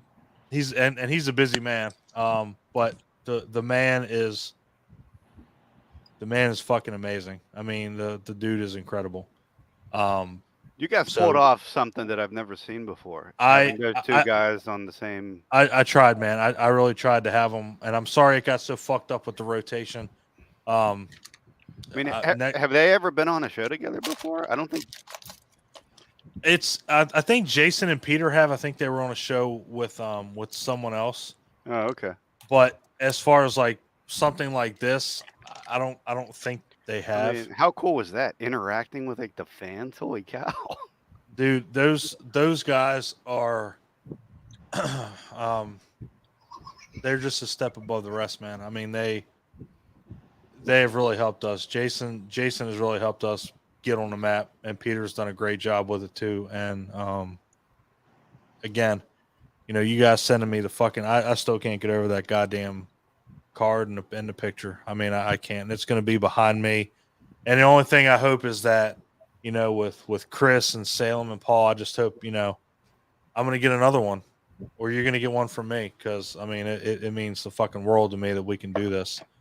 And I don't even care how many views we get. We have fun, and man, when we meet next week, man, it's going to be something special. Yeah, without a doubt. I'll be honest with you. I was a little jealous it's on the card, but obviously you have like way more. Of a Salem, history. you're part of this family. You are here. Like, I get it. Like, you guys have way more of a history. I think we've been here like a month, maybe. But I did say to Chris, I was like, if we do not meet them during this next weekend, I'm going to be like that is my mission. You know, besides all the actors, I want to meet you guys in person. So. Well, and like I told Clint, you know, you guys are already family. You know, Chris, Salem, you guys, Paul, you know, you guys are already part of this. I mean, this is, you know, when Salem, when you're not here, it sucks because we love having you here because you're very insightful with what you bring to the table. You all are. You all are, and I love interacting with you guys. And fuck the sentiments. Let's keep going with this. Let's keep doing this. Let's go. So you know how much I love you guys. Adam, Mike, you went. Oh my God! One thing else, just to add one last thing. Yep. Great soundtrack. You had Alice Cooper. Oh yeah. Man Behind the top Mask. Top of the fun movie. You had a kick-ass soundtrack. I mean, Chris is going to argue this all fucking night. Anytime that it's not part 3 as a soundtrack. No, he's gonna I'm argue. not. That's literally one of my points I was going to make. Right. And I just like to say that part 6 is number 3 for Nicole. I told her she gave me her rankings. I told her I would at least tell you where they rank for her. Mike, we have not met, right? But we have the same mutual friends. A lot of the same mutual friends. I got to show though. Jeremy, and we have Bob Sherry. Mm-hmm. Yeah. I don't know how we've not met because, like, you know how many people say we got to meet at Monster Mania, but it gets so crazy. Sometimes waiting in lines that people are like, oh, I missed you. So yeah, you really got to make an effort if you want to meet people. Well, first of all, we're meeting at Monster Mania. Listen, and I was gonna say this to you because I remember in one of the conversations, some of you said you are not staying at the hotel. So I just wanted to mention in this conversation that if you're not actually staying at the hotel, you are more than welcome to come upstairs and hang out with me and Chris until you're waiting for your Uber or whatever. And just are you guys going to be very nice? You guys going to be okay with I mean, obviously, we can with COVID talk about Super Mario Brothers and cool shit, like yeah, that. we're going to talk about. I'll bring the movies, man. I got them. Awesome. And I'll be over COVID because I'm on day. I'm on. What are we day talking about? Super Mario Brothers. What are we doing? I'm on day 8. So listen, you don't have to worry about COVID because it's like a 10-day quarantine or something. So that'll be like day 15 or something. Okay. I mean, if you guys don't I wouldn't want give a to, fuck it's anyway. understandable. You know what I mean? What? But we definitely would love to meet all of you, and you all are more than welcome. You all are going to meet us. There is no question about it. If we don't meet, that's going to happen. And without it's a shadow of a it's doubt. like all of you. Like I'm not singling out anybody. Like Mike, a lot of mutual friends have to meet you. Like I have a million pictures with like all of your same friends. But Adam, are you going? Well, I wasn't going to, but now that this thing with her room became available, I'm just going to show up and be like, yo, just crash on her floor. Paul, what are you doing? I have like $5 to my name. I'm doing Steel City next Well, weekend. and me and Chris did want to say that too. Like, if anyone gets too drunk or anything like that, and you can't get an Uber, don't drive can't or drive, Uber. Yeah. be We safe. just get Ubers, but Clint knows with me. There's no if. Where is this venue again? Is this Philadelphia? Cherry Hill, New Jersey. New Jersey.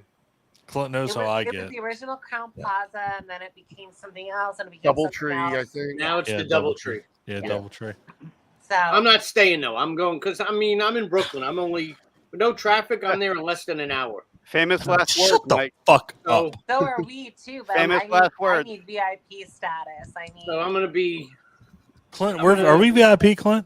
I don't remember what I did. I I'm think gonna I just come. I'm got gonna go weekend down in the passes morning and with do it, and early then I'm gonna access. hang out at night. Listen, you all need to do VIP because A, you get to skip the line. B, you also get to go to the VIP party, and there's alcohol and stuff there, and you get to you're hanging out with celebrities, drinking with them. We should be VIP because we're podcasters. And that VIP party is kind of lame though.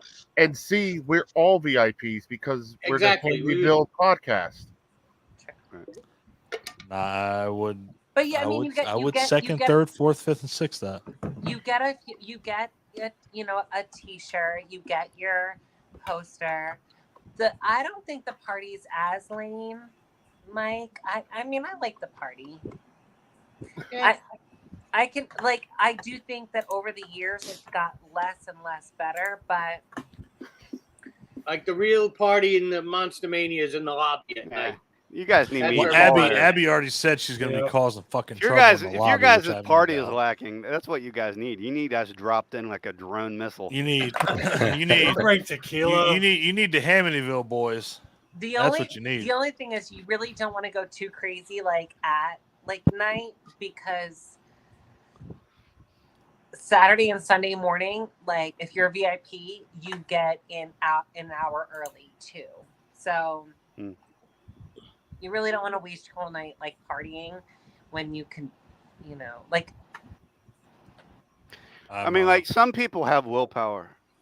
I'm not one of those people. I'm definitely. But God I mean, damn. have a few Thank you for drinks. mentioning that, because neither am I. In March, I was one of the last people to leave the lobby at night. Yeah, if I'm having a good time, it's just gonna until I'm keep forced going. out. Yeah. Have a good time, have a few drinks, but I mean, Be safe. just remember, all the money you're spending, don't waste it. Yeah. And you know what? It's not even about getting drunk. It's the lobby. That's at night. That's when you get to meet everybody and take. Of course, you're not at tables getting autographs and everything. That's when you could meet. That's how me and Clint were at Carolina Fear Fest. We Danny Worrell, wasn't it, Clint? We met Danny. Danny was right there at the hotel. We sat there at the bar. I'm doing a Clint face Hassel? right now. Danny Hassel? Danny Hassel, sorry. Yeah. Danny Hassel. Yeah. From David Nightmare 5. Hasselhoff? We sat there and bullshitted with him. Yeah. Yeah, he's cool as hell. You guys ever go to? Clint, I feel like you're not. I feel like you're not on my same level, and you made me feel like an asshole there. What are you talking about? You're like, yeah, I think I remember that.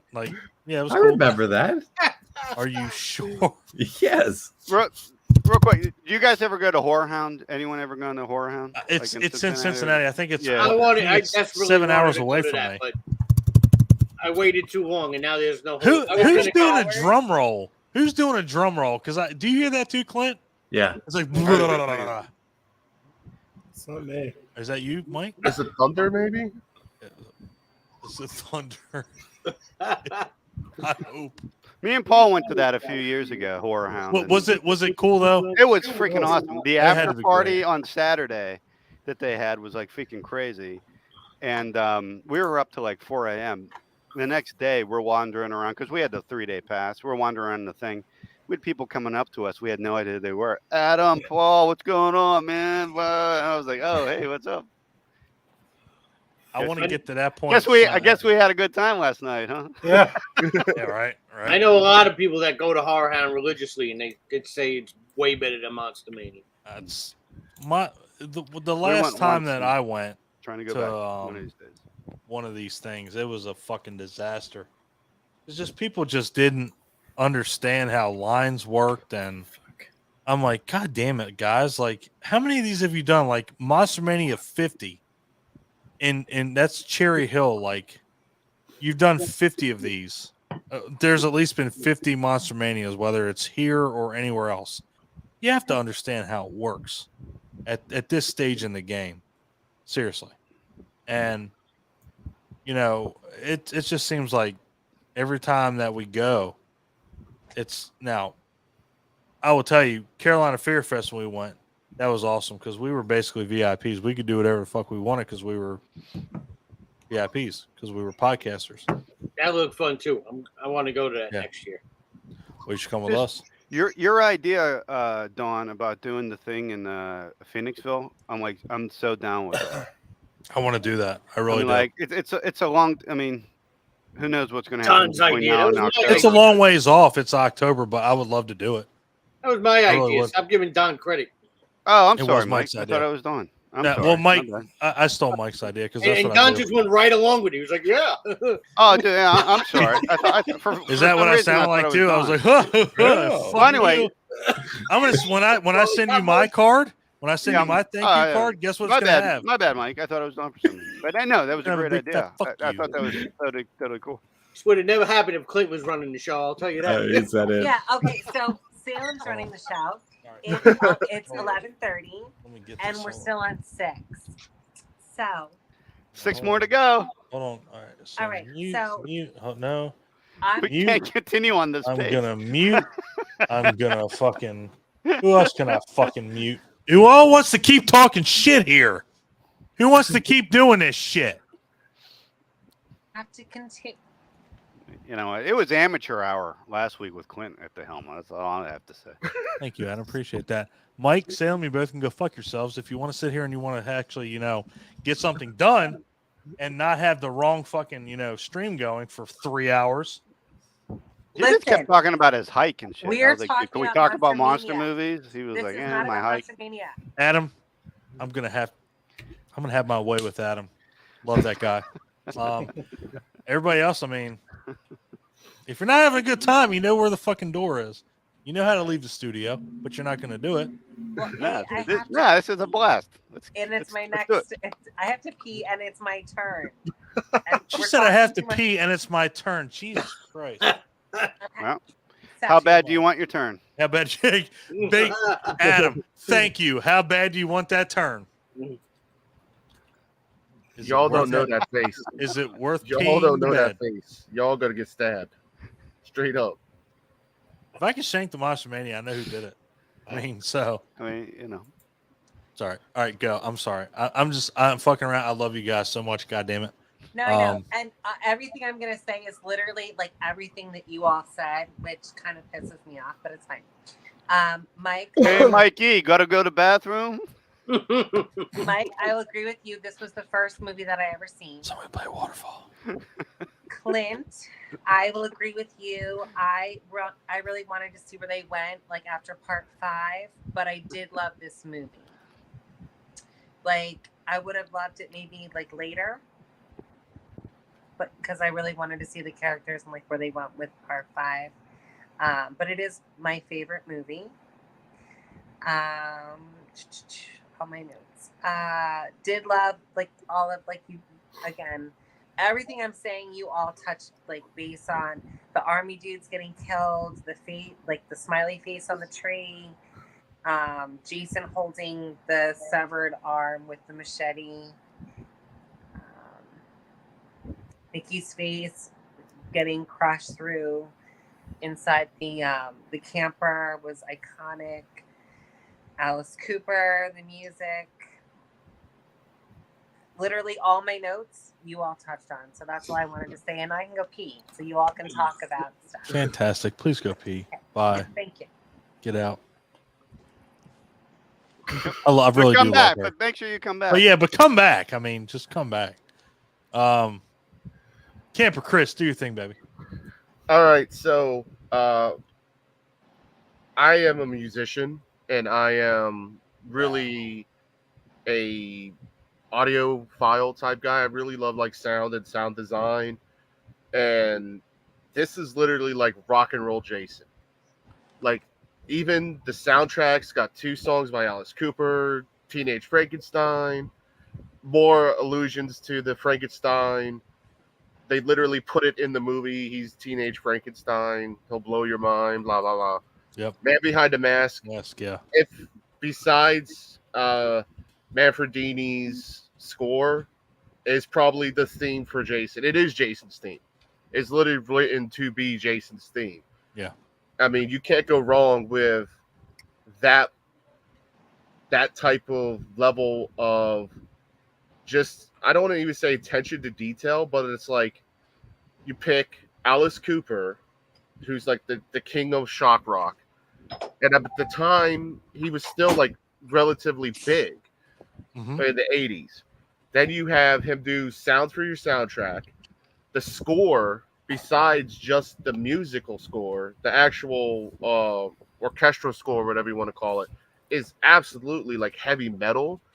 It's all like, it's not Manfredini at all. It's very much like a rock and roll film all the way through, and it totally fits like the action pace of it. It's more of an action movie than a horror movie because of the soundtrack.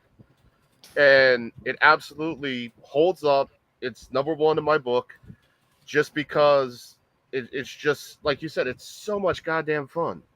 Like, you shouldn't have that much fun watching a Friday the 13th movie. Exactly. You shouldn't. Like, you have a smile on your face just because it's not afraid to laugh at itself. And whenever they take that big of a chance with an established franchise star,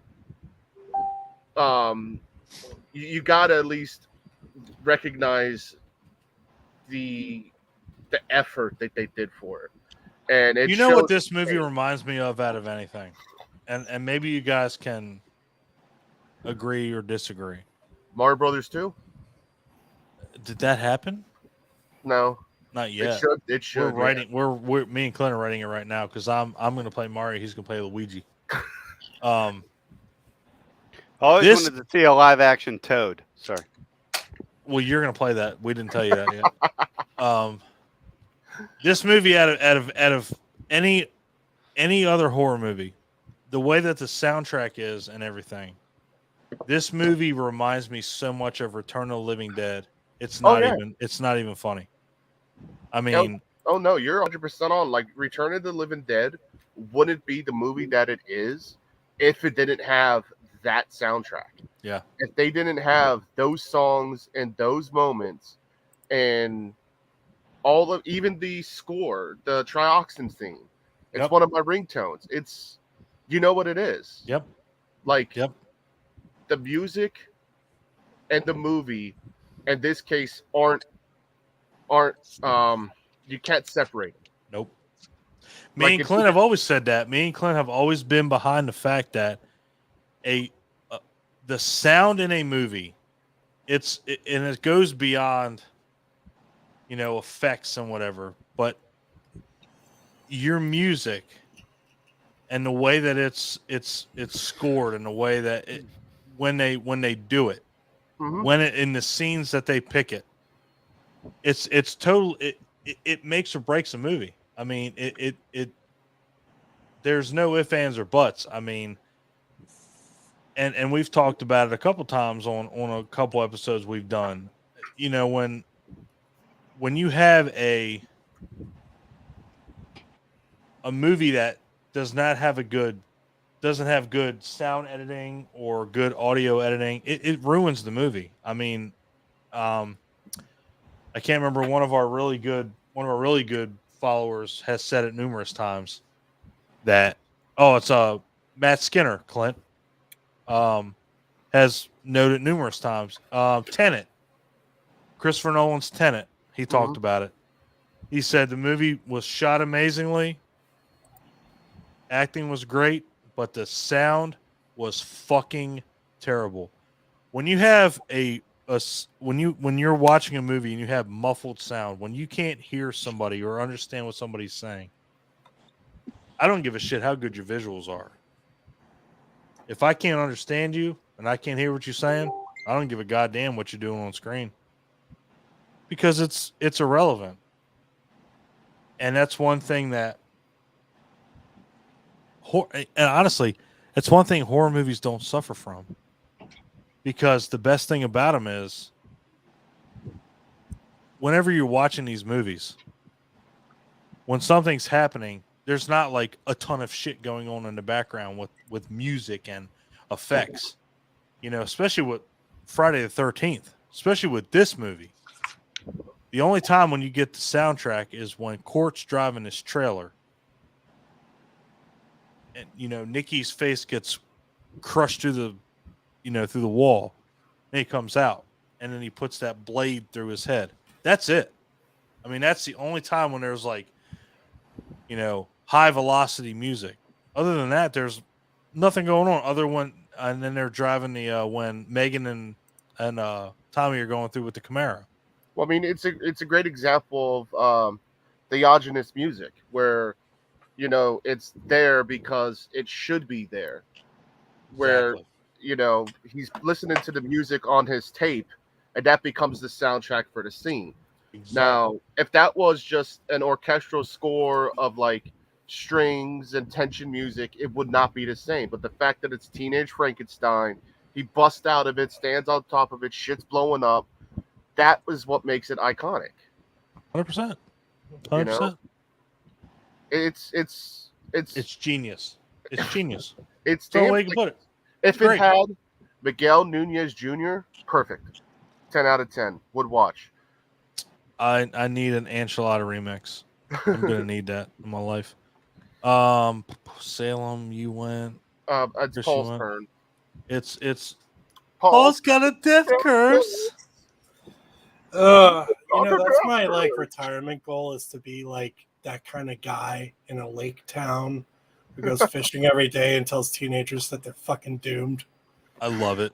And that's Why like my wouldn't you? retirement plan. So, You're halfway there. Yeah, halfway there. Thank you for reminding There's me. nothing stopping you from living your dream, Paul. Go out there today God and tell a kid damn. that they're gonna die. Let's Yeah, go we're to here a to be random gas supportive of station. people.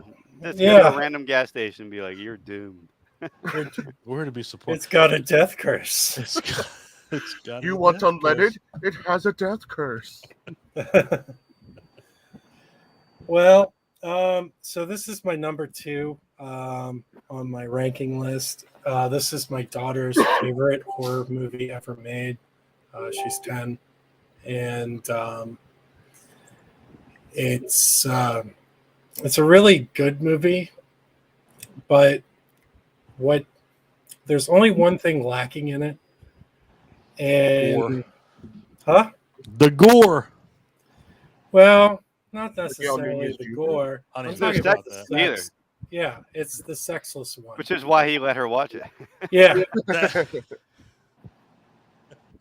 And, I think when I think of Friday the 13th, I think of like excess and 80s excess. And this was like the start of the MPA really cracking down on the franchise, especially after 5, which had the most sex. But I think, if it always felt like it was missing in it. So there's that. I want to talk about the dude who gets his head into the tree in the smiley face. Yeah. So those are my points. Your points are amazing because that's 100%. I think I don't want to say this is the perfect Friday the 13th movie, but it's the perfect Friday the 13th movie. I mean, it's because it has everything. It has. What about the nerdy guy that shot him with the paintball? Yeah. And you see Jason just look down and like Yeah. what the fuck? I think at that point, I think that's what Clint. Are you okay, brother? You're muted and you're rubbing your head. I'm Okay, good. I'm checking on you, my man. I'm all right. Yeah, I mean, this movie had everything. It had it all, and I love the fact that Paul brought up the fact that the MPAA at the time just raped this movie, and to this after this movie, that's what happened to Friday the 13th. It got butchered. I will say, and Clint knows, part 7. I would, and I'm glad Peter's not here because Roseblood's based around 7. I fucking hate 7 because of the way that it's butchered. Oh yeah. The movie on its own merit is amazing. It's awesome because it's another aspect of a way that you bring something different to this franchise. But it was never fully realized because it was butchered. And the thing about it that people don't have to understand and that people don't understand, even to this, even nowadays, and we're in 2022. Look at the shit that they put on screen now. Yeah. And then you look at the shit that they had, you have even when was part 7? Was it 1988? I think 88. So you had gory horror movies at that time period coming out, but that's what I don't get. Dead Alive was already out. Brain Dead, Dead Alive. I mean, let's face it. If you haven't seen that movie, guys, which I'm pretty sure 80% of us have seen that movie, and that was foreign. But yeah. I mean, like the Blob '88 is more gorier than is Friday gorier 13th than Part that. 7. Yeah, and that was like a mainstream. And Hellraiser 2 was. Jesus I mean, Christ. Jesus. Are you serious? Hellraiser 2? Yeah. Shit, fuck. Yeah. Game Yeah. over. Yeah, like I mean, Slugs. That was another one. I mean, Now, there Hellraiser was- 2 is a phenomenal movie. I'm just going to say. Oh, it is a good. I like great it better movie. than the first one. Thank you. But like for whatever reason, the MPAA had like a bone up their ass about. Oh, dude, they had a these dick up their movies. ass about Friday the 13th because. Was it a bone or a dick? A bone dick.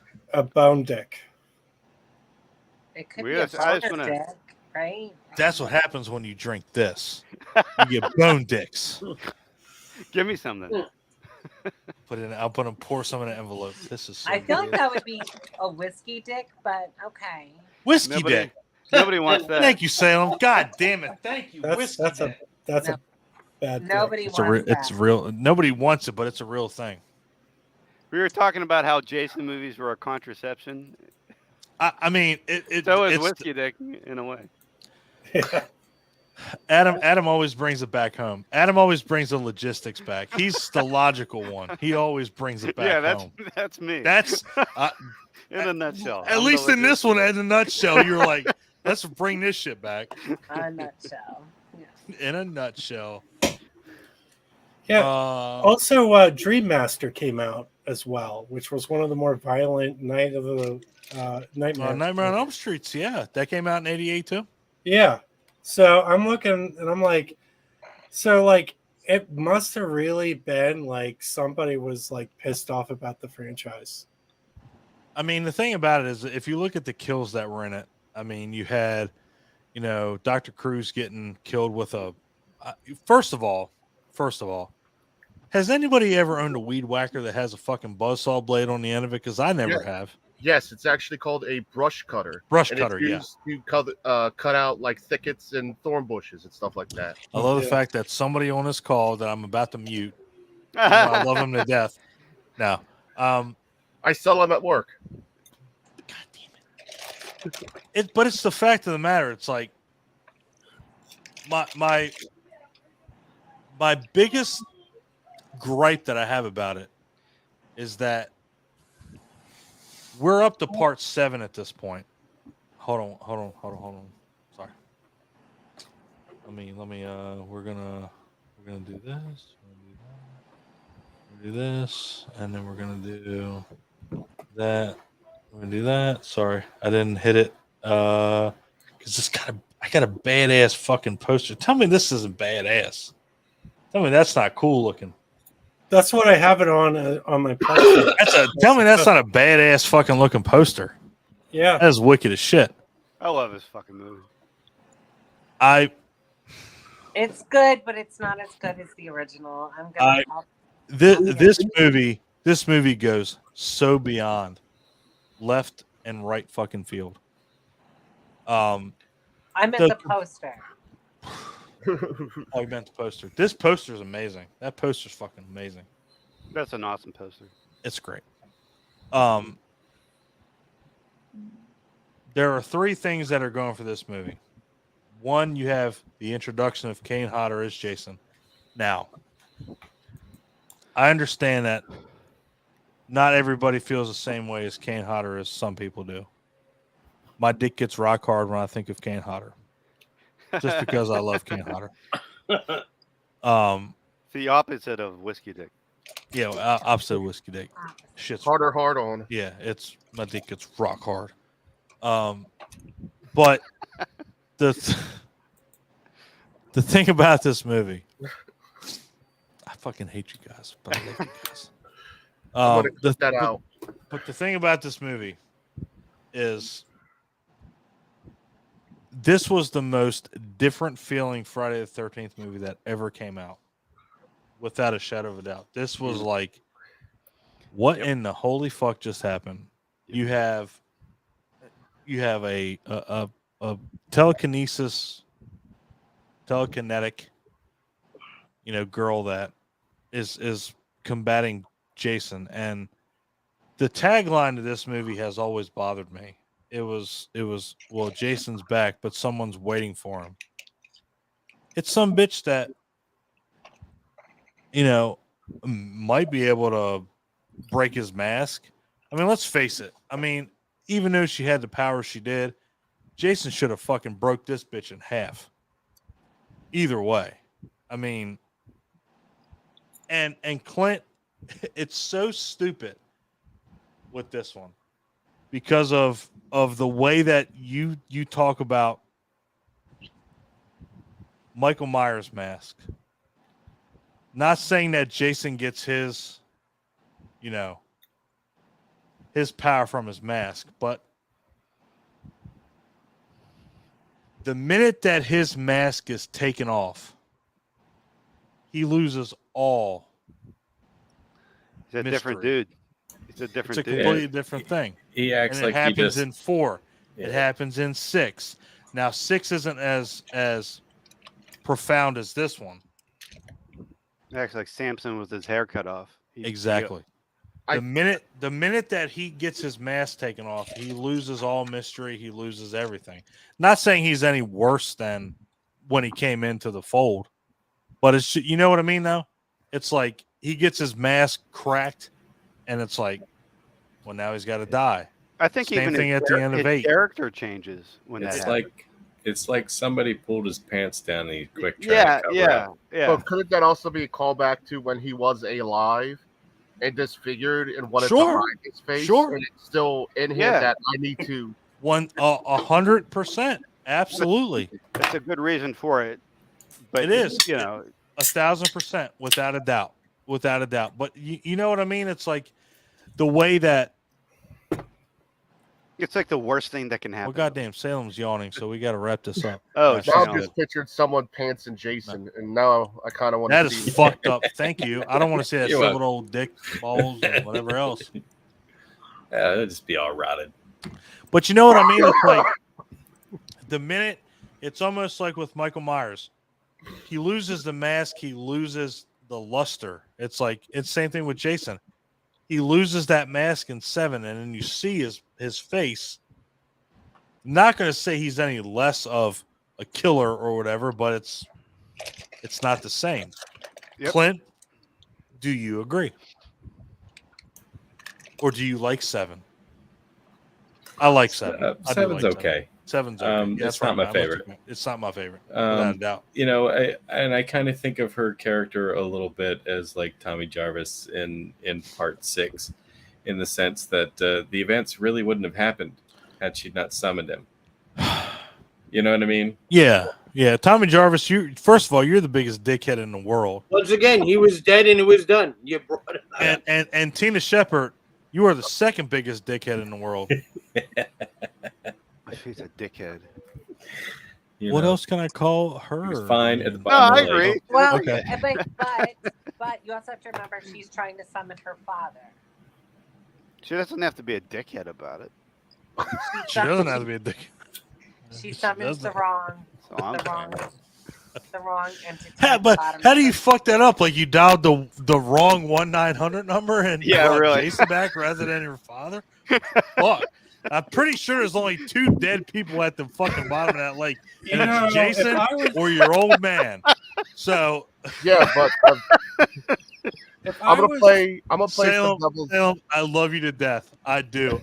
I had to take that. I had to take that poke because you make a good point. She tried to summon her dad, and I'm like, so if you dialed 1-900-1000 or 1-900-1001, you dialed the wrong one, bitch, because you brought Jason back. Yeah, So- I mean, I was just saying, like, Tommy Jarvis was a dick because he literally went to the grave site and He's the reason why Jason Jump is started still him. fucking walking around. He's the reason why it's at the Yeah. bottom of the lake. Right? Oops. she just Yeah. dialed the wrong, Oops. like, 1-800 number. Or So Yeah. I'll Yeah. play some devil's But, advocate for this. You know, they movie. didn't have a sign saying "Don't psychically revive anybody at the lake." I'm pretty sure. Jason in the lake. You yeah, I know, mean, she didn't know the right spot, I guess. I'm pretty sure somebody put the fucking poster up that said, They- "Please don't yeah, make they should have had s'mores. a sign. Don't make s'mores here at the graveyard. Don't don't poke somebody No with a swimming, metal no rod diving, no from psychically summoning yeah. the dead. Let's face it. As cool as 7 was with the whole telekinesis and everything, the best thing about these movies is that all somebody's got to do is get in a goddamn car and drive away. Up to this point, all Tommy Jarvis had to do when they took him to the end of the highway, and again, I want you guys to think about when the sheriff took him to the end of the highway. Did you see how busy the highway was? It was fucking flourishing. Get your ass on the highway and go, bitch. And then Get your ass out yeah. of here. Lottie, get your ass out of here. God, I have that saved on our page. I love that. But it's like, and I know obviously horror movies have to have some kind of a precipice to exist, but god damn it, these people are stupid as fuck. Like, Tommy Jarvis, get in your truck and get the fuck out of Dodge. You're done. It's game over. Just go. You would have been a special guest on Welcome Back, Kotter had your ass got in that truck and drove a little bit further. You would have been on Welcome Back, Kotter.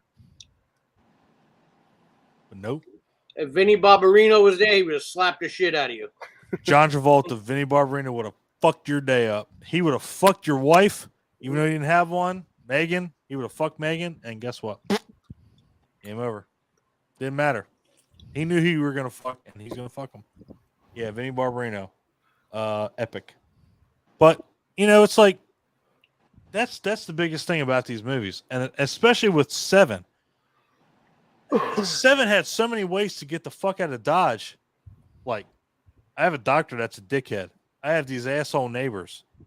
I'm pretty sure I saw somebody get killed, but I'm not going to do anything about it. Well, Mom, can we fucking leave, please? Can we? But if you remember though, the doctor was like, "Well, where are you going to go?" Yeah, like, I'm going to put her in the hospital. So Right. There's some things, I guess. I mean, look. Bernie had his own agenda. Jesus Christ. Really? Did you just do that? Bernie? God damn. Terry Kaiser's amazing. Yeah, I mean, the thing about this one is that you knew from the get-go what was going to happen. You knew that this was going to end badly. And I think it just added to the fact that everybody else died around Tina except for Nick. And I think